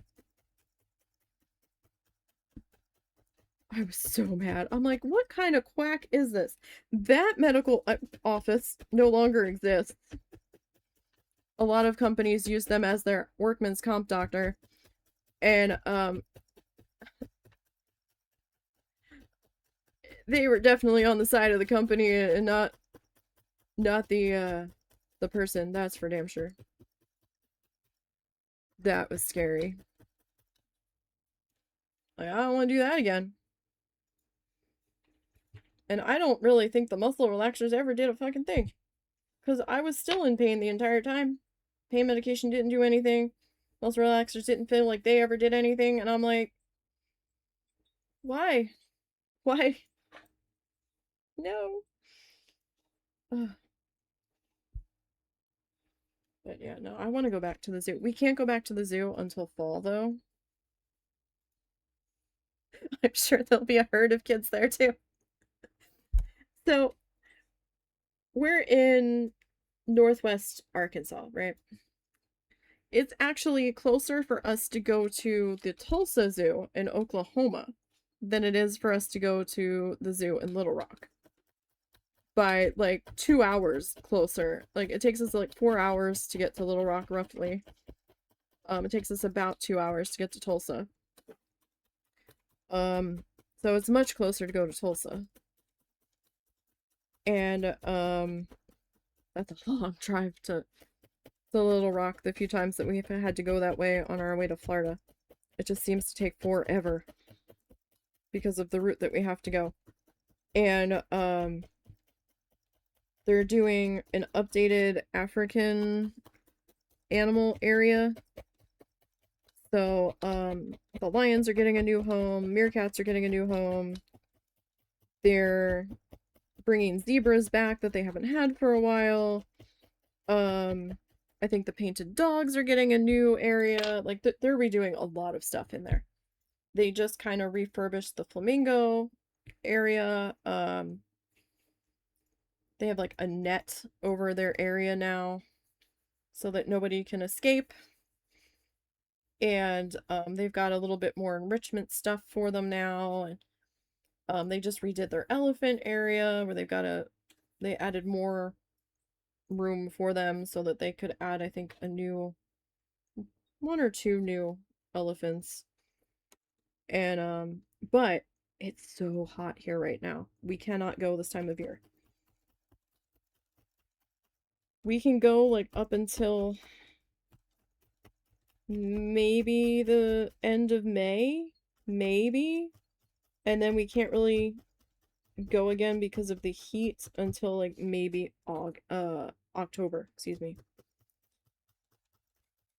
We've made the mistake of going in August before for our birthdays, because our birthdays our birthdays are like a year and a week apart from each other. They're both in August. So we're like, well, let's go the week in between them. And then we can celebrate both. Um, I checked whether or not it was going to rain here instead of there. But the rain wasn't the problem. We got there. It looked like it was going to be a beautiful day. I'm like, okay, cool. We get there, and there's a big sign at the entrance gate that says, the train's not running due to inclement weather.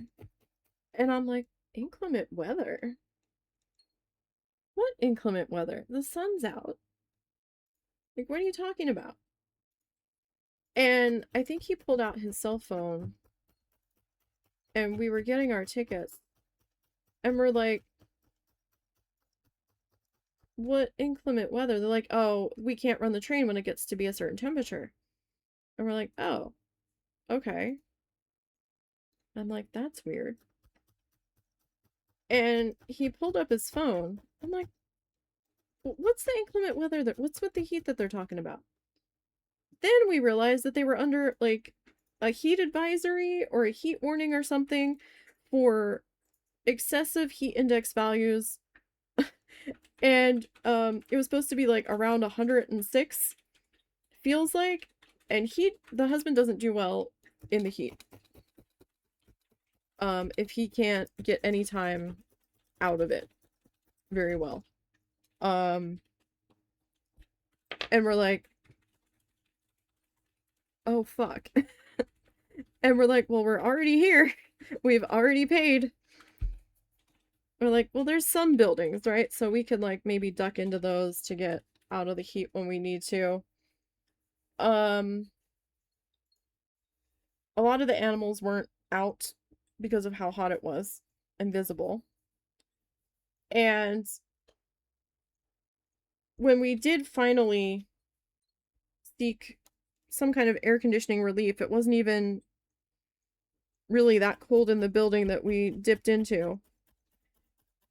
And apparently there was a Bible summer camp thing there where they had kids there, like young kids running around that had teenagers as their chaperones.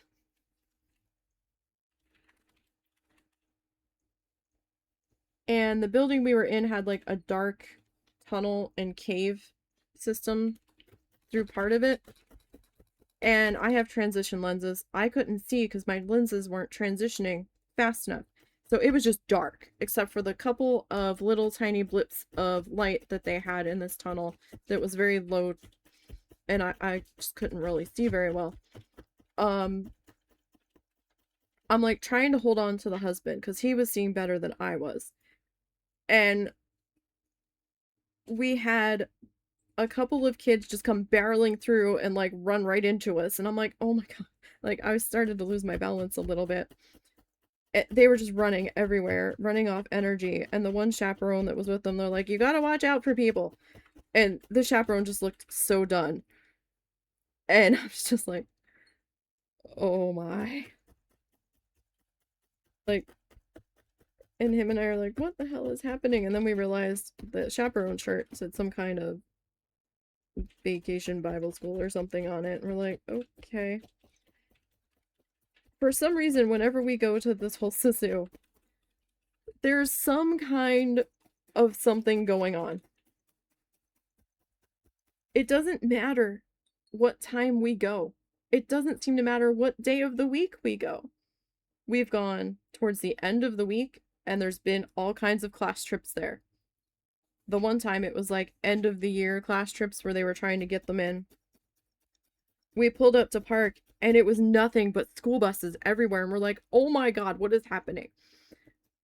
And there were kids running everywhere. And then we're like, oh shit, it's like end of school year field trip day. Multiple grades, multiple different schools, and we had brought our own food because you could bring outside food in there. And we pulled up at a picnic table. And we were sitting down to eat, and they had some unreleasable bald eagles in a habitat near where we sat down. Every single group of kids, I don't know if they were second graders, maybe. No older than third, I don't think. Every single group of kids that came past there came running past the eagles or running up to them screaming, "Eagles!" Every single group. It was not the same group. What?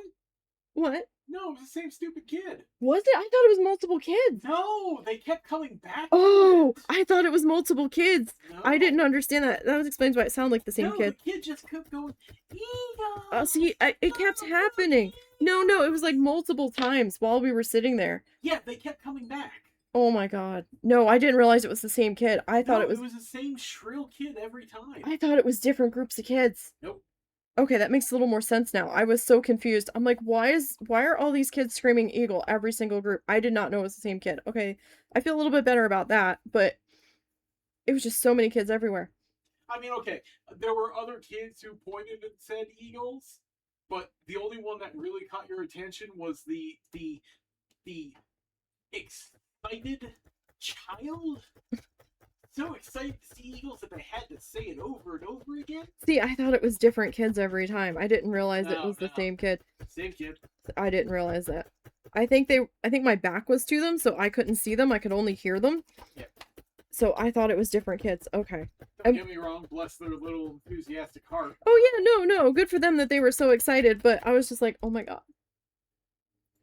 I just want to eat my lunch.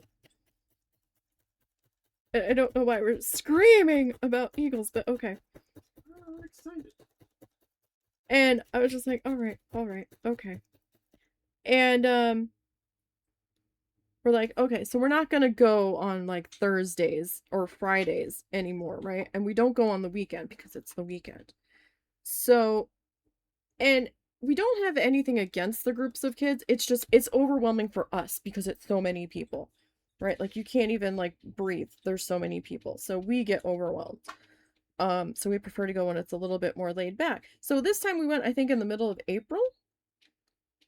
And we're like, it's not quite end of year school trips.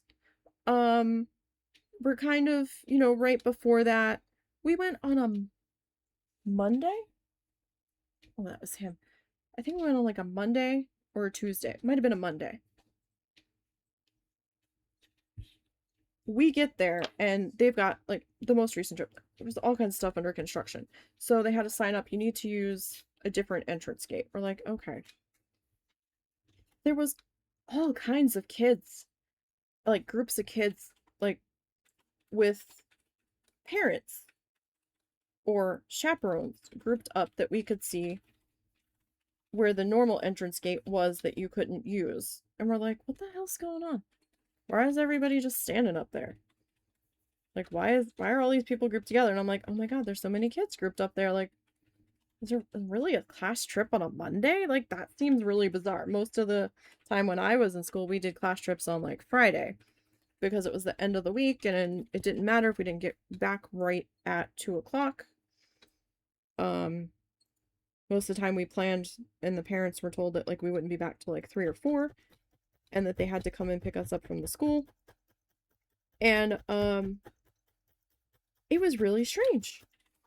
And we're like, who does the field trip on a Monday? It's bizarre.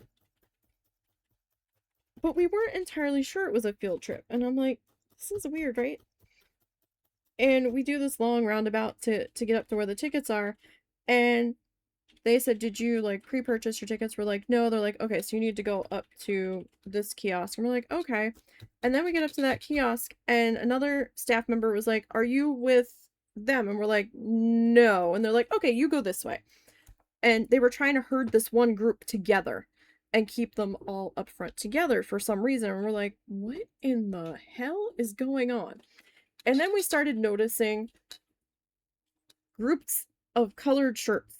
And you tend to do that when you have littles in a crowded place to keep track of them. like, okay, this class is gonna wear all of this color, this class is gonna wear all of that color, so that way the chaperones know what color shirts the kids are wearing and they can keep track of them. And I'm like, oh no. A Monday field trip. What is happening? Why every time we come here, there's a field trip? I just wanted a nice quiet day at the zoo. What the hell? And I have to say, I don't know what the deal was with this particular group of kids. Um, it made the other class trips that we've seen in there look like angels and so much more well behaved. And I was just like, what is happening? And we were thinking, well, is this a class trip? Because then there was parents yelling, get back over here with your brother, get back over here with your sister, and they were different ages.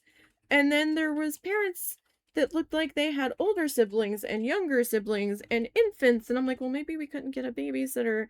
And then there was like almost teenagers, like maybe 12, 13, somewhere around in there with some of these groups, and I'm like, why are there so many different ages grouped together? This is really strange.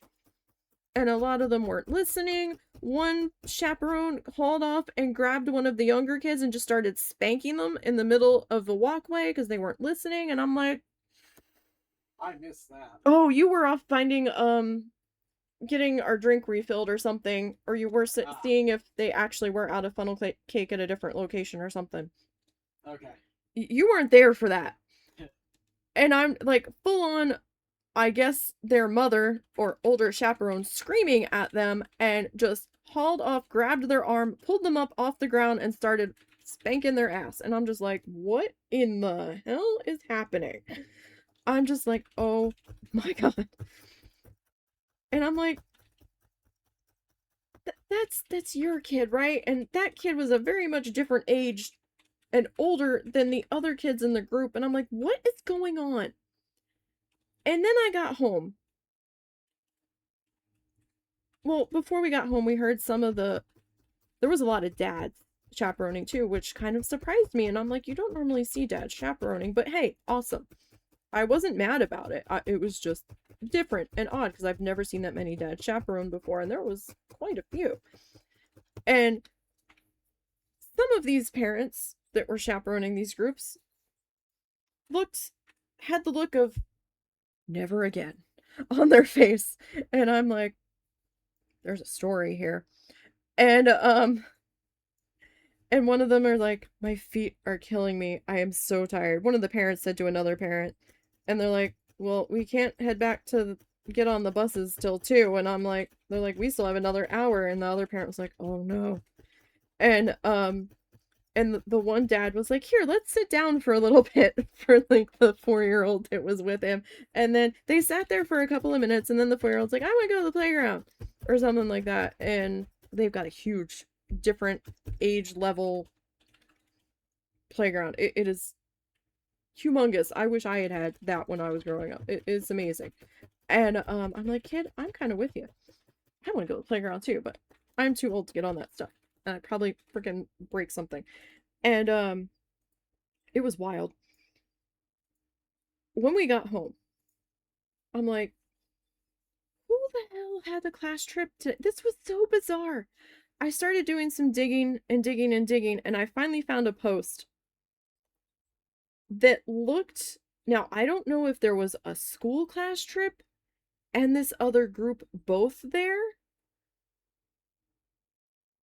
It was weird because one group seemed to be a little more organized than the other. I will say that.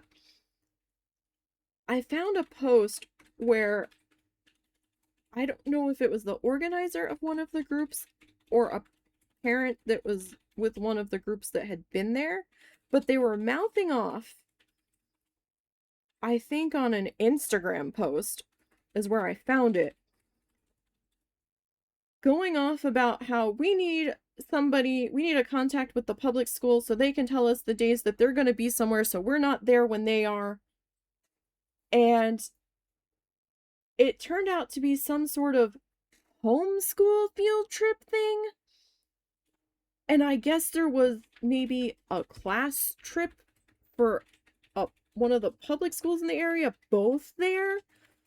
And the homeschool thing made so much more sense compared to how the chaperones were behaving with the one set of kids and the different age ranges per group compared to the other group. Because you could tell there was two different sets of groups there. I know when we were in one of the buildings towards the end of our time there, where we were starting to have had enough, we had a parent like rush by us and run into another chaperone, and they're like, have you seen so and so? And they're like, no. They're like, I can't find so and so. And the one that's like, I can't find so and so looked like deer in headlights. And then the other parent seemed to look at them for a minute, and it was like slowly processing, and they're like, what do you mean? And they're like, I last saw them here, I turned around, and now I can't find them. And you could feel the panic setting in on the first parent. And second parent's like, okay, calm down, breathe, we'll check through this building. Like, I've already run through this building once entirely, I can't find them. And a little bit later, we saw a kid by themselves walk past us with like some kind of piece of paper in their hand or something. They didn't seem panicked. They didn't seem concerned. They didn't really have a shirt on that looked like it maybe they had one shirt on that looked like it belonged to one of the groups, but I don't know who this kid belonged to.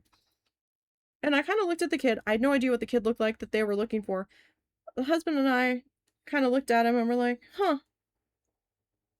And then we were kind of like, they were like 12, 13. They were old enough. It wasn't like a little like 5 or 6-year-old that would definitely be lost. They were old enough to figure things out, and they didn't seem to be bothered. They didn't seem to be frantically looking for anyone, so I thought, well, maybe their group's just up ahead and they went back to grab something or to do something on their little worksheet or whatever. So I wasn't that worried about it. As we were meandering our way towards the exit, there were zoo security. I've never seen zoo security in all the times that we went there until this day. Security? It just kind of looked like one of the regular workers. It didn't say security on them, but they had keys. I think maybe one of them had security on the back of their shirt. I think. They were driving around a little golf cart. They had walkie-talkies. The other dude that had a radio in a bag over his shoulder didn't say security. The person that was driving the golf cart, I think their shirt said security. And they had kind of been driving around real slow, like looking around. And then this dude with like a radio in a bag over his shoulder came up to them, and they were talking. They're like, have we found them? And they're like, no, we don't even really know where they last seen the kid. And the buses have all left. We don't know if they found him and didn't tell us. And I'm like, we weren't involved anyhow, so. No. Oh, they were saying no, they were saying that to each other. I heard the one say, well, the buses have all left. And the other one's like, so they all left and didn't tell us if they found the kid? Or left without them? And they were kind of pissed because they're like, now we don't know if we need to keep looking for this kid or not. And I don't know whatever happened. I imagine they did head counts and everybody was back on the bus. I hope everybody made it back on the bus. But I guess this guy was maybe part of the events or the school groups or whatever, trying to help coordinate them through the zoo as smoothly as possible. It didn't help that a lot of the pathways were closed down and they had new temporary pathways up, so some stuff just kind of cul-de-saced around and brought you back the same way that you got back there. So it was very congested in certain sections. But I was just like, wow. You alerted zoo staff that one of your groups lost track of a child, couldn't find the child, and then y'all left and didn't tell zoo staff that you found the child? Oh my god. Like, What? Are you kidding me? Who does that? I don't know if it was the school group or the homeschool group. No idea. But wow, that was something. I was just like, holy shit. Like, I'm glad I'm not involved in that shit. But, oh my god. I mean, yeah, misplacing a child happens, especially when it was that crowded. But to not tell the staff that you did find the child and everything's good now, like, I think they were like 2 seconds away from having to get the police involved at that point, because the zoo was emptying out pretty quick. So you could tell that 90% of the chaos had been those two groups that had been there. And you know what? And I know a lot of people don't agree with me on this, but if you have a child that likes to bolt away from you in a crowded space with a bunch of other kids, I am a full advocate of the little harnesses that you can put on your kid and clip on them that have like the little leashes on them so that you can keep track of them. Like if it's your kid, like I don't mean like if you're chaperoning a group. No. Like if it's your personal kid, like and you know that they have a tendency to bolt from you or run or get overly excited, little kid, like under 5, like I know shit happens, but I saw two young kids, maybe 3 and 4, 2 and 4, something like that, with one group. I think they were with the homeschool group. They had these little backpacks, and on the back of the backpack was an attachment, like a like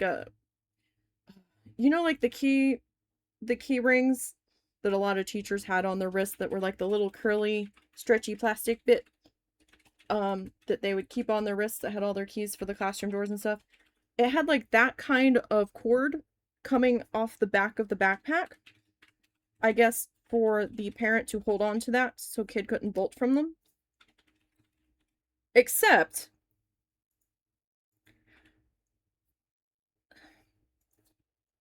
okay, how to best describe this? The the parent was hurting these two, plus I think they were pushing a stroller. I don't know if anyone was in the stroller. The littlest one that was walking around might have originally been in the stroller. And then I think they had another 1 or 2 kids with them that were a little bit older. What is the point of having this backpack with a little leashy attached to it? So the kid can still feel somewhat independent, but you still have a hold on them so they can't vanish into a crowd. If the kid keeps taking the backpack off and just sitting it down on the ground and walking away from it, and you're not holding on to the part of the leash to keep track of your child, I'm like, what was the point in this? Like, why? Why did we bother? I'm like,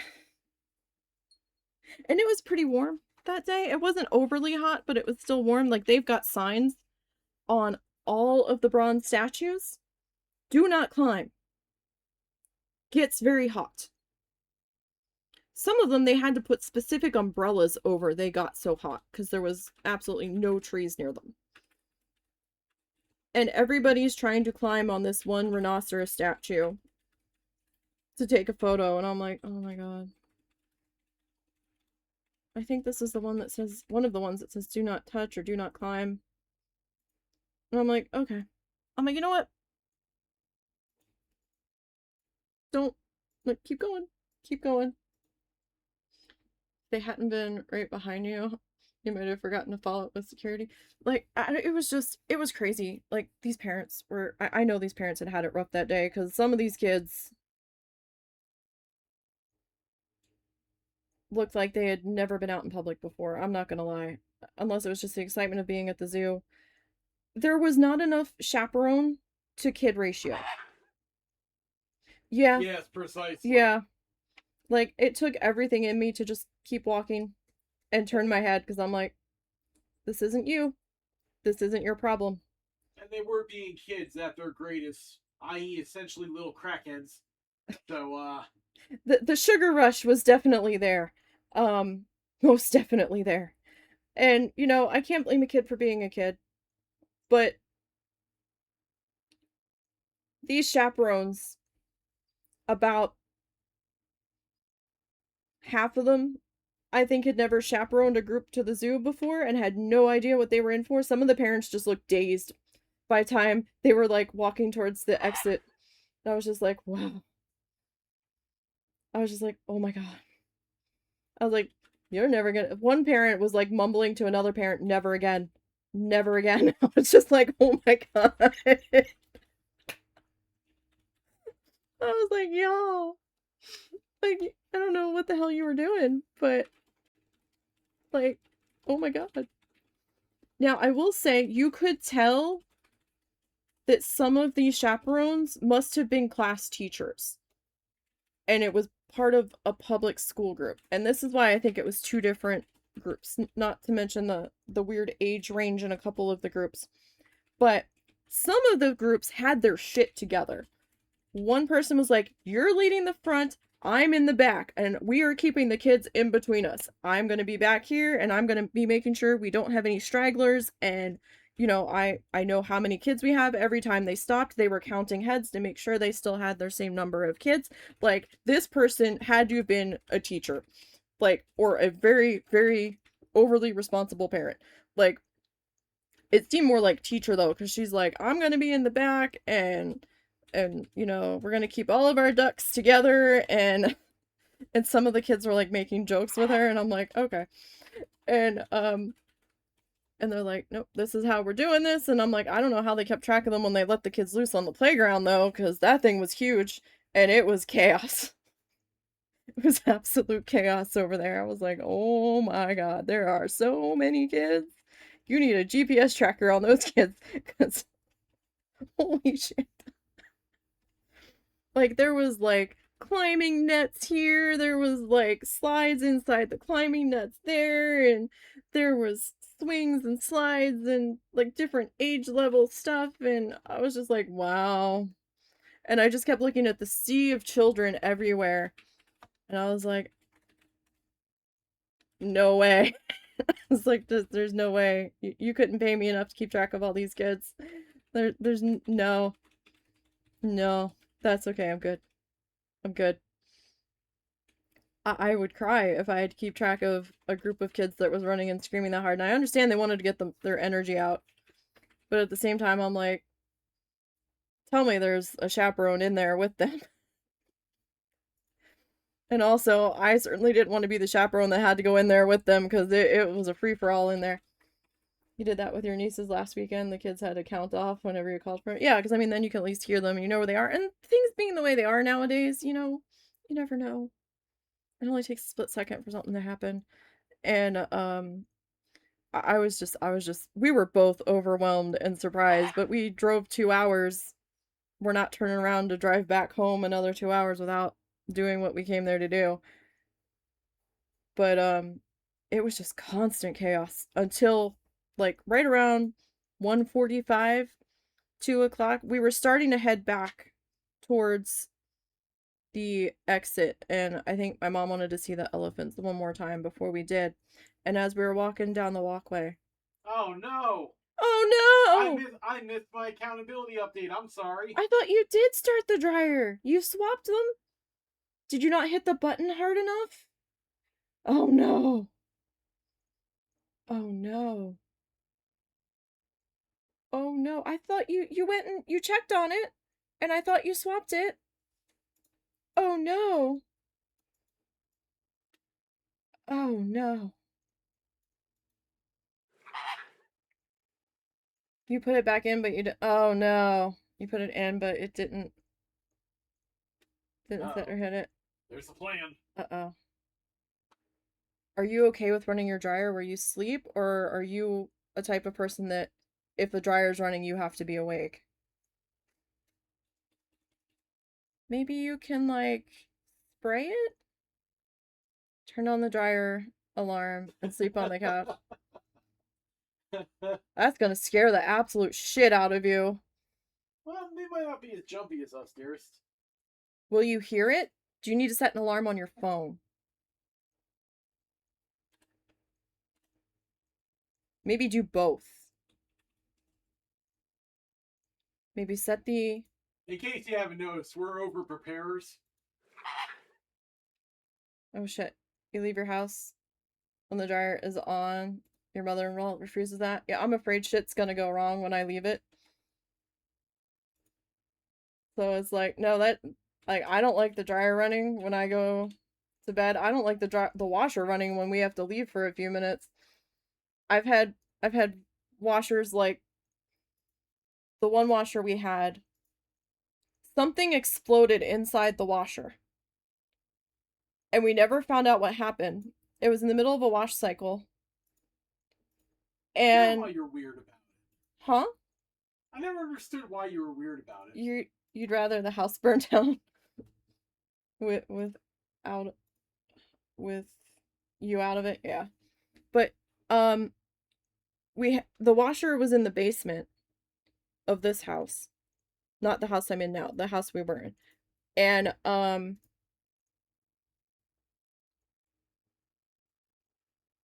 we my mom's like, this washer's taking a really long time.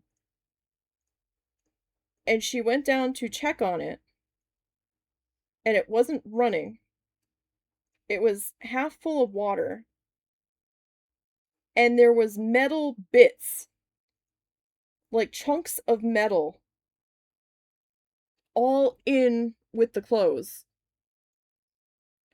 that almost looked like a really big washer had just shattered inside of it. We have no idea what it was, what happened. Your dryer alarm is loud and will wake you. Like, I don't know if the dryer alarm would wake us. I'd have like the dryer alarm on and like 2 different alarms set if that like had to be out of there.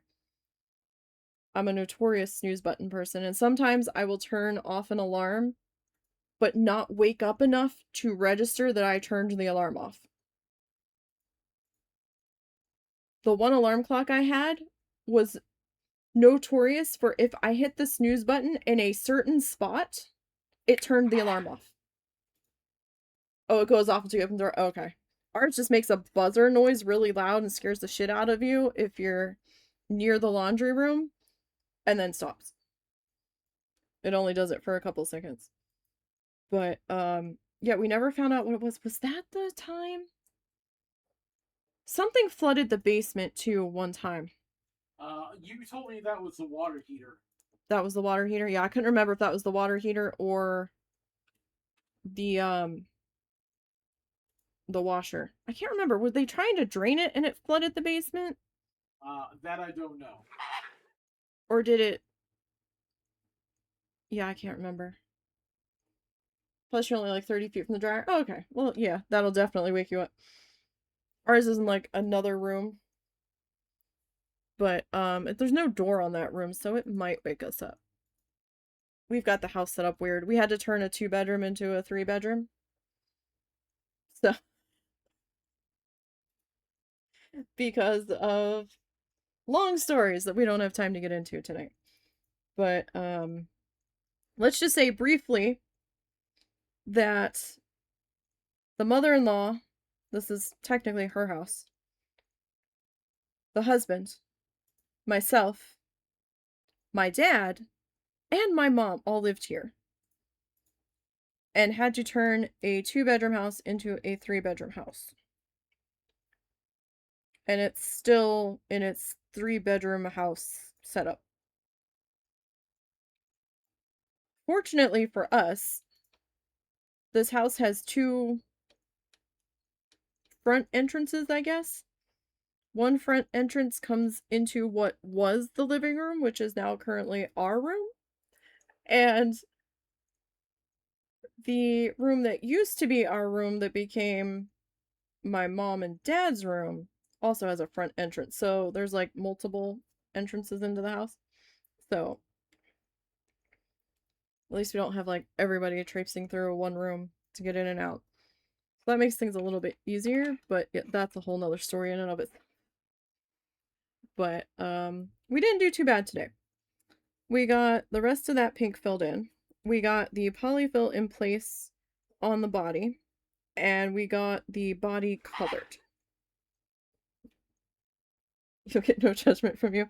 Yeah, it's a long story, and I've gone through it before, years past.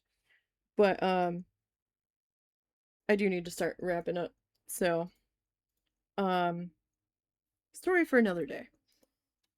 Because that one's all kinds of asshattery going on with it. But um we did some decent stuff here. We had some zoo breaks with the animals here and in between. So I mean we did get some decent stuff done. Next week when we get back to this guy, we will finish off the body, this part of the body, and then I want to get the water in. All of this is technically going to be water, but I might do 2 different shades of water. I don't know though. I might just go all with the one shade. You're not going to see much of it down here, but I truly appreciate the accountability checks. I tried. Sometimes I got distracted and forgot to remind you. Husband tried. Yeah, I'm not that much better, unfortunately. He gets distracted too, and especially this late at night. Yeah. But we tried. But we didn't do half bad for today. We still have a good ways to go. I still have to finish off the body. I have to put the wing bump outs that I want to put on there, and I want to put a little bit of a highlight on part of the neck and the upper part of the body here too. I don't know if I want to say we're about halfway done, or maybe a little less than halfway. I'll be generous. I will be back streaming tomorrow. We will be doing Planet Zoo tomorrow. So we are working on the walkway that I've got going on above the sea animal habitats. So that's probably going to take a little bit of time to work on that. But I did start it last week, but we've got a ways to go on that. Tomorrow I'll be streaming. I try to stream around 7 or 8 p.m. Central till around midnight. I have a schedule posted of a start time of 9 p.m. Central, but I've been trying to start earlier than that because I find things work out better if I start sooner. So I've been trying to start between 7 and 8 p.m. Central. I do post on Blue Sky when I'm going live, and I think you can have a notification set here. I don't know if that just sends you an email or not, but I do post there when I'm gonna go live. Did you mention YouTube yet? Huh? No, not yet. So I do have a link somewhere on the about page. I don't know if it's down below or up top or wherever. So there's a link to the Ko-fi page where I have a gallery of most of the art that I've done. And there's a way to support the channel through there if people don't want to support through Twitch, which I totally get. There's a link to that Blue Sky account. It's similar to X Twitter, but my sanity couldn't take X Twitter any longer, so I ended up on Blue Sky. And there's also a link to the YouTube channel. Most of the live streams are archived over on that YouTube channel, so there'll be different playlists for different things. There's a needle felting playlist, there's an embroidery playlist, there's different gaming playlists, there's painting playlists, tissue paper art, all sorts of things. Yeah, I get your pop-ups for Twitch. Okay, cool. So yeah, so there's also the YouTube channel as well where things get archived. And then there's some stuff that I haven't live streamed that is also on the YouTube channel. Some of it's art stuff, some of it's game stuff. I've done playthroughs of Little Known Galaxy, Bear and Breakfast, Honey, I Joined a Cult over there that I didn't stream. Right now I've got Bookshop Simulator going up on the channel that I'm in the middle of recording for that. So we've got a whole bunch of different stuff going on. But I will be back tomorrow evening, and we will be working on Planet Zoo. I don't think weather is going to be an issue tomorrow for us. I do have to cancel sometimes when we have thunderstorms because Zuzu has, really bad storm anxiety and tries to climb every piece of furniture that he's going to end up hurting himself doing so when we have a thunderstorm. So we both kind of have to like sit on him or take turns like walking around the house holding him so he doesn't hurt himself. So it's a whole thing. So during 4th of July weekend was a very rough weekend. Because not only did we have fireworks, we had thunderstorms, we had all of it all over the course of like 3 days back to back. It was a rough weekend. but we got through that. So yeah, I will be back tomorrow. You have a safe travel time. Hopefully you don't sleep through your dryer being cranky and you're able to get the clothes out. Thank you for keeping me company this evening. I do appreciate that. So safe travels. Hopefully your symposium goes well. Hopefully the weather in Boston treats you well. And I will see everybody tomorrow night. So until next time, you guys, have a good one. Well, thank you.